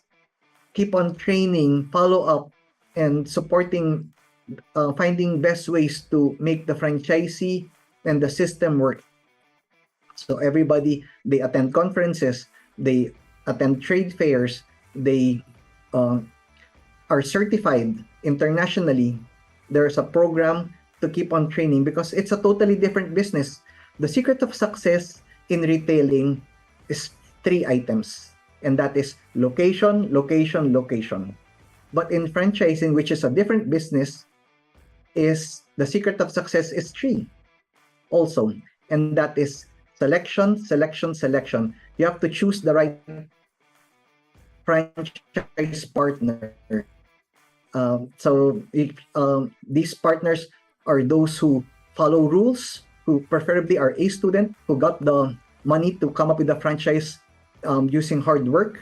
They are motivated and they follow the rules. They don't cut corners. Those are the secrets. So for example, this company, I had the pleasure of helping this company expand before. Around 10 years ago, they're literally a hole in the wall in Intramuros, and the signages are just tarpaulins. Now, they're able to open 250 branches, and you must have seen them. One of their unique selling corporate social responsibility is they hire persons with disability. I visited this branch, and I asked the staff who are deaf, can I take your picture? And they're gladly obliged. And they're getting celebrity endorsers. So because of the strength of leadership and the support that they give to their franchise structure. Another example is this. A company that my colleagues helped develop. They have their franchise agreement, franchise structure, and operations manual. And they're planning to expand by opening franchises. And that's it. Get ready because this will open many opportunities for franchisees. So in a nutshell, here are the 4 secrets of success. A franchise structure and easy to follow, legal agreement, and leadership and support. I'm excited to hear your questions on this. But as a word for it, I'll give another secret of success, which is to know yourself. I'm not sure which shoes are you filling in. Are you here as a franchisor or as a franchisee? But either way, you have to know yourself. As seen in this identity iceberg, what you can see are just in the tip of what's above water. But deep down, it's a lot more. The skills, the beliefs, the upbringing, the identity. This is molded through the years. So you have to know. Earlier, I was talking to someone who's interpreting his personality type. And all he has to do is, yes, that's me. And I'll be happy to do this exercise to you quickly. This is called a DISC profile. It's meant to teach you about you, how you understand yourself, and how you behave, and how to make people buy from you. So, here, I'll pause for a while and look at this statement. There are 4 statements here. Try to pick which statement would best describe you. Is it the first, action-oriented? Is it the second, you're a people person? Is it the third, that you're cool and calm under pressure? Or is it the fourth statement, that you like to study lots of information? To make it easy for you, you can look at this one. Look at it previously. Here, it's stated in a letter. Are you a D? Are you an I? Are you an S or you a C? Now that you've chosen, may I share some brief description about it? And you can also choose, if you know your spouse or your partner well, you can choose then which do you think statement best describes your spouse, your partner, your colleagues. If you chose the first, which is D, you're probably, if you're a boss, there are two words that your staff, that you get irritated when your staff tells you these two words. And those two words are wait lang. Because you are an action-oriented person, you want action, you are impatient. Some people can misunderstand you to be arrogant, but really, you just want things to be done immediately. If you like to learn how to swim, you just dive in the pool and learn how to swim. If you're an animal, you are like a lion. I have clients who are D, and I told them that if some people tell you that you are, that this dream of yours, this plan of yours is too big for you, you cannot do it. People who are D would say, "I just watch me, I can do it. It can be done." That's that person. The I person are those who are influencers. They are people oriented. If I'm an I person, I can talk for hours. We are friendly, optimistic, and trusting. That's why we get affected when there's some form of betrayal, some form of lying or stealing. People who are an influencer are those who fun to be with. If you leave us in a conference room full of strangers, we are the type of people who talk to strangers instead of waiting people to talk to us. And probably one fault of ours is we don't have a clear concept of time. So we need someone to tell us, "Hey, Jude, stop talking and move on to the next topic." Things like that. When we travel, we are the type of people who pack our bags in the last minute instead of packing it in advance. There are benefits, and so there's no right or wrong about this. It's just your personality type. If you're an S, some form of stability, so you are the type of person who do things one at a time, by stages. One part, and another part, logical. You don't want things that are disoriented. So these are the people who could also be stoic, not non-expressive, but inside they are either laughing or crying, but outside they don't express their emotion too much. But that's it. There are benefits for those who are in this stage, that they would like rational, logical emotions, decisions rather than spur of the moment type. So to study lots of information. They are like obsessive compulsive. They like more information. If they buy medicines, they look at the expiry date, the what is part of the label. When they like to use this app called Waze when they travel. They like to know what are the other aspects, what the quickest way to go things. They like gather lots of information. If they like to swim, learn how to swim, they would get a coach. They watch YouTube to get those information before they swim. So those are the statements. It would be best if you know your personality type. So what I can share to you now, we usually sell this for about $100, but for you in this call, you can get it at this price by scanning the code, and you can pay easily. And I will sit down with you and interpret the results. It will come up with a 55-page report on what motivates you, how you can motivate others. And that's a good start. before you embark on your journey. Another thing is you might have questions in mind. If you do, write it down and send me a note. I promise that I will answer your questions and I'll acknowledge once I received it. I'm open for questions. So, do you have questions for me?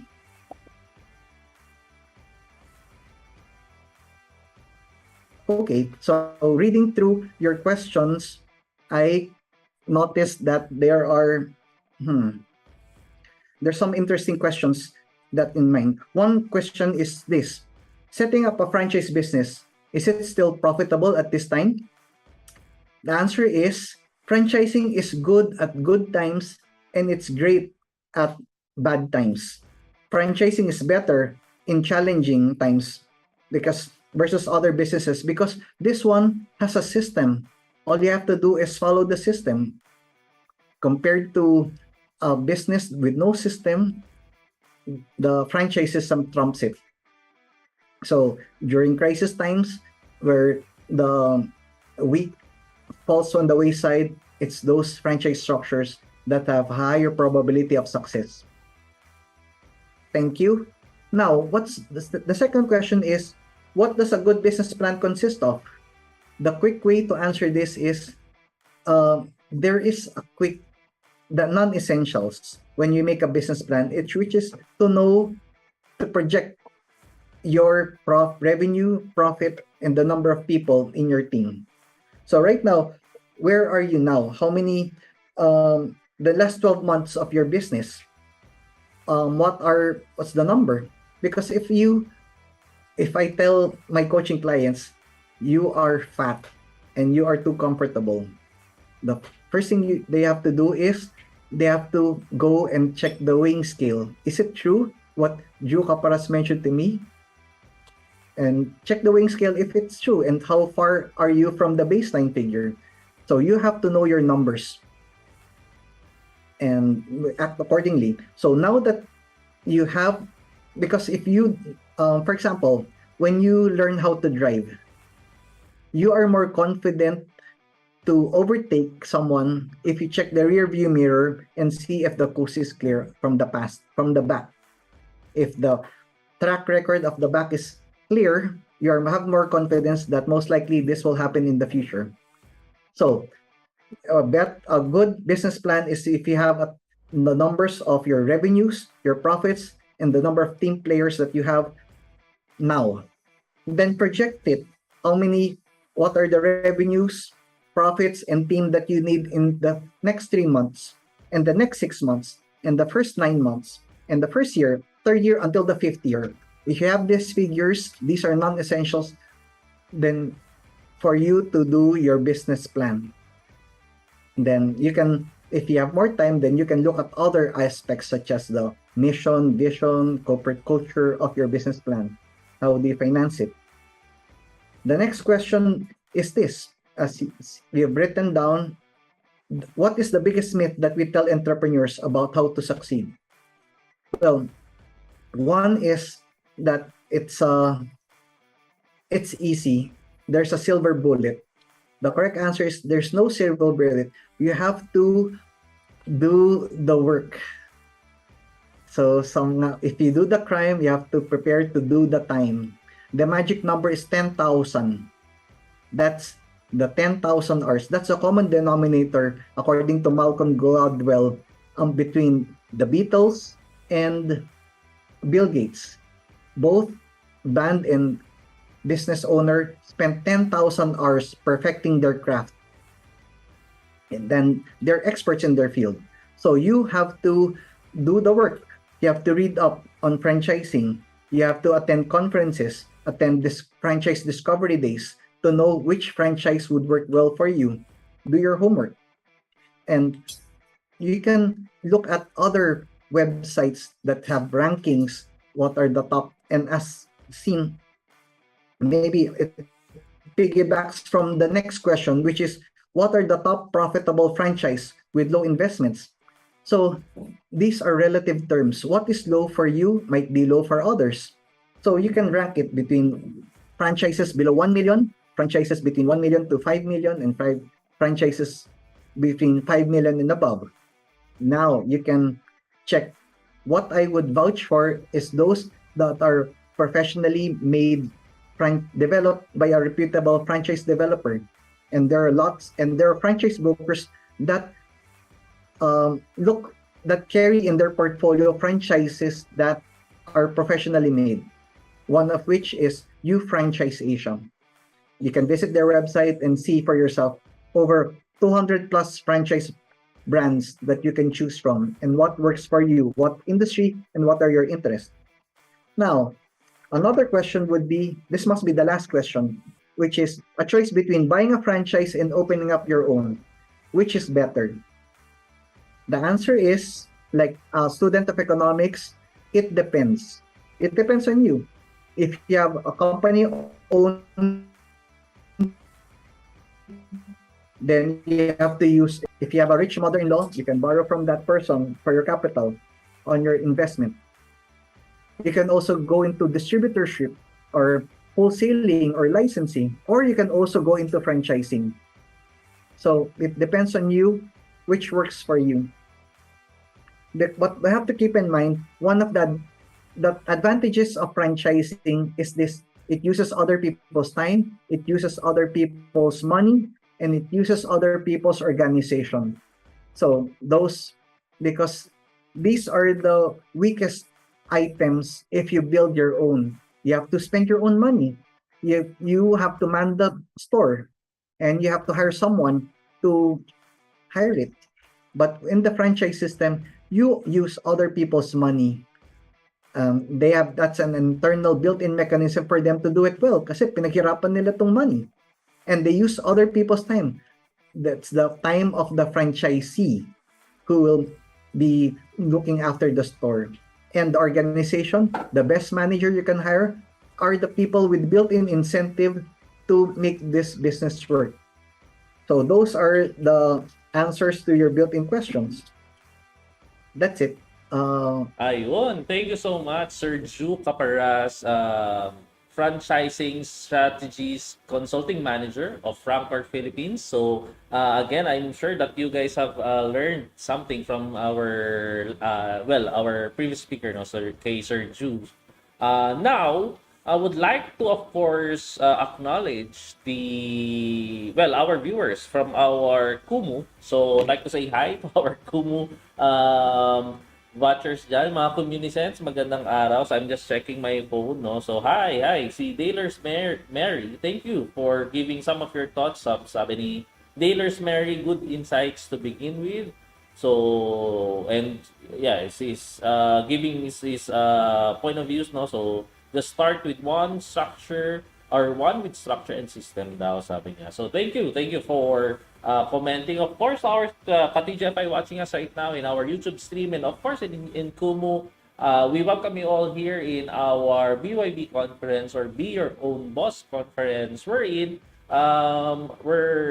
are featuring different strategies, different from in the form of franchising, how you can understand franchising, the foundation of franchising, and even how to have that entrepreneurial mindset, which is also same with the next speaker, by the way. So our next speaker, so let me introduce our next speaker. So he's already live. Okay. So our next speaker is Mr. Paulo Tibig. He is one of the most celebrated Filipino motivational speakers and one of the most famous public speakers in the Philippines today. He is renowned for his learn-joyment brand of keynotes and workshops, an award-winning entrepreneur, and widely recognized for leading corporate and business plenaries, a fixture in general assemblies, conferences, summits, and kickoffs, providing business owners, executives, employees, and students with powerful and practical high-value ways to grow and reach their full potential so that they can become champions in their personal and professional careers.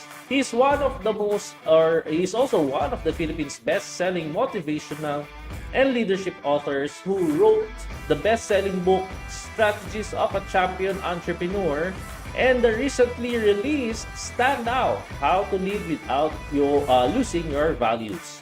He is also a go-to regular resource person on national TV and radio shows and other programs. To talk about the successful entrepreneur's DNA, let's all welcome, ladies and gentlemen, Mr. Paulo TV.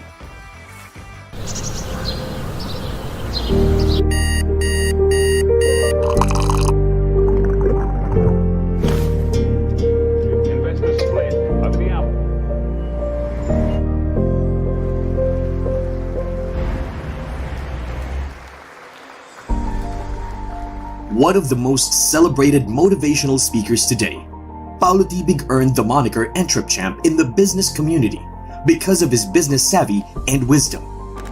However, this coveted title did not come easily.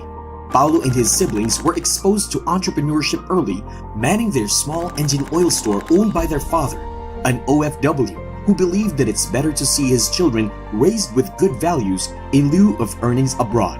After finishing high school, he started working while in college as a stay-in messenger and as a utility man in a brokerage fund to help him pay for his education.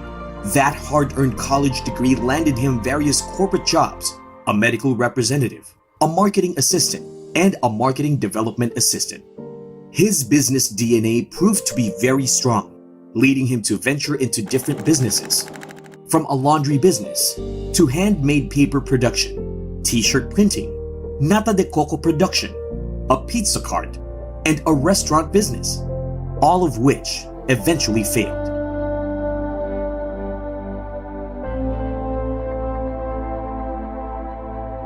With all his lessons in mind, he carried on and finally struck his pot of gold, a venture that literally made him the captain of his own ship.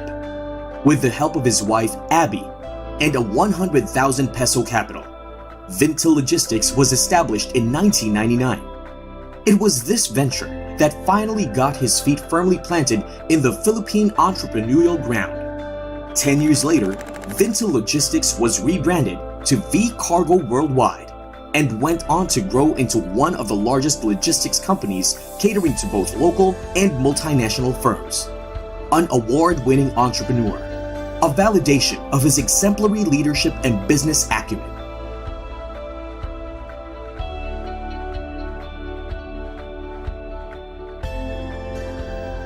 Armed with vast and stellar business and corporate experience, Paulo Tibig has become one of the most sought-after motivational speakers and corporate trainers today. He is renowned for his engaging, educational, and experiential brand of keynotes, reaching thousands of motivated attendees here and abroad through various corporate and business plenaries, summits, conferences, kickoffs, and team buildings, realizing the evolving needs of companies and businesses. And as an experienced practitioner, he has developed signature programs in culture building, standout leadership, frontline management, simplified strategic planning, and NLP-based team building. He reaches and relates to different types of audience profiles: students, employees, corporate executives, businessmen, and anybody who wants to learn through his easy-to-relate with curricula and concrete actionable steps through his Learnjoyment brand of programming. A best-selling author of Strategies of a Champion Entrepreneur, a book that has reached out and helped thousands of entrepreneurs, as well as the newly launched Stand Out, How to Lead Without Losing Your Values, an ethical leadership book which aims to guide fledgling and seasoned leaders become successful while anchored on true leadership cornerstones, ethics, and excellence. With his trademark principle, be the orange among the apples, Paulo Tibig continues to impact many. A man who walks the talk, a man who has helped various people reach their full potential and become champions in their personal and professional career. Now, it's time to awaken your champion within. Ladies and gentlemen, the Entrepreneur, Mr. Paulo Tibig.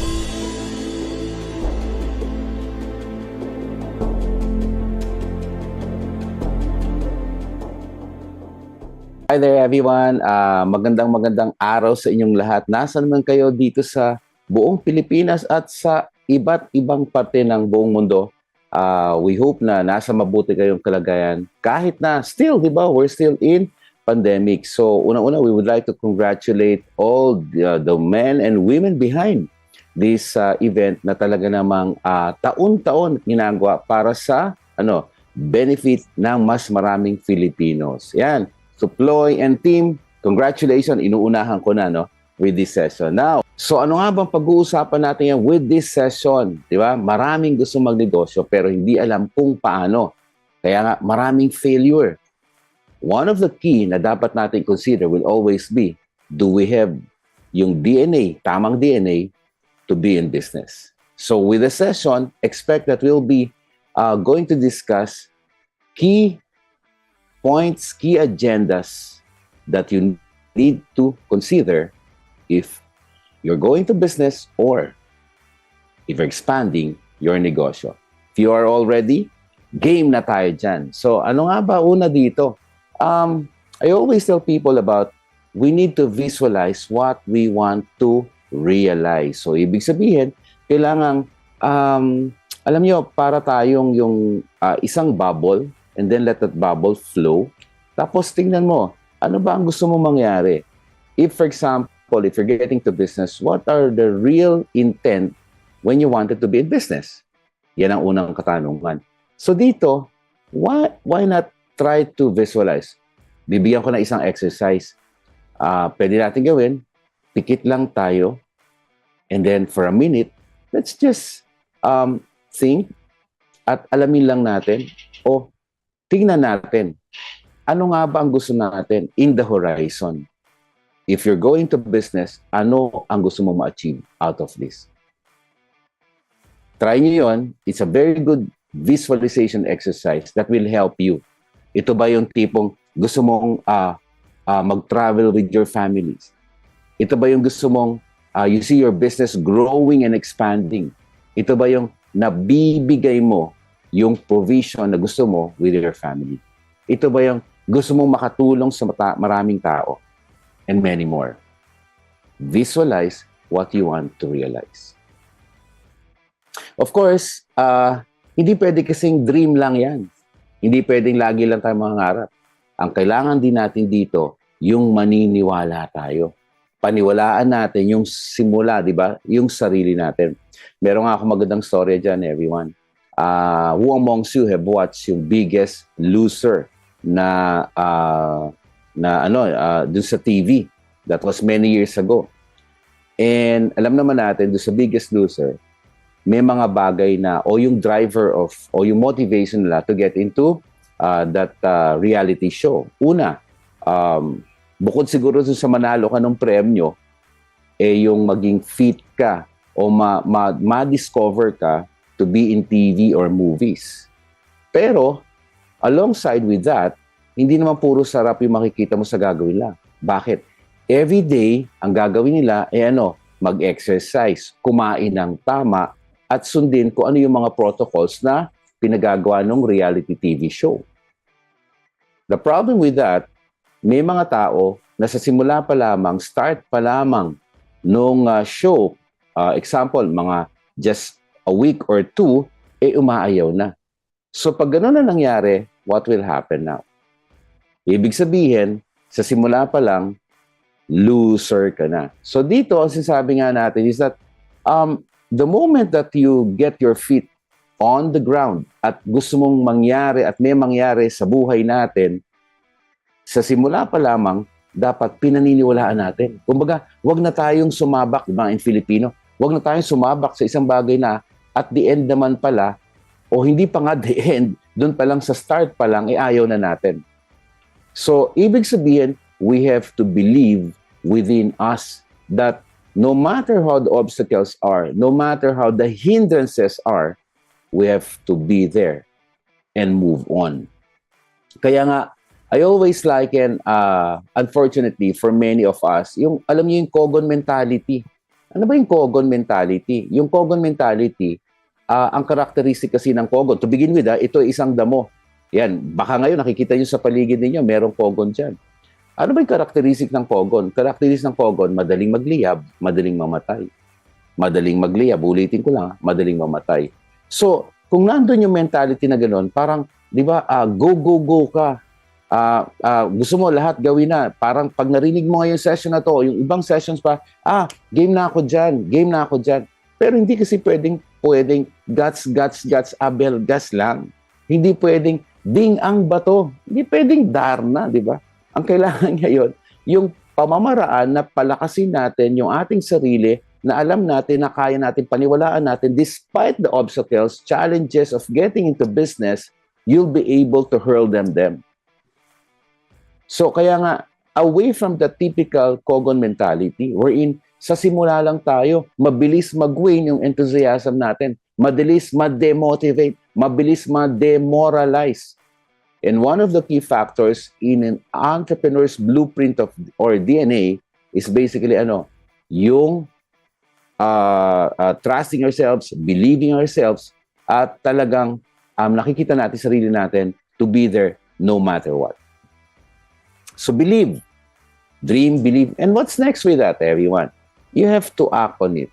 Diba? Baliwala na, nariyan, you have the blueprint, meron kang magandang plano, maganda yung product o yung offer na iniisip mo, yet you're not acting on it. Until when you will realize. Remember, everyone, if you're getting into business, you have to act on those immediately. So long as napag-aralan mo yan, so long as nakita mo na yung sarili mo, so long as na-consider mo na lahat ng mga factors that will help you get into it and move with it, then definitely you have to act on it. Kaya nga sabi ko, our call to action would be, put that into action. So ano nga ba yun? Right mindset, right attitude equals entrepreneurial success. So, kung merong mga starstruck, yung mga celebrities, we, sarili natin, can always be a nego-struck. Negosyo-struck, dream, believe, ano nga yung pangatlo? Hindi survive, but act. Nego-struck. Laying down with you. And I always believe that kailangan maintindihan natin, do we really have the DNA? Do we really have the competencies to be there? And I call this, I'll be sharing with you what I call as PECs, Personal Entrepreneurial Competencies Checklist. So dito pa lamang, marirealize mo na, am I the person who can be in business? Am I the person na pwede bang mag-improve pa? Or marami pang dapat ayusin? Marami pang dapat i-workout para nasa ganon maging successful ako in this undertaking. Ililay down natin isa-isa. If you are ready, everyone, take your pen, take this shot, and let's move on. First, on the list of my PECs, Personal Entrepreneurial Competencies. Una, do you have the skills, interests, educational, and training background dun sa business that you wanted to get into? Meaning, maraming nagiging successful because most likely, alam na nila ang kanilang background with this. Well-oriented sila with this. But there are people who get into business not even a hint of background or orientation or even training pumapasok. Problem with that, mataas ang failure. So, di ba mas maganda yung nandun ka na, pinag-aralan mo na, kasi every day, or ito yung orientation mo already. Kaya nga, di ba, if you're into engineering background, what do you do? What business are you into? Maybe you're thinking of, for example, what's the fad and trend right now? Food. Yes, we can always get into food, but it will help you if you get into that engineering background. Mas mataas ang chance na mas magiging maganda yung result mo. Why? Because you have the skills, the training, the orientation, and the education about that particular negosyo. So, ibig sabihin, napakahalaga dun sa skill set natin. In a way, mas nalilesen yung pag-aaral about it, yung pag-aaral dun sa gusto mong pasukan at yung kailangan natin pang maintindihan. Second, are you happy to be an employee or entrepreneur? Yan, employee, alam naman natin na 15, 30th, you'll be able to get your salaries. But sa entrepreneur, especially if you're starting out, hindi eh. Marami tayong kailangan gawin. Marami pa tayong dapat ayusin. Di ba? Parang ganon. Kaya nga, kailangan makita natin sarili natin, am I happy with this or not? Third, stable 8 to 5 or risky business. Saan ka doon? Stable 8 to 5? Or are you going to take the risk to be in business? We know for a fact that it's so risky to be in business. Kaya nga, it's always something that we need to learn. We need to work on that. Di ba? Kaya mapag-aralan natin mabuti yung negosyo na kailangan nating makita. Kailangan nating mapag-aralan. Risky, yes. Big or small, there's risk involved in the business that we're getting into. Unlike 8 to 5, Mondays to Fridays, nariyan ka, then may sweldo. Hindi ka man nagtrabaho mabuti, may sweldo. Di ba? Minsan yun nga ang doon. O nagtrabaho ka mabuti, pareho ang sweldo.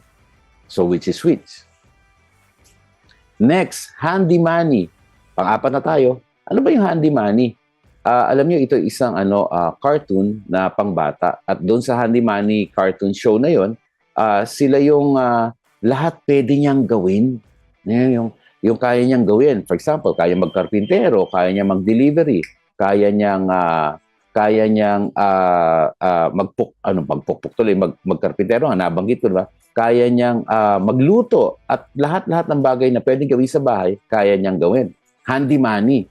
So, bakit ganoon sa handy money? Sa negosyo, handy money rin. Kasi sa negosyo, doon nag-i-start ang lahat. Hindi pwedeng meron ka na kaagad tao. And karaniwan, tayo lahat ang gagawa. Parang one-man team to begin with. O kung kayong mag-asawa, o kayong kasama mo ng anak, kayo lahat ang gagawa noon. Magsisimula ang lahat ng yon doon sa pagiging hands-on natin, doon sa negosyo natin. Okay? Okay? Okay. Now, next. Gambler. Gambler. Hindi ito yung magsusugal tayo, pupunta tayo sa sugalan o sa casino.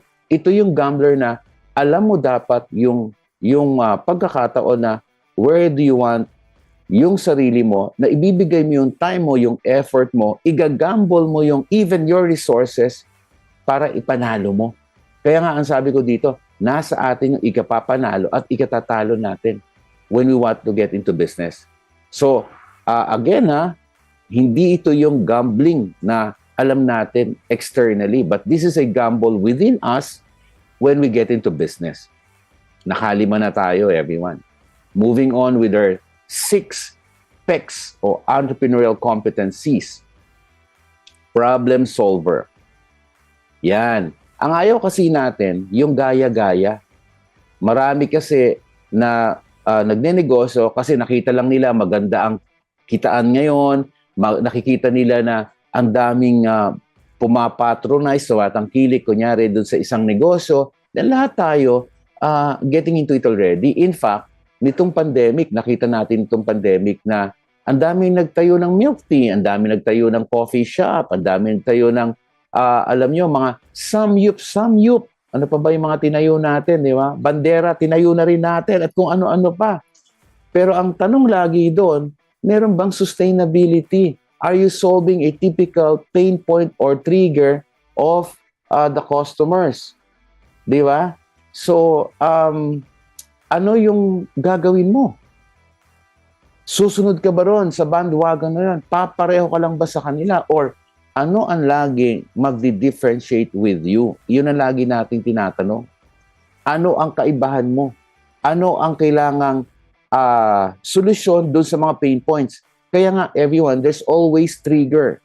Yung trigger na yon, yun ang nag-create sa atin ng idea, yun ang nagiging creative tayo, nagiging innovative tayo para maglabas ka ng ano ang right fit. O ulitin ko lang ano yung right fit or market fit na offer mo sa iyong customer, sa iyong kliyente. In my best-selling book, Strategies of a Champion Entrepreneur, I always encourage people to get into being different. Paano yon? You have to stand out. You have to be different from amongst your competitors. Yun ang sinasabi natin. What's with you? So, anong magsisimula lahat yun? get into the real pain points. Ibig sabihin, pinpoint the real pain points of your market, of your customers. Knowing that will provide you and give an idea how to solve their pain points and how to solve the triggers.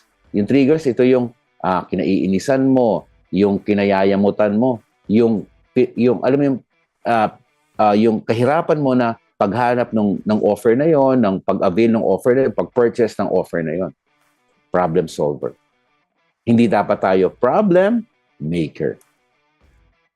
On our 7th list, are you happy to rise early or retire late? Yan. Bakit na naman?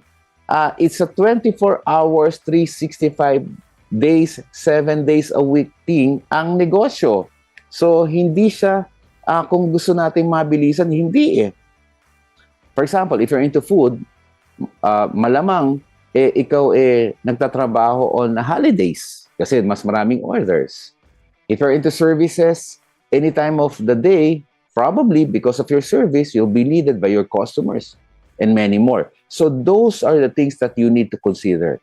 Are you a person who can early rise and late to retire? This next will be something that will help you a lot.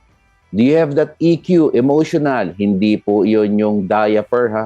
Do you have that IQ, intelligence? Hindi iyon yung gatas. Do you have the physicality, the PQ, the FQ, the financial? And lately, do you have the AQ? Ano yung AQ? Adversity quotient. Adversity is about how do you face the challenges at this point, given that it's now bunny world, hindi na VUCA world. O, search na lang ano yung bunny, but it's about so much uncertainties, adversities, and abruptly na nangyayari all of a sudden na hindi natin alam, like this pandemic, kaya bunny world na. Given with that, are we ready to face the challenges? Kaya nga, do we have that adversity quotient within us? Or sumusuko ka kaagad? So, pagka meron tayong lahat na yon, then ang result nun is NQ. What's NQ? Negosyo quotient. 9, before the 10th, do not want stress. Do you want stress? All of our negosyo, all of the things that we do, even in not having this kind of undertaking, all of us are stressed. It's a stressful world. We are thriving. Are we going to thrive in a toxic environment? And remember, everyone, insurmountable, hindi, marami talaga ang stress na related sa pagnenegosyo. Last on the list, everyone, do you love odds and challenges? Why? As we've said, many challenges is ahead. Many roadblocks is ahead. Will you take it or leave it? So, kung kukumpletohin natin yung 10 yan na personal entrepreneurial competencies, then diyan natin malalaman. Okay, ganito na lang pinakamabilis for point system. If you were able to get check na 8 hanggang 10, then get into business. Diretso na. Or move on to expand your negosyo. If you are in the middle of 6 or 7, yan, 5 to 7, anong gagawin natin? Improve on areas where we need to improve on. Yan. 4 pababa, magdalawang isip tayo. Baka kailangan pa nating i-really develop yung sarili natin to get into business. Why? For those people na talagang with the competencies, halos wala talaga, we might think otherwise. Baka pwedeng ito na isasabi natin straight, huwag ka muna magnegosyo. Baka siguro mas magandang pag-aralan pa mabuti at i-develop mo pa yung sarili mo to be in business. So that's where that's something that will help you, everyone, with these specs. I hope that helps you. Specs man, maniwala kayo, mangyayari at maganda yan. Okay, now wrapping up with this, just a quick call to action. And remember, everyone, that in business, it's not easy. As we've said, we've seen many successful people. We've seen many people who's really struggling with negosyo. But just the same, everyone, I would like to leave this message to you. That there's no shortcut to entrepreneurial success. Ulitin ko lang there's no shortcut to entrepreneurial success. Well, I hope this short talk will provide you insights, will provide you motivation, whether you're aspiring or existing businesses already. Please make sure that you'll be able to work with all this. Ang sasabi nga natin, you are in the right journey. You have to see that journey working for you. Play on your strength and work on your weaknesses. At this point, let me invite you for further motivation or further, just follow us on our social media accounts, everyone. Paulo Tibig, that's PAULOTIBIG. On our Facebook page officially, mag-follow lang po kayo doon. We can provide you with all, we do regular postings of workplace, business-related motivations through our newsletters also. On the screen, you will see, mag-subscribe lang kayo doon, and then regularly, on a weekly basis, you'll be able to receive our workplace motivation newsletter. So, kung nasa LinkedIn kayo, follow us on LinkedIn. Kung kayo nasa Twitter, Instagram, all social media except Friendster and Multiply, ha? Wala lang tayo nun. Pati TikTok at sa YouTube, mag-subscribe na kayo kompleto talaga. And if you wanted us to engage with you, collaborate with you, and to bring all our programs, whether it's keynote for conferences, sales rallies, and many more, as well as corporate trainings, let us know. You can email us at paolotbcorporatetrainings@gmail.com or all details provided below. Once again, everyone, maraming salamat sa inyo, and we hope to see you soon. Keep safe. God bless. Bye! Hello, thank you so much, Sir Paulo TV. So, President, CEO of VCargo Worldwide, is also a known speaker, no, for different entrepreneurship, and also professional talks. No, he's one of the most sought after speaker there. And of course, we're actually, of course, before I introduce the last speaker for today, unang-una, gusto lang nating pasalamat to all of our viewers in Kumu, and of course in our YouTube stream. We have close to 200 viewers in Kumu. Maraming salamat po for watching with us or watching our conference today, our BYB conference. And of course, to our YouTube streamers, magandang araw sa inyo din, no, sa ating mga ka-TGFI. Thank you so much for joining us in our today's event. Now, our next speaker is will be talking about the topic on what's our next speaker? Be your own boss. No, sorry. So the next speaker, sorry. Let me just double check it. Yon, okay. Setting up your own pandemic-proof business. Yeah, okay. So that's our next topic. So to talk about this topic, no, so we have the chairman of Sabon Depot, founding chairman of Sabon Depot. So just to give more background about our speaker, no, so he's also a doctor of nursing science in St. Paul University, clinical preceptor in San Lazaro Hospital. He's also Masters of Science in Nursing in University of La Salette, professor, college and graduate school program for hospital disinfectant specialist and distributor for laboratoire Anyos. And of course, he's also usually before he's the territory manager for Mead Johnson's Nutritionals Bristol Myers Squibb, no? So, and other than our speaker, Mr. Joey Corpus is the founding chairman of Sabon Depot. He will be joined, or together with us, will be Mr. Donny Rosales. Tama, di ba? So, Donny Rosales. So, he's a master franchiser of Sabon Depot as well. So, to talk about setting up your own pandemic-proof business, together with me, let's welcome Joey Corpus and Mr. Donny Caparas. Okay, magandang araw sa inyo mga ka-TGFI. Again, we are happy to um, welcome, of course, our next speakers. No? So our next speakers, again, will highlight more on the franchising side. No? So, of course, the pandemic happened, and we all know that a lot of our kababayans are affected. No, the good thing is that the economy is already recovering, and of course, as well as in the franchising scene, no, it's already recovering as well. And a lot nung ating mga kababayan nakakaano na rin, nakakagawa na rin ng mga ways para um, they can start their own franchising ventures, no?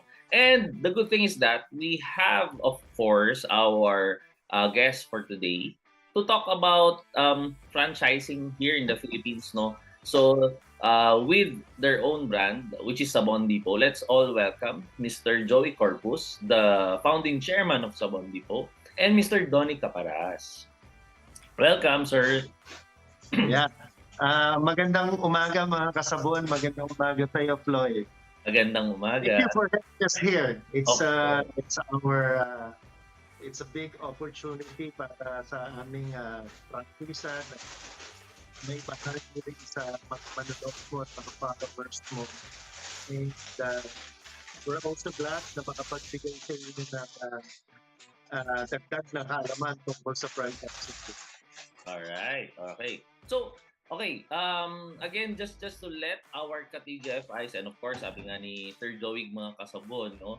So, just to let our ka-TGFIs know, no? So, what we have today is, of course, we have Sir Joey to represent the franchising company, and of course, a franchisee such as Donny Caparas to share to us yung experience niya as a franchisee himself, of course, kasama ang kanyang pamilya, no? So, yan. Donny, kamusta? Hi, Floy, magandang araw mga kasabon. Glad to be back. It's my second time. The first time around is during the time na nag-start ako dito sa business na to. Isa pa lang ang tindahan natin noon. Yes. So mamaya-maya makikwento ko sa inyo kung ano na naging progress natin. Wow. Kasi share ko sa mga natin dito. Yes. Sa mga kasabon natin. Of course. Sige. Let's go directly to our talk for today, no? So, Sir Joey, can you tell us more, no? What is Sabon Depot? Kailan ba siya nagsimula? It started 2011, more than 10 years ago. So, experienceado din tayo sa negosyo na to. And Sabon Depot is your complete cleanup store. It's a complete cleanup store dahil lahat ng kailangan natin na panglinis at panglaba para sa mga areas na housekeeping, laundry, car care, at lahat ng kailangan sa household na kinukonsumo natin araw-araw. These are cleaning chemicals. Lahat yan binebenta namin sa Sabon Depot at tayo po ang nag-institutionalize at nagpanaganap sa buong Pilipinas ng refilling program ng lahat ng liquid form of detergent ng sabon. So dati may mga selected business entity rito sa Luzon na nagpapa-refill, subalit dishwashing liquid lang at hindi consistent. We made it consistent and we make sure na lahat ng klase ng liquid detergent ma-avail sa refill because I'd like to reuse and recycle yung mga non-biodegradable plastics na hindi lang po tayo kikita dito. Makakatulong din tayo sa kapaligiran natin na ma-save natin yung environment by reusing and recycling yung mga plastic containers na dapat ay basura na pero pakikinabangan natin kapag bumili tayo ng sabon sa Sabon Depot. So, mahigit isang dekada na natin yung ginagawa and for the record, tayo po ang nag-institutionalize ng refilling program na yan at yan ang naging strength. Yan yung pinakamagandang marketing program, shall I say, best of the best marketing program na na-implement ng Sabon Depot Philippines sa buong Pilipinas. Okay, wow. So kasi nga, of course, you guys are advocating a recycle-friendly business no? And then at the same time, it's a business wherein it nag-fit kasi siya, no, from a let's say a household type of business. And at the same time, pwede rin for commercial, hotels, and of course grocery na may main requirements when it comes to laundry. All right. So going back, no. So Sir Joe, of course, our ka-TGF eyes are already have an idea, no? So about Sabon Depot as what you discussed, no? So later on, to our ka-TGF eyes watching, no, you can know more about Sabon Depot. But our ka-TGF eyes also would like to know what's your background when it comes to the detergent, commercializing detergent products. Formerly, naging product specialist ako and distributor ng hospital disinfectants na galing po sa France, and that's the brand is Laboratoire Anios. The company is Europe Continents. No, I was able to learn and appreciate the science of disinfecting hospital settings, and we're using high-level disinfectants. Alam niyo ba yung mga disinfectants na to, ang base niya ay sabon, no? So since ang base ng mga disinfectants na to ay sabon, nagkaroon ako ng isang malalim na exposure, no? Nagkaroon ako ng orientation sa science na to, and nagkaroon ako ng interest na i-develop siya dahil when we're offering hospital disinfectants sa mga hospital, ang mga gamit ng mga hospital na pang laundry at housekeeping ay yung mga gamit din natin sa household. So nakakita ako ng opportunity to develop sabon specialized or especially formulated para sa mga institutional accounts like hospital, laundry shop, car wash, restaurants, hotels. And yung household kasi widely accepted na yan at saka widely used na yan eh. And we have giant companies like P&G and Unilever that are currently producing familiar brands, no, na mga sabon na panglinis at panglaba. So gumawa ako I was inspired by my previous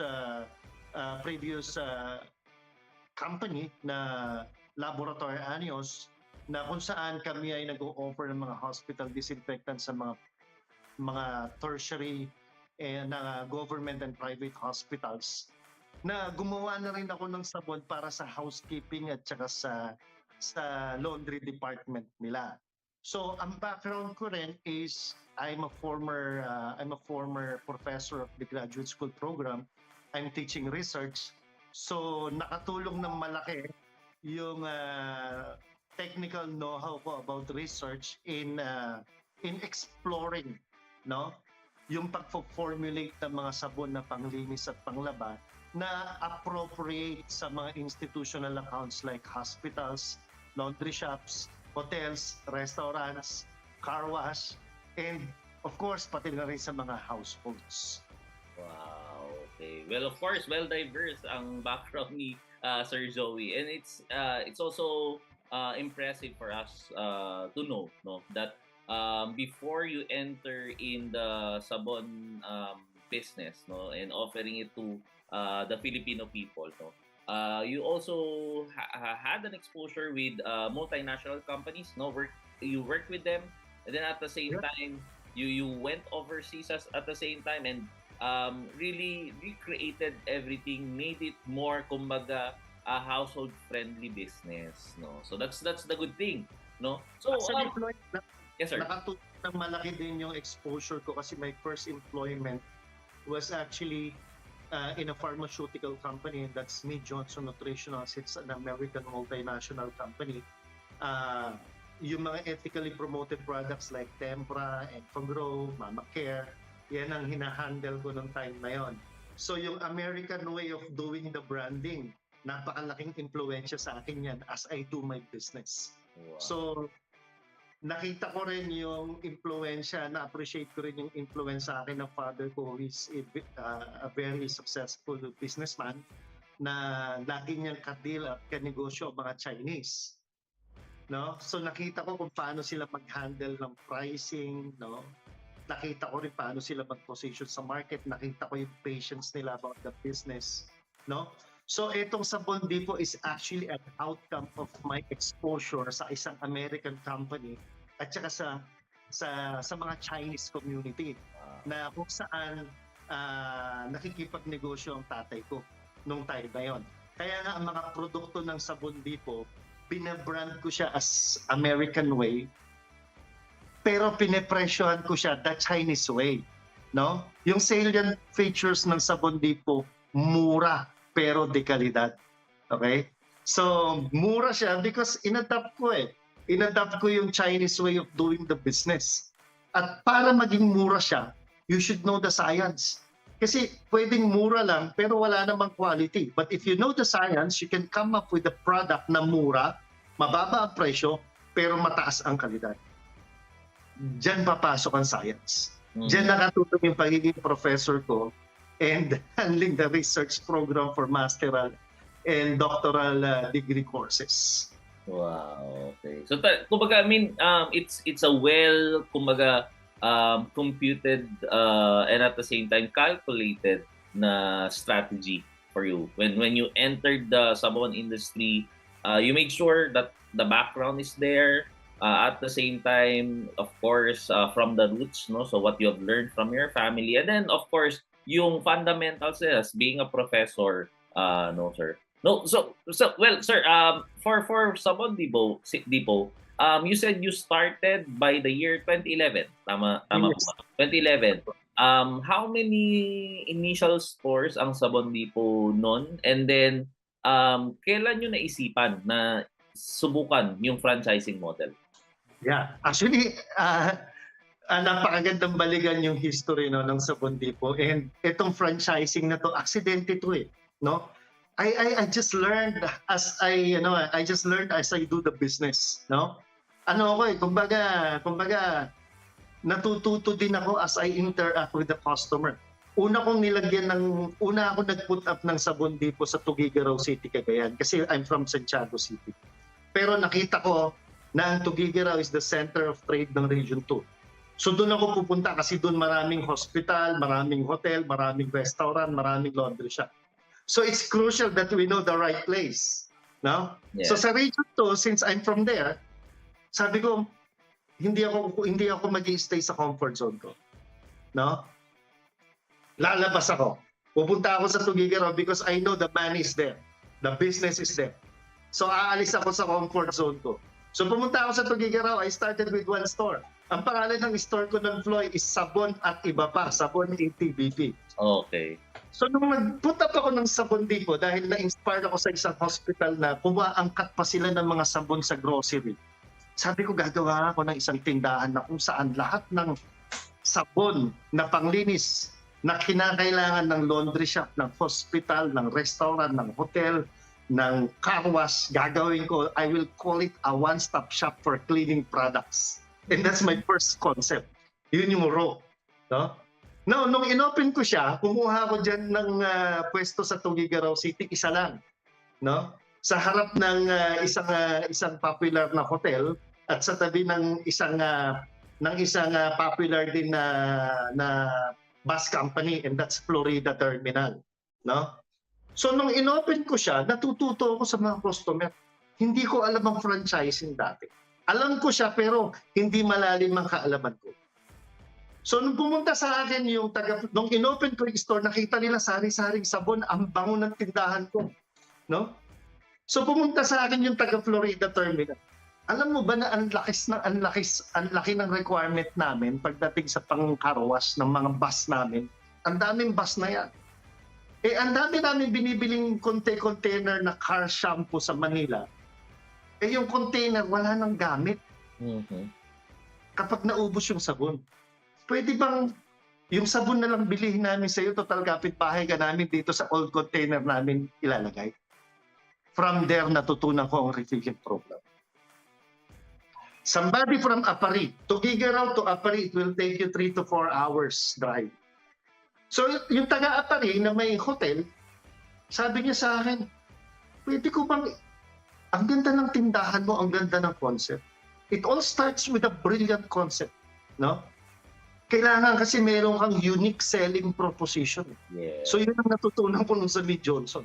Kasi kung hindi unique ang selling proposition mo, kailangan kasing yaman mo si Lucio Tan, kailangan kasing yaman mo si Henry C.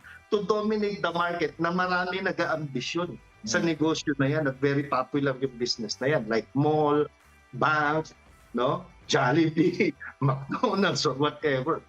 Wala akong pera. Wala akong ganong karaming resources. So I need to come up with a unique selling proposition na makakakain ako ng niche sa market. Okay? So naisip ko to, sari-saring sabon na panglinis at panglaba. Nung pumunta yung taga-apari sa pwesto ko, nakita niya dahil nadadaanan yung pwesto ko eh. Maganda kasi yung kinuha kong commercial building along the highway, tabi ng Florida Terminal, harap ng hotel, no? Harap ng mga laundry shop. Sinubukan niya yung sabon ko, nagustuhan niya, bumalik. Pwede ko bang i-duplicate tong business mo? Total, wala kang brand sa apari. Marami pang customer doon na hindi naman nakakapunta ng Tugigaraw. That's another enlightenment. It means franchising business. Oo, ano? Sabi ko, kung i-duplicate niya yung business ko, hindi na ako mamumuhunan ulit. Babayaran niya pa ako. Siya pa ang magpapasweldo sa tao niya. Siya ang uupan ng store niya sa apari. Siya ang magme-maintain. So, inaral ko ngayon ng franchising. No? To sum it up, if I will define franchising as a business, it's simply offering the client or the customer to simply duplicate your business. And it's franchising. No? Pero, how are you going to convince them na i-duplicate nila yung business mo? Kailangan yung business mo has a really unique selling proposition. Dapat yung business mo is promising. Dapat yung business mo may brilliant idea. No? And if you want to cater more, dapat yung business mo, huwag masyadong madugo ang kapital. Dahil maraming gusto magnegosyo na may limited na capital pero very much eager na ibuhos yung kanilang energy, yung kanilang time, no? Yung resources nila para mapalago yung negosyo. I think this is the message that I'd like to convey dito sa programa mo, Floyd. No? Hindi kailangan malaki ang capital. Kailangan lang natin mag-start sa isang brilliant idea. No? Making sure na yung idea natin kakagatin sa market. Why did I say that Sabon Depot is a brilliant idea? Floyd, ang sabon, araw-araw ginagamit. Like dishwashing liquid. No? Sa isang araw, hindi ilang beses kakain ng isang house, isang family. Mag-aagahan yan, tanghalian, hapunan. Maghuhugas ng pinggan yan, ng mga utensils every time they eat. So araw-araw kinukonsumo ang sabon na panglinis at panglaba. So it's really a viable business. Consumable. Babalik at babalik sa'yo. No? The product portfolio is brilliant. No? Napakaganda ng produkto dahil kinukonsumo araw-araw. Nilapatan ko pa ng isang napakagandang marketing program which is refill. Sabi ko, kailangan sagutin ko yung challenge sa market na why Sabon Depot instead of the leading brand? Nandiyan dyan ang P&G, ang Unilever. Hindi pa ako pinapanganak. P&G Unilever na yan. At napakalalaking company yan. So nag-isip ako, no, ng isang best of the best marketing program na itinuro din sa akin ng customer. Yung katabi ko, yung Florida Terminal, na nagsabi sa akin, pwede ko bang i-refill na lang yung car shampoo? Kasi sayang yung mga container ko. Kaysa itapon lang namin to or bilhin sa junk shop. Ang bababa ng presyo. Kung i-reuse namin to, mapapakinantangan namin. Can we just buy the content or the car shampoo? So Floyd, it's actually the customer na nagturo sa akin. Paano ba magkaroon ng best marketing program if we only have that ear to listen? Makinig tayo sa customer. Kasi i-guide nila tayo. At the end of the day, we'd like to address the demand. Saan ba manggagaling ang demand? Sa tao, sa consumer. So makinig tayo sa kanila. No? Nung nakinig ako sa kanila, nakapag-come up ako ng best of the best marketing program na refill, nakapag-come up din ako ng idea na franchisable pala ang Sabon Depot. No? So that starts the franchising history. So from one to many, nagkaroon ako ng branch sa Bicol, dyan sa Naga, sa Legazpi. So ang pinupuntahan ko yung mga tourist spot area. Maraming hotel, maraming laundry shop, maraming restaurant. Na hanggang sa pumunta na ako sa Bulacan, nabaluarte rin ng negosyo ng tatay ko dito sa Bukawi, sa Marilao. Bukawi. Okay? So nandito tayo naka-base ngayon.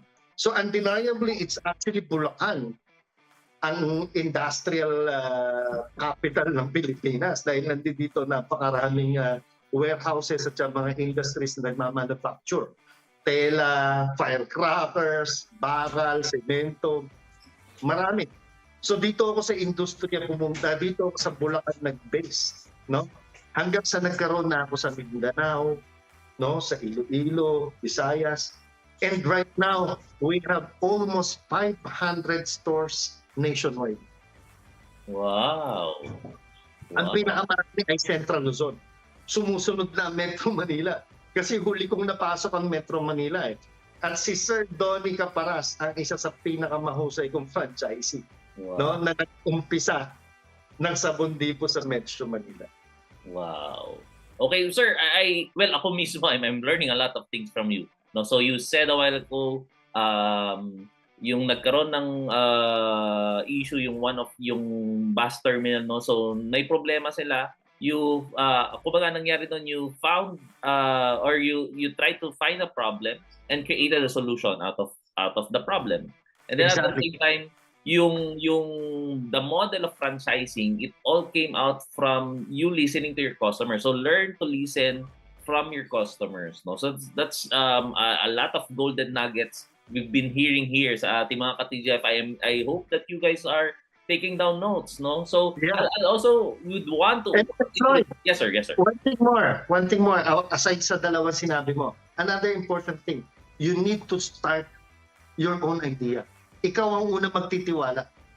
Ipakita mo that your idea is viable one. Hindi pwedeng magpapa-franchise ka kagad, wala ka pa napapatunayan. So ipakita mo na ikaw mismo ay naniniwala, ikaw mismo mag-uumpisa, no? Na gumawa at mag-execute nung idea na gusto mong ipa-franchise. Yeah. Oh. Ikaw mismo. Simulan mo. Kasi you don't expect na magtitiwala sila agad. Yeah. Just like right now, pag sinabi namin ni Sir Donnie na sa Sabon Depot, sino ang gusto mag-franchise, binabaha ang Facebook page namin ng inquiry. Actually, marami kaming inquiries na hindi na namin mapagbigyan kasi yung mga area na gusto nila, meron nang nakalagay na sa Sabon Depot. Mm-hmm. So we need to protect those stores. Hindi kami pwedeng basta accept lang ng accept kasi meron kaming contract na pinipirmahan. Okay. Okay. Sige, sir, let's also welcome Donnie, no? So si Donnie naman, of course, is a franchisee, no? So a year ago, tama ba Donnie? A year ago, we interviewed you in Yes. TCFI. Nasa unang store ka pa lang yata, una or pangalawang store. Parang noong time na yun, siniset up mo pa lang yung pangalawa eh, no? Right now, ito mismong store na yon yung pinakauna. Ayan. So, as you can see, mga ka-TGFI, no? So, this is proof that Donnie is a franchise of Sabon Depot. Sige, Donnie, tell us more about your what made you interested to put in your efforts, of course, money into the Sabon Depot business, and what's your background as well? Okay. Ulit, magandang araw sa ka-TGFI natin at mga taga-Sabon. Okay. Ako po si Donnie Ino Caparas, unang franchisee ko dito sa Las Piñas. Nag-start po ako sa business na to last year, March of 2020. March of 2021. Okay. Na-establish natin itong unang Sabon Depot rito sa Las Piñas. Hindi ko pa kilala si Boss Joey noon eh. Ang nakikilala ko pa lang noon yung mga representative niya. So after which noon, natutunan ko yung business, binantay ako itong business for about 5 months. I mean talagang ako nagbubukas, ako nagsasara. Kasi unang-una takot ako malugi. Sabi ko, paano ko papatakboy yung negosyo na hindi ko pa siya fully grasp kasi pinasok ko tong business na to nang wala pa akong background talaga at any business at all. Kasi as you may recall, Ploy, since OFW kami for more than 15 years, lahat ng investment namin, kumbaga parang may investment kami pero hindi kami nagmamanage. So, yun yung naging start namin dito sa Sabon Depot. Nung umuwi kami, sabi namin, ano ba business ang maganda? Yung wife ko noon is naghuhugas ng pinggan eh. Nakasandal ako ron sa lababong ganyan, naghugas yung pinggan. Nag-isip kami, ano ba magandang business? Sabi, dapat ginagamit araw-araw. So, nagaganyan yung wife ko. Sandali, ito sabon. Araw-araw ginagamit. Yun, nag-start na kami maghanap kayo ng ano ba mga magandang provider. Lahat yan, mga 5 yan tinawagan namin na pwede mag-provide sa amin ng ganitong business. And nung in-evaluate namin, ang talagang pinaka magaling sumagot, pinaka-professional magbigay ng info, si Sabon Depot. Sa lahat netong namin, si Sabon Depot. Sabi, sige, let's go ahead with Sabon Depot. Pumirma kami ng kontrata ng December 2020. Nag-put up kami ng February 2021. Nag-soft opening kami ng March ng 2021.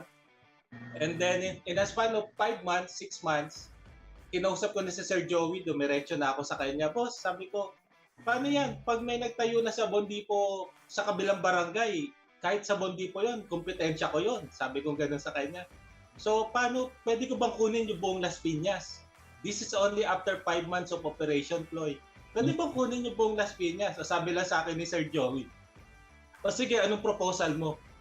Siya na nagsabi sa akin noon, anong proposal mo? So, binigyan ko siya ng magandang programa on how I will execute it. So, binigay ko sa kanya yung programa, inaprobahan niya, in-execute ko. In less than a year, meron tayong 10 franchisee dito sa Las Piñas. Wow.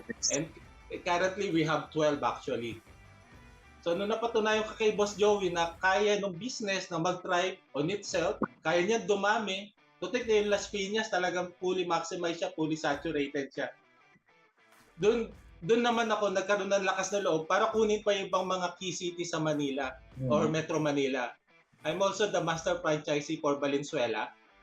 And wow. And just last month, again, hinirita ko na naman si Boss Joey. Boss Joey, akin na yung Pasay. Binigay niya ulit sa akin yung Pasay. Nako. So, ganun lang naman kasimple yung business. Binantayan ko ng 5 months. Natutunan ko kung paano siya tumakbo. Natutunan ko yung pulso nung community kung saan ako nagbi-business. Kasi imagine po kung hindi ko binantayan yung business, ang dami kong na-miss out. Nung binantayan ko business, doon ko nakilala yung mga business owner. May mga car wash, may mga restaurant, may mga pet grooming pad, yung may mga paupahan. Lahat ito, hindi ko sila makikilala kung nag-stop kagad ako eh. Yung nag-stopping ako kagad. Kasi ang tendency kasi ng mga franchisee or mga business owner, since may pera sila, bakit sila magbabantay? Ito ngayon yung magandang rason kung bakit sila ang magbantay. Kapag kasi stop ang magbabantay, may hiya makipag-usap yan dun sa mga pumapasok na customer. Imagine mo, Ploy, may pumasok na customer, bumili ng 50 galon na dishwashing. Kapag stop lang na nandun, hindi niya tatanungin mo, bakit sila dami? Oo. Pero kung ikaw ang nandun, tatanungin mo, magtataka, ma'am, ba't ang dami? Ay, hindi, may-ari ako ng ganito eh. O ma'am, operan ko kayo ng corporate rate, kayo, sa amin na kayo kumuha lagi. Meron ako isang malaking kliyente, hindi ko nababanggitin ko saan sa Parañaque, isa sa pinakamalaking cargo logistics company sa Pilipinas. Hindi ko siguro siya nakuha kung hindi rin ako nagbantay ng tindahan. Kasi ang nagpasok sa akin, sa kanya, nagbigay sa akin na idea para makuha ko siya, is yung mismong regular customer ko na nagtatrabaho sa procurement ng company na yun. Okay. So since nandito ako sa store, nagkakausap kami, kilala niya ako, siya na mismo nagsabi sa akin, "Sir, gusto mo, checkin mo kung kaya mong supplyan itong company namin." Ayun, more than a year ko na rin silang customer. Every now and then, nagpupunta ako Parañaque. Ako pa rin personally ang nagdi-deliver. Ang nakakatawa nga ngayon, Ploy, kasi nung nag-start ako, nag-offer ako ng free delivery. So, hindi pa kilala ako, hindi pa kilala Oo. gaano si Sabon Dipo sa Las Piñas. So, nagdi-deliver ako. Ngayon, mga follower ko sila sa Facebook, nakikita nila yung growth nung Sabon Dipo, lalo na rito sa Las Piñas. Pag nagdi-deliver ako, nahihiya sila. Sabi ko, ma'am, bakit po? Kasi nakikita namin ganito na. Hindi, wala pa rin nagbago, ma'am. The same. Ganun pa rin po. Kung paano kami nagsimula, ganun pa rin po kami ngayon. Wala po magbabago. At salamat po sa pagtangkilik ninyo. Wow. Napakaganda nung naibigay ni Sabon Dipo sa amin. Kasi, imagine, Ploy, 10 years kami nasa abroad. Alam mo naman, kilala mo yung wife ko. Yes. Pareho kayo ng advocacy sa buhay to educate yung mga tao how to properly invest their money. May investment kami sa real estate, may investment kami sa farming, sa livestock, sa gasoline station, yung franchisee rin ng gasoline station, meron kami yan. Alam mo yan, Ploy. Pero sa lahat ng business na to, I would tell you, si Sabon Dipo, ano ang pagkakaiba niya rin sa mga businesses na yon? Yung capitalization dun sa mga businesses na nasabi ko, madugo. Sa Bundi po, napakagaan. Tapos, yung return, napakabilis. Tapos, yung product mo, no hard sell required. Ito ang kailangan eh. Yeah. Alam mo ba, Ploy, sa lugar ko rito sa BF Resort, wala akong foot traffic dito. Ang traffic ko rito, mga sasakyan, pila-pila sila. Ikaw na yung nag-create ng foot traffic. Car traffic kamo. So, ang business depot ang Sabon Depot na business, sa tingin ko, sa aking pananaw, ang advantage niya rin is hindi siya area sensitive. Meaning to say, kapag alam ng tao na kailangan ka nila, ikaw ang pupuntahan nila. Example na lang, Floy, ngayon, napakita ko lang.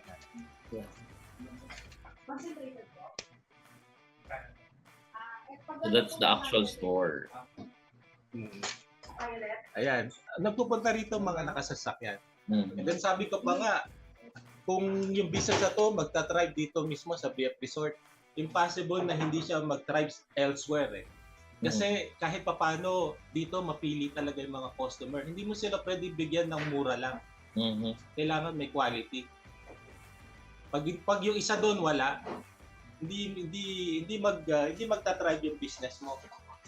So nung napatunayan ko na okay siya sa class middle class pataas, mas lumakas na yung loob ko na ibenta siya kahit saan. Isa pa, meron ako naging customer, Ploy, nung first 4 months ko, naka-Porsche Cayenne, babae, may bodyguard. Nung ika-4 na balik niya sa tindahan ko, sabi ko, ma'am, buti dito kayo bumibili sa akin. Kasi nahihiya pa ako noon kasi ako rin nagsasalok eh. Wala akong staff, ako talaga lahat eh. Sabi ko, ma'am, buti dito kayo bumibili. Sabi ko gano'n. Sabi niya, bakit naman ako hindi bibili rito? Quality naman yung product mo. Saka yung reason nga na kami ay mayaman is marunong kami magtipid. Nung sinabi niya sa akin noon na kaya sila mayaman kasi marunong magtipid, nawala na sa akin yung stigma na hindi ko kayang bentahan yung mayayaman. Mas lalong naging confident ako sa business. Mas lalo ako naging confident magbenta. Mas lalo ako naging confident mag-alok pa ng franchise at kumuha pa ng maraming area. Yeah. Wow, diba? So that's kumbaga, what we're saying is the success story of Donnie's family for franchising sa Sabon Dipo. Right now, you have at least more than 20, di ba? Well, if you're going to count lahat, yung mga master franchisee, more than 20 outlets, tama ba, or branches? Ang under Sabon Dipo Las Piñas, yes. Wow, under pa lang ng Las Piñas. Under pa lang Las Piñas. Okay, so mas malaki pa. O sige, let's go back then kay Sir Joey, of course, Donnie, for your experience. So how did Sabon Dipo perform during, of course, the peak of the pandemic? Right now, halos we were able to adapt as well with COVID. Alam natin kasi, sir, di ba, Sir Joey and Donnie, that there are a lot of franchising companies affected talaga, especially nung time ng pandemic lockdown. There are a lot of franchising companies hindi makapagbenta. But how did Sabon Dipo perform during those times? Actually, Floyd, no? Hindi man sa sinasamantala natin yung issue ng pandemya. Yan bumulusok ang Sabon Depot. From less than 30 stores before pandemic, naging 300 stores kami mahigit dahil lahat naging conscious sa paglilinis. Remember, Sabon Depot, we also produce housekeeping products like hand sanitizer, 70% alcohol, hand soap, nilagyan ko ng antibac, no? So naging essential product kami nung time na nagkaroon ng from hard lockdown hanggang sa nakalabas na tayo unti-unti. So, nung mga time na yon, nakita ko ang daming nagsasaradong mga tindahan, no? Katulad ng mga barbershop, mga milk tea, no? Yung mga may interaction, yung bawal during the lockdown. Yung mga nagsasara na yon, nag-o-open naman sa Sabon Depot, no? Kasi Sabon Depot is very much needed during pandemic situation. And that I could say that Sabon Depot as a business entity is a pandemic-proof business. No? So, hindi ko man hinihiling na magka-pandemya ulit, hindi ako natatakot na magkaroon ulit ng pandemya dahil handa at mas paborable sa negosyo ng Sabon Depot yung mga sitwasyon na yan. But I'm praying wag nang mangyari because nakita ko kung gaano tayo nahirapan no, sa pagsubok na yan. So, what I would like to emphasize right now is that Sabon Depot as a business entity is a pandemic-proof business. This is also future-proof business. Kasi, Floy, kailan ba malalaos, kailan mahihinto na maglinis at maglaba ang mga tao? Okay? And since this is consumable, this is future-proof. Laging mauubos, laging bibili ulit. Magkakaroon ng repeat buying, repeat purchase. And it will be a cycle, a continuous cycle of doing the business. No? What's good about this, Sabon Depot manufactures all products that we sell. Dahil kami ang magmamanufacture, advantage ninyo. Kaya namin na-offer na mura. Hindi naman namin kinukompromiso ang quality. Even Sir Donnie told us a while ago, kahit may kaya, no, pag in-evaluate nila ang ating produkto, pumapasa sa kanilang standard kasi hindi po natin kinokompromiso ang quality. No? Siguro ang magandang sagutin ngayon, bakit ba mura ang Sabon Depot pero mataas ang kalidad? Initially, the business model will explain us that we can provide mura pero di kalidad na produkto because we start doing the business by importing the raw materials. Kapag kami ay bumili ng bulto na raw materials na kalidad sa mga bansa na yun, in fact, kagagaling ko lang ngayon ng France at saka ng Spain. No, kadarating ko lang. Floyd. Yeah, so, alam ko, natin na schedule to. For all we know, alam mo naman natin nasa France at saka nasa Spain ng ang pinakamahuhusay, pinakamagandang kalidad ng perfume at scent. Baliw na baliw ang mga Pilipino sa mabango, no? Kaya sabi ko, lagi ako nagbibiro. Dati ang model ng sabon na panglaba, si Mr. Clean at saka si Ruben. Ngayon, si Pia Wurzbach na. Di ba? So, imagine Pia Wurzbach endorsing that best brand, the Downy. Dahil it goes to show that Filipinos are crazy about mabango. So ako, dahil yun ang hiling nila, kahit local manufacturer tayo, kukunin natin yung kumpanya, no, sa anumang bansa na yan na pinakamahusay gumawa ng sabon. And France is undeniably the perfume capital of the world. So pumunta ako dyan. Kasi doon sa aspiration ko na mag-come up sa mura pero di kalidad, mataas ang kalidad na produkto, kailangan ko silang rektahin. Kailangan ko mag-import ng raw materials. Para pag ginawa ko yung mga sabon na panglinis at panglaba rito sa Pilipinas at in-offer ko sa mga kababayan kong Pilipino, hindi sila mamamakalat. I can offer it na mura pero mataas ang kalidad.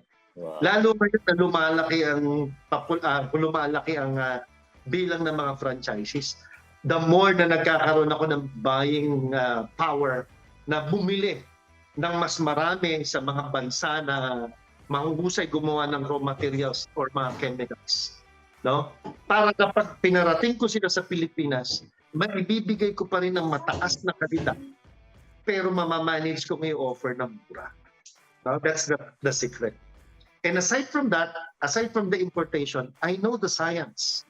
No? Nagpakadalaw bahasa na ako sa pananaliksik sa sabon. Kaya nga nagpapakilala na akong hari ng sabon dahil buong buhay ko, inaalay ko na para sa development ng sabon. And by next month, hopefully, or first week of December, makapag-open ako sa Jakarta. Wow. And I'm proud. Proud Filipino. I'm the man from Manila. Sabi ko nga na nandito ngayon sa Jakarta na mag-o-offer ng mura pero di kalidad na sabon. Kasi naniniwala ako sa husay ng Pilipino. Kailangan lang ng Pilipino ng break. Yeah. Right? So I just hope I could inspire yung mga nakikinig, nanonood dito sa programa mo, Floy, na huwag matakot mag-venture doon sa pinaniniwalaan mong brilliant idea. Yeah. We all have brilliant idea. We just need to start it so we can flourish that brilliant idea. Wow. Okay? So, nandito na tayo ngayon sa punto na yan, Floyd. No? We're happy, sir, that Sabon Depot now has plans of going overseas when it comes to opening your doors to overseas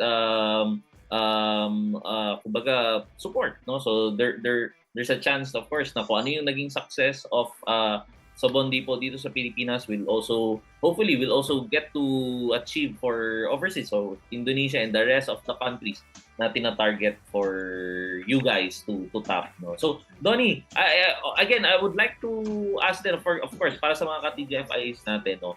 So what's your experience when the pandemic happened? Of course, sa point of view mo as a franchisee, kamusta yung naging response of the market to your business? Nung nag-start kami mag-put up ng business, off the back of our head, those are the really one of the hardest trying times natin.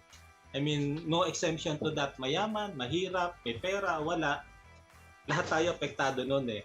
So, really, we're quite hesitant to put up any business at all. Gusto lang namin maging conservative, gumastos na ng konti, wag muna maglabas ng pera. Pero ang nangyari kay Sabon Depot, nakakatawa nga, Ploy, nang sineset up ko yung store ko, siyempre, dito kasi papirma ka muna ng ng parang mag-a-advise ka muna sa mga katabi mong establishment na may puput up ka. So habang nagpapirma ako sa kanila, ang sabi nila, alam mo ba, 5 na yung establishment na nagtayo dyan, nagsara within less than a year. Imagine mo, may pandemic, gusto mo mag-put up ng business, tapos yung kagad yung masasabi nila doon sa location mo, 5 establishment na nagtayo dyan, hindi nagtagal na 1 taon. Sabi. So lahat talaga ng challenge nandun.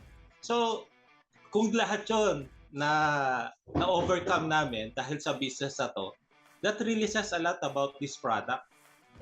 I mean, ano pa nga hanapin mo during that time? Pandemic, hindi maganda pwesto mo, nilagay mo pa sa area na hindi yan yung target market mo against all odds Pero tignan mo kami ngayon. Pinasok ko tong business na to kasi unang-una, essential siya talaga. Hindi lang siya essential dahil pandemic. Pangalawa, may repeat ng may cycle of buying Kung may cycle of buying, pati profit mo may cycle din. Ngayon nga, kapag tinitignan ko yung profit ko, hindi na ako nagbe-base sa daily. Tinitignan ko na lang at the end of the month.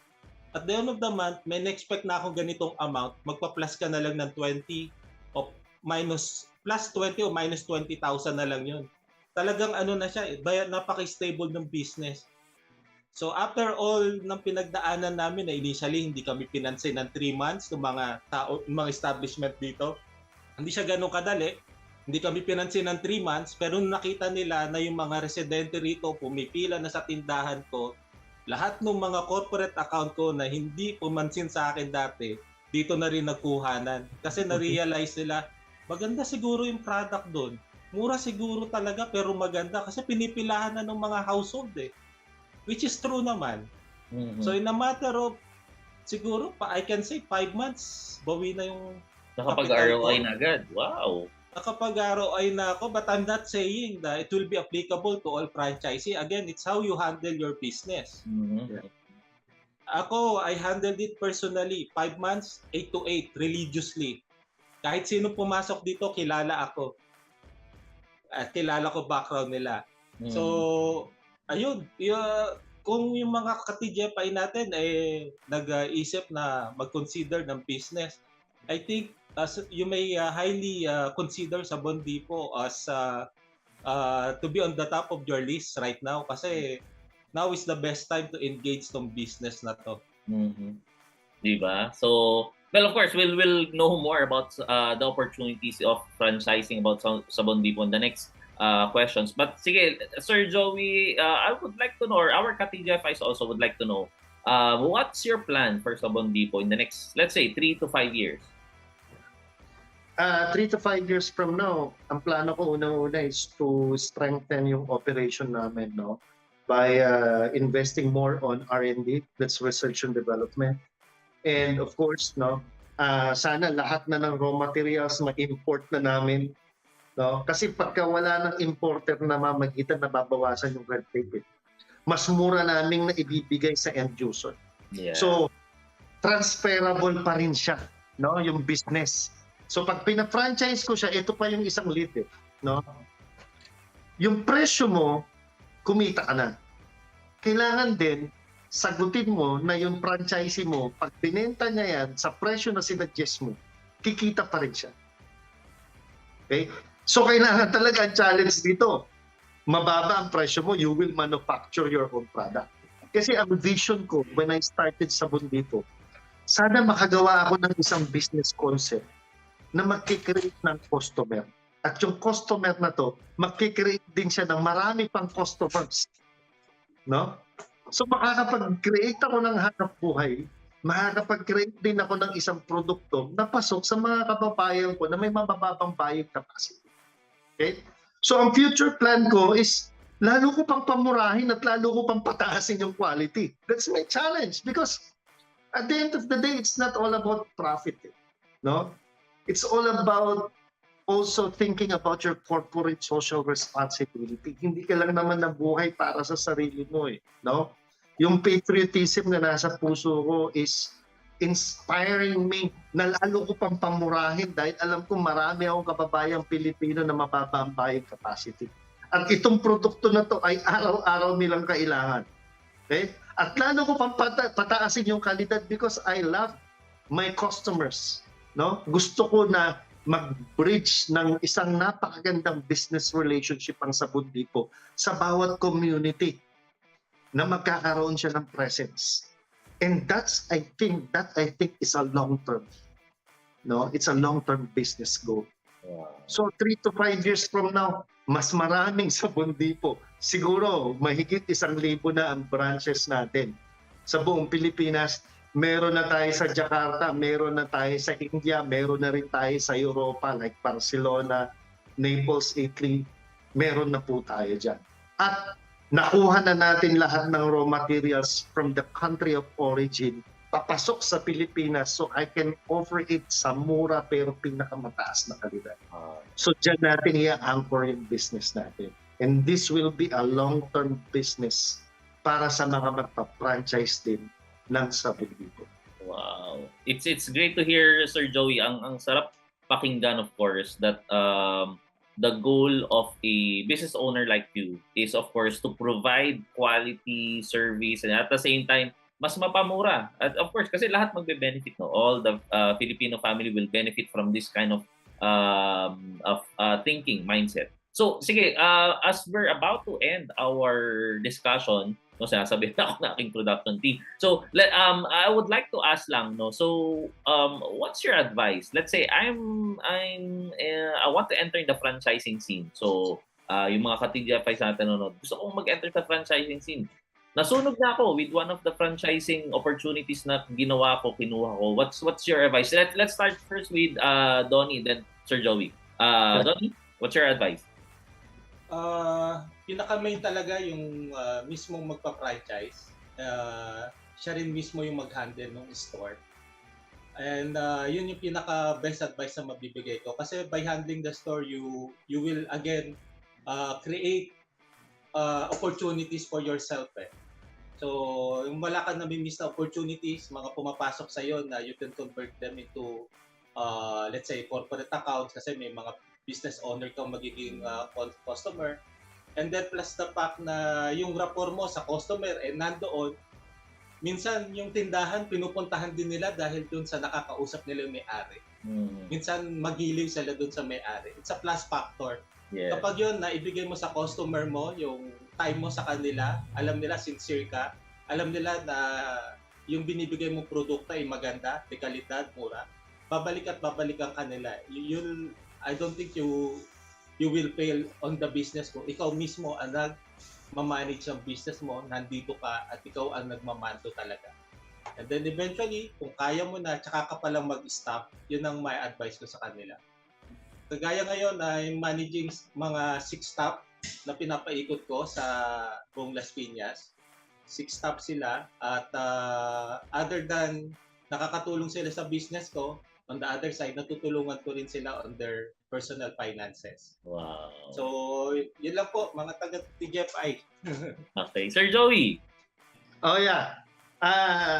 Sa mga taga-TGFI na nakikinig ngayon, no, kung gusto niyo rin po maging franchisor na katulad ko, si Sir Donnie sa franchisee, ako po isa franchisor, ako yung nagpapa-franchise, no? You start with a vision, no? Start with a vision. Then that vision, make sure na ibabangga mo siya sa realidad, no? Is that vision, no? Is that vision magiging feasible or viable? Aralin mo, kambalan mo ng siyensya yung vision mo. Okay? So start with the vision and make sure na yung vision mo, pagtitiwalaan mo. No? Magkaroon ka ng guts, magkaroon ka ng tapang na simulan. Dahil nobody will believe sa vision mo kung ikaw mismo hindi naniniwala at hindi susugal at hindi tataya sa vision mo, sa nakikita mo. No? So kung naniniwala ka that you have a brilliant idea na gusto mong mag-flourish and eventually i-franchise nila, i-duplicate ng marami so you can have your business. Umpisahan mo. Then have this vision na hindi lang puro sa sarili mo. Mangarap ka para rin sa iba. No? Katulad nung pinayo sa akin ng nanay ko, hindi ko makakalimutan yan. Na, pag nagdasal ka, katulad yan, nagminegosyo ka, magdasal ka na pagpalain ka, hindi lang para sa iyo. Pagpalain ka para maging pagpapala ka sa iba. And that I always pray. Sana pagpalain pa ang sabon dito. Pagpalain pa ako. Para mas marami pa akong pagpapala na maibahagi sa mga franchises, yung mga gustong mag-umpisa ng sabon, mga resellers, mga dealers, at mga household na kumukonsumo na nag-i-enjoy sa mura pero di kalidad na sabon namin. Pwede naman palang mura eh. Pwede naman palang refill eh. Pwede naman pala tayong makatulong pa sa environment habang bumibili ng sabon at habang nakakatipid sa sabon na may kalidad. Okay? Start with a vision, then start it with yourself. Diba? Pagtiwalaan mo. Maraming beses akong pumalya. No? This is not my first business venture. Maraming beses. Ito yung sinasabi kong paulit-ulit, no? Na pagkakatuto or pag-aaral sa mga nagiging pagkakamali. Okay? Pero don't stop believing in yourself. If you have that brilliant idea, umpisahan mo. Umpisahan mo. Kasi hindi magkakatotoo yan hanggat hindi mo umpisahan. It's your brilliant idea, it's your vision, ikaw mismo. Ang unang tataya, ang unang susugal, at ang unang magtitiwala sa brilliant idea mo na yan. And that brilliant idea should be backed up by a vision. No? Na hindi lang para sa sarili mo, kundi para rin sa marami. Amen. Amen to that. So to our ka-TGFIs who would want to know more about Sabon Depot, how can they connect with Sabon Depot? Yeah. So right now, pwede nyo bisitahin yung Facebook page ni Sir Donnie Caparas, no? Ino Rosales ang pangalan niya sa Facebook, no? Pwede siyang mag-discuss sa inyo about the franchising business. In fact, he's now part of the team with the Front Corp kasi So, pati yung pagpa-franchise namin, in-embrace ko ang science dyan. And Frankfurt is a credible company na naka-base yan sa Chicago, USA, na nag-aayos ng prangkisa ng malalaking negosyo. No? Ilan sa mga matatagumpay na negosyo na inayos ng Frankfurt, yung prangkisa ay Jollibee. No? The generic pharmacy, potato corner. Napakarami na matatagumpay na negosyo. Kailangan natin talaga i-embrace ang science. We need to collaborate also with experts. Okay? So Frankfurt is with us. So in case na gusto nyo, interesado po kayo na mag-franchise sa atin, be more confident because we are being guided by Frankfurt. No? There is Donnie Caparas, pwede nyo siyang i-approach, pwede nyo puntahan ng kanyang tindahan, pwede nyo masilip pati financial statement. Yan dahil he's so much willing to share. And I also have the franchise manager, he's Sen Purpose. No? Siya ang nag-handle ng Facebook page namin, Floyd. Pwede silang rumekta sa Sabon Depot, Pilipinas. Okay. Na Facebook page namin. Okay. Ipa-flash natin yung details dito mamaya. So, rinobite ko na kay Flo yung mga details na pwede nilang tawagan, pwede nilang email, pati Facebook. So, we'll flash it in the screen? Yes. Yep. So, we hope to connect with you as soon as possible. Yes, of course, of course. Again, I would like to thank once again Donnie for joining us in today's topic natin here in our BYB conference. And of course, so Joey Purpose, thank you for joining us. I know that you're so busy. Sabi mo nga, kakagaling mo lang from your overseas trip to check yung mga suppliers nyo. Again, we're thankful for giving us an opportunity for you guys to be part of BYB conference. It's one thing that we're very much thankful, and of course, we also wish all the So we're praying for more success to Sabon Depot in the next coming years. Okay po. So again, maraming salamat mga ka-TGFI, and back to you.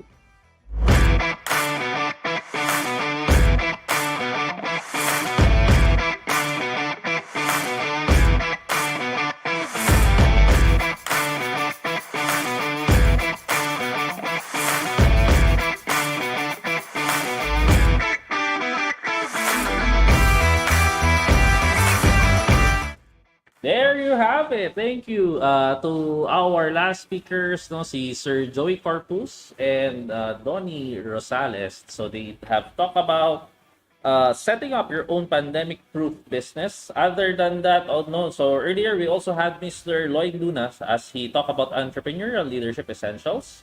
Time and Money Freedom is Real by Sir J.V. Badile of Sun Life of Canada. So thank you as well, Sun Life of Canada Philippines, for supporting this event.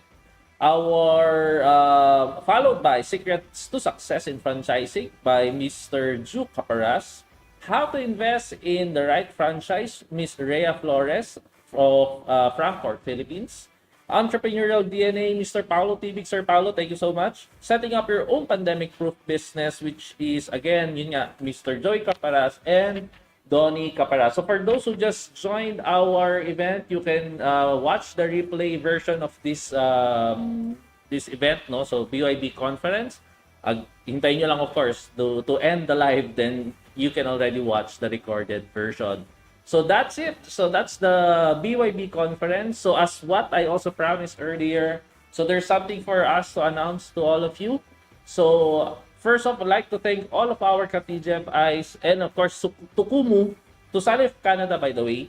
So again, sa mga ka-TGFI, thank you for being part of our journey here in our advocacy in what we do as we spread financial literacy to more Filipinos, to global Filipinos worldwide. And just want to let you know that this will be the last day from my end to as we do this, So I'm about to go already. So I'm having my exit for TGFI, and first off, gusto ko muna magpasalamat to all of the people behind the Global Filipino Investors. Thank you to all the... Well, I want to thank first all the staff of TGFI, yung ating mga former staff that have worked with us. And of course, the existing staff, the remaining staff of the Global Philippine Investors. Maraming salamat. It's an honor to work with all of you. To all of our past speakers sa TGFI as well. The partners of the Global Philippine Investors, all the companies that have supported us, the government institutions. Maraming salamat po to all of our partners, our shareholders in the Global Philippine Investors, Sir JJ, and the rest of our shareholders in the Global Philippine Investors.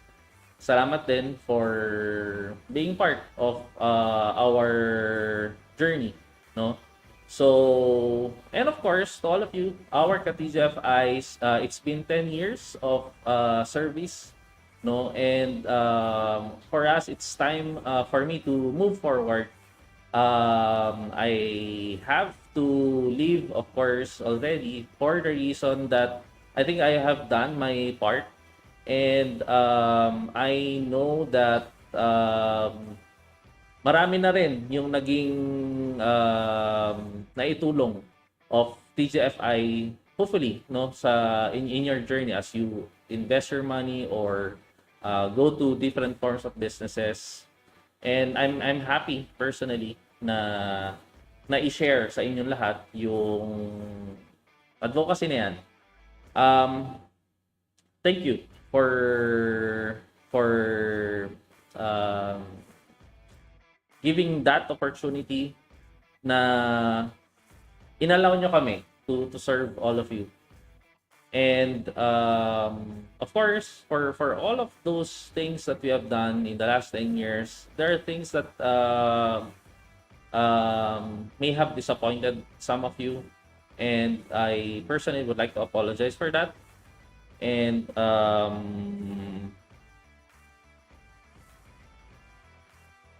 yeah, salamat. It's I'm trying to stop here. But anyway, it's a journey that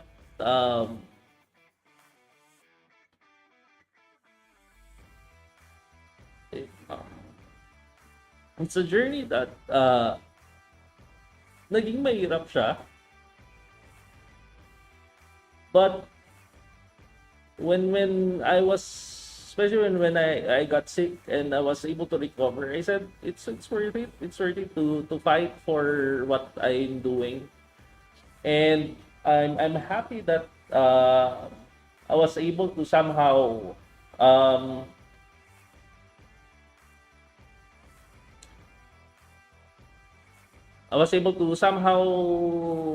do my part. And anyway, it's just me who's just will be going, no? So for TGFI's direction, for now we'll just take a break. Ako personally, I have to leave already the organization, but I'm thankful to all of you, to all of our ka-TGFIs. Maraming salamat. And again, for the last time, it's an honor to serve all of you. See you in the near future, and maraming salamat mga ka-TGFI. God bless all of you. Thank you.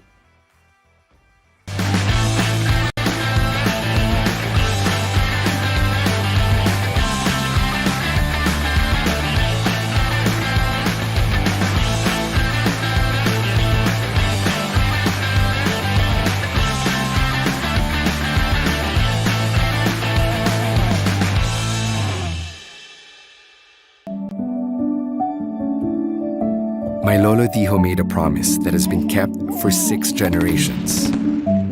To take care of our children. To build a foundation of love and hope. It wasn't always easy, but they were taken care of. through tough times, and through every milestone. With Sun Life, that promise remains today, tomorrow, and beyond lifetimes.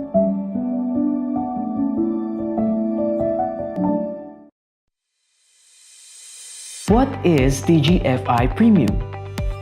A premium access on e-learning like no other. As a Premium Plus member, our exclusive rewards guarantees stock market index fund, savings with access in online banking, insurance coverage, and access to top-tier educational courses. Get it first class with Premium Plus.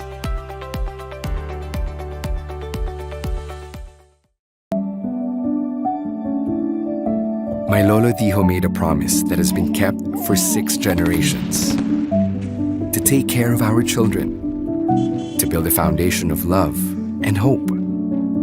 It wasn't always easy, but they were taken care of. Through tough times, and through every milestone. With Sun Life, that promise remains today, tomorrow, and beyond lifetimes.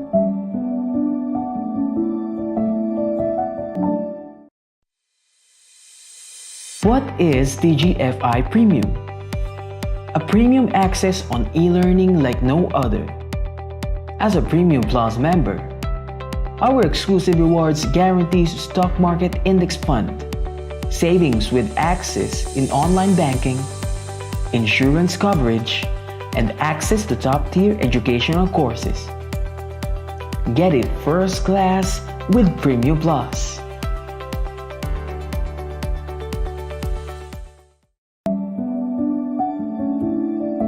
My Lolo Dijo made a promise that has been kept for 6 generations. To take care of our children, to build a foundation of love and hope. It wasn't always easy, but they were taken care of. Through tough times, and through every milestone. With Sun Life, that promise remains today, tomorrow, and beyond lifetimes.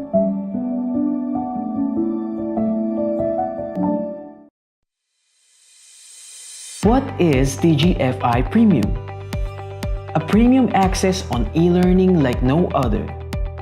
As a Premium Plus member, our exclusive rewards guarantees stock market index fund, savings with access in online banking, insurance coverage, and access to top-tier educational courses.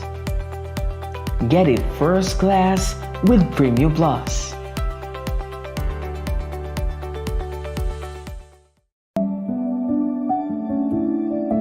My Lolo Dijo made a promise that has been kept for 6 generations. To take care of our children, to build a foundation of love and hope. It wasn't always easy, but they were taken care of. Through tough times, and through every milestone. With Sun Life, that promise remains today, tomorrow, and beyond lifetimes.